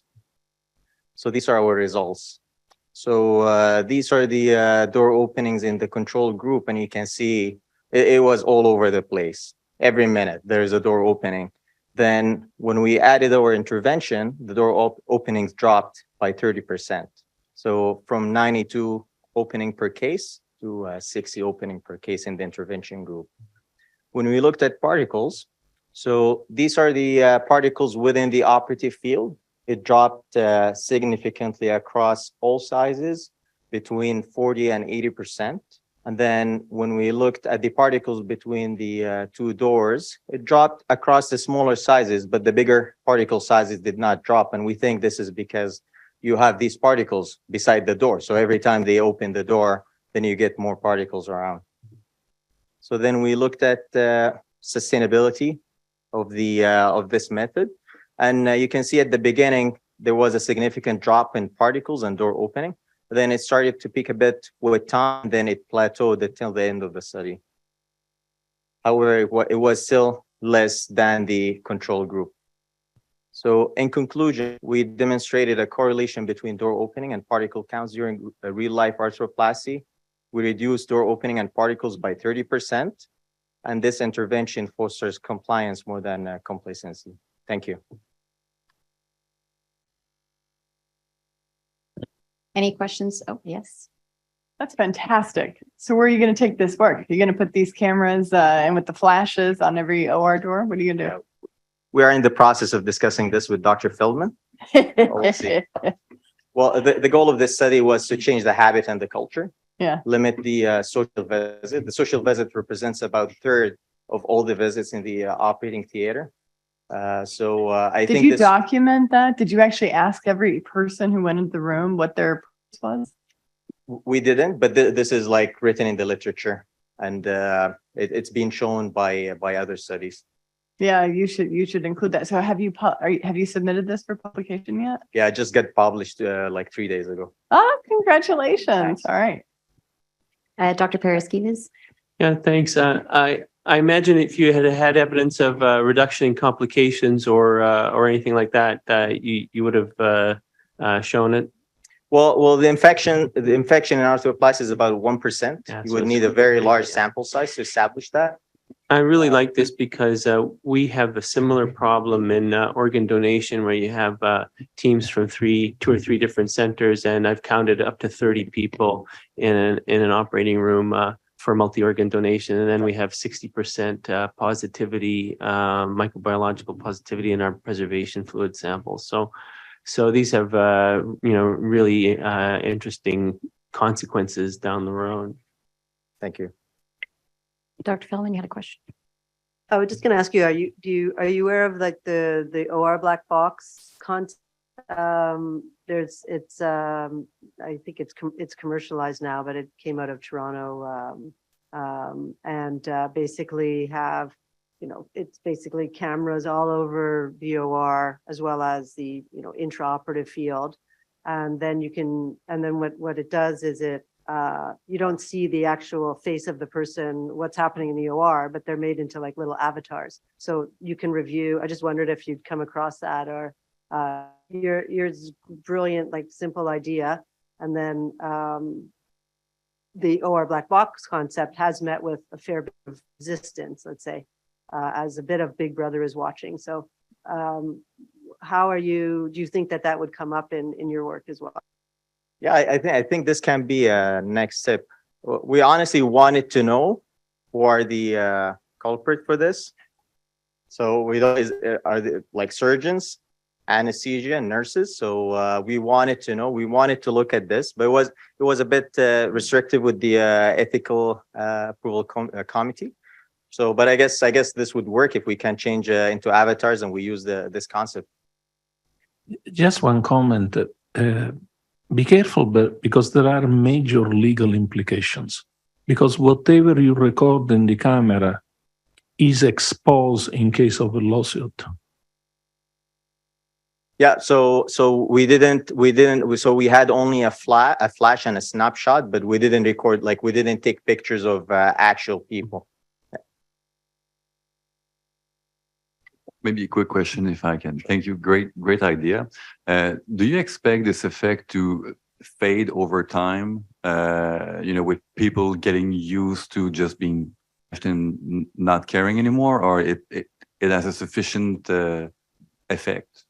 Yeah. So far across the study period, it was sustainable, but time will tell. I think this will fade over time. Like many other methods, but the goal is to keep this up and going. Probably as reminding also other people, making sure that they're closed all the time, keeping the posters, but we'll see. I like the concept of the black box. Maybe this will come and will be used in the future, but yeah. Thank you very Thank you. much. Okay.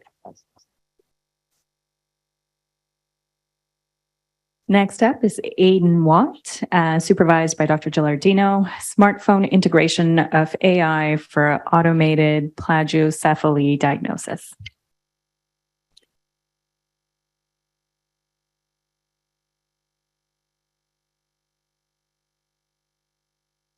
All right, thank you, everybody. We're almost at the end. My name is Aiden. I'm an MD PhD student here at McGill, and this work is going to be presenting the culmination of my master's degree, which I finished in the fall. So, like we mentioned, smartphone integration of artificial intelligence for plagiocephaly diagnosis. It begs the question, what are my disclosures? First, I had funding from my tax and Little Angel, and obviously we had IRB approval. So, what is positional plagiocephaly? It's a good first question. Those of you with kids might know it as flat head syndrome. Clinically, it's a posterior flattening of the skull, can be seen with an ipsilateral ear shift and forehead bossing. But more importantly, it's the leading cause of head shape abnormalities in children, and it's caused by something as simple as sustained pressure to the external side of the skull. So just lying in bed too long, always on the same side, can start to begin this flattening process. It affects almost 40% of all infants and can lead to significant cranial deformities. As the flattening progresses, you can start to see facial asymmetry and malocclusion, and these deformities can become permanent if they're not addressed early on. The deformity and asymmetry that develops can be emotionally taxing for families, as you can imagine, and it's also emotionally taxing for the children as they grow up. If these deformities aren't addressed, the literature has shown that can be cause of bullying as they move through primary school. The estimated costs of positional plagiocephaly is over $1 billion annually in the US. So we got to look at how we can fix this. Given that bleak picture, the good news is that if you catch it early within the first 6 months of age, positional plagiocephaly is actually incredibly easy to fix. Some physiotherapy, more tummy time, and repositioning the child as they sleep from one side to the other can correct the deformity by itself as the child grows. The problem is that late diagnosis can require helmet therapy, leads to worse treatment outcomes, and increases both the cost and burden for families as parents need to travel and need revisions for the helmet. So what do we do, and what's the problem? The problem is that mild deformities can be very difficult for clinicians, especially pediatricians and parents, to appreciate as the child grows. Now, if you only catch a deformity, even a mild one, by the time they're 7 months old, as it starts to progress, you've already missed the critical treatment window and you start to get into worse prognoses. Our goal is to develop and evaluate an accessible, automated, digital tool for a smartphone that can facilitate early diagnosis of positional plagiocephaly. We conducted a clinical validation study, which was prospective. It was a multi-site validation study where we used an AI algorithm provided by a partner company that leveraged a pre-trained convolutional neural network and automatic edge detection to outline and produce cephalometric analyses of the outline of the head, which could be used with diagnostic indices to infer the degree of deformity. Our inclusion criteria was essentially any kid under the age of 12 months, and our exclusion was anything that could affect the shape of the skull, like hydrocephalus, intracranial tumors, or prior craniofacial surgery. We recruited at 2 sites, which was the craniofacial children at the craniofacial clinic at the Montreal Children's Hospital, as well as the newborn nursery at the Royal Victoria. And then we asked, can it work to identify clinically significant plagiocephaly? Our prospective cohort had 89 patients, 25 from the craniofacial clinic and 64 from the nursery, and we received AI performance in the mid to high 80%. Importantly, our sensitivity was almost at 90%, which is crucial as a tool that helps you rule in any potential deformity. Now, what does this mean to parents and physicians and surgeons? The tool was easy to use, took less than 2 minutes a patient. All you needed was a smartphone, and it not only identified the presence of plagiocephaly, but also the degree of severity, which is crucial for implementing appropriate treatments. The AI performance was comparable to the clinical judgment of an experienced pediatric craniofacial surgeon, and it demonstrated this performance across a variety of environments at both the craniofacial clinic and the nursery. Like any study, we had our limitations. Most notably, we had a single user. Our sample size, although it was very big for the literature, was still not huge for an AI study. Hair and head angle was a big problem, especially in the newborn nursery, where you tend to be exposed to a lot of shadows due to poor lighting, and kids that still had vernix caseosa in their hair. All of these children were under 24 hours old when we recruited them, as well as lighting and environment. And we didn't control for method of birth, whether cesarean section or natural delivery, when we were doing our statistical analysis. To conclude, we showed that smartphone-based AI can identify a clinically significant plagiocephaly. The diagnostic performance was above 80% when compared to the gold standard, and the solution was cheaper, faster, and more accessible than any other commercially available clinical tool. Now, given the bleak picture I painted at the beginning, what do we do with this information? Our next steps are to give this tool to pediatricians, see what happens when we do a widespread implementation and start getting large amounts of patients recruited. Can we actually identify these babies earlier, and does that result in better outcomes in the long run? And that's it.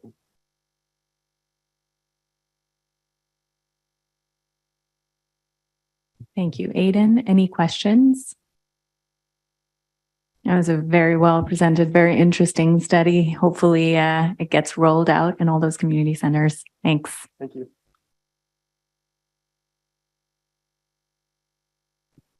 So it's my pleasure to introduce the winner of the best quick shot presentation for the outcomes in education session. I'd like to introduce Prachi Patel from Dr. Evan Wong's lab, who will be presenting disparities in access to trauma care in Canada, a geospatial analysis of census data.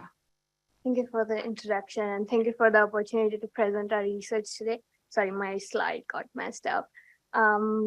So just to give you a little bit of context, there's a study published in 2010 by Trauma Association of Canada, which looked at the access to trauma system in Canada for the population data from the census 2006. And according to their calculation, most of the Canadians had access to 1 hour travel distance to level 1 and level 2 trauma center, which we call golden hour. But there were still more than 20% of the Canadian population at the time were living more than an hour away from these trauma centers, mainly in the rural and remote regions. Since it's been more than a decade that this study happened, for our study, we wanted to look at the current scenario in Canada and how many population is still lives away from this 1 hour access. But we also wanted to look at the socio-demographic characteristic of the population, and truly understand the population who doesn't have this access to definitive trauma care. So for our methods, we use Geographic Information System, which we call GIS. For those of you who's new to GIS, it's a computer system that analyzes and displays geographically referenced information. But it means that it locates data on the map where it's located on the Earth, and it also has the descriptive information attached to it. So it's really useful in understanding location with the patterns in terms of the geographic context, which is really useful in trauma access and pre-hospital care. The application we used was ArcGIS Pro. So the first thing in our analysis was to create a 1 hour catchment area surrounding trauma center with the use of network analysis tool. So we located 32 level 1 and level 2 trauma centers, which is designated by Trauma Association of Canada. And the second data set was the road network data set. It is hard to visualize on the image, but the gray lines that you can see, it's essentially the road and the streets of the city of the Montreal, and it has a unique value attached to it, which means that if it's the one-way street, two-way street, if the U-turn is prohibited or not, and it really calculates the relatively accurate travel time. And with the network analysis tool, it creates the 60-minute polygon surrounding each trauma center, which is the 60-minute travel time from each trauma centers. The second thing we did was the population calculation. I extracted population indicators data from Census 2021 from the Stats Canada website. And with the help of the Summarize Within tool, the ArcGIS calculates the population data that is only covered by the 60-minute service area surrounding each trauma centers, which is the travel time from each trauma centers. And according to our calculation for the population of the Canada for the census 2021, more than 24% of the population is still living outside this 1 hour access to level 1 and level 2 trauma centers, which is actually higher than the study that was done in 2010, which was 22%. And as you can see in some of the provinces, this percentage is more than 50%, mainly Nova Scotia, Newfoundland. When we looked at the population characteristic, as you can see that in the population who's living more than an hour away from the trauma center, more population identifies as an indigenous than the population within 1 hour access. For the income data, 10 times more population has had household income less than 60,000, and the more population in the 1 hour outside 1 hour access had higher unemployment rate than the population within 1 hour access. So in the current scenario in Canada, the more approximately quarter of the Canadian population is still outside this 1 hour access of definitive trauma care, and notably population with the low socioeconomic status and indigenous affects more. We do have some limitations in our study, one being the limited granularity of the census data, and there were many missing data across the provinces. And the second limitation was the 1 hour catchment that we calculated surrounding each trauma center doesn't represent actual trauma time because it doesn't calculate the EMS response time or the transport time. And we also didn't include the helicopter transportation in our study because not all provinces has that services. If we had included helicopter transportation, it might have increased the access, but we only wanted to include the road travel time in our study. So even though we only included road travel access, there is still disparity in access to trauma care processed across the Canada, and our future efforts should focus on this neglected population, working with the local stakeholders and creating policies that that can help those population who lives in that region, and also create injury preventions or the education materials that's culturally sensitive for them, so we can hopefully decrease this trauma gap in the future. Thank you for listening. Any questions from the audience? All right. Oh, yeah, Dr. Chimenko. Did you take into account a helicopter or such travel into the game? Because that could increase your 1 hour. Yeah, so access time. thank you for that question. That was one of the limitations for our study because we wanted to replicate the study that was done in 2010, and not all provinces has the helicopter services at the time. So for this study, we only included the road travel time, and we do recognize that if we had included the helicopter transport time in some provinces, it would have increased the access for the population. But we did not include in this particular study. Thank you. Thank you, Prachi. Wonderful presentation. And thank you to all the presenters for today's session. I'm going to cede the podium to Dr. Feldman for the closing remarks. Thank you to my co-chair, Dr. Dimitra. Thank you, everybody, for sticking to the end. I'm very impressed with your stamina, but it is a room of surgeons and scientists, so I'm not super surprised. I want to thank all the presenters, not just for the content of your work and for your hard work, but with the poise and confidence that you present your work. And I think that was something that was really impressive that I noticed today from all the presenters, and that's something to be really, really proud of. And I'd also like to, of course, thank our moderators and co-moderators. I think the keynote addresses also were great from many of our younger, earlier career investigators. So a lot to be proud of in the department.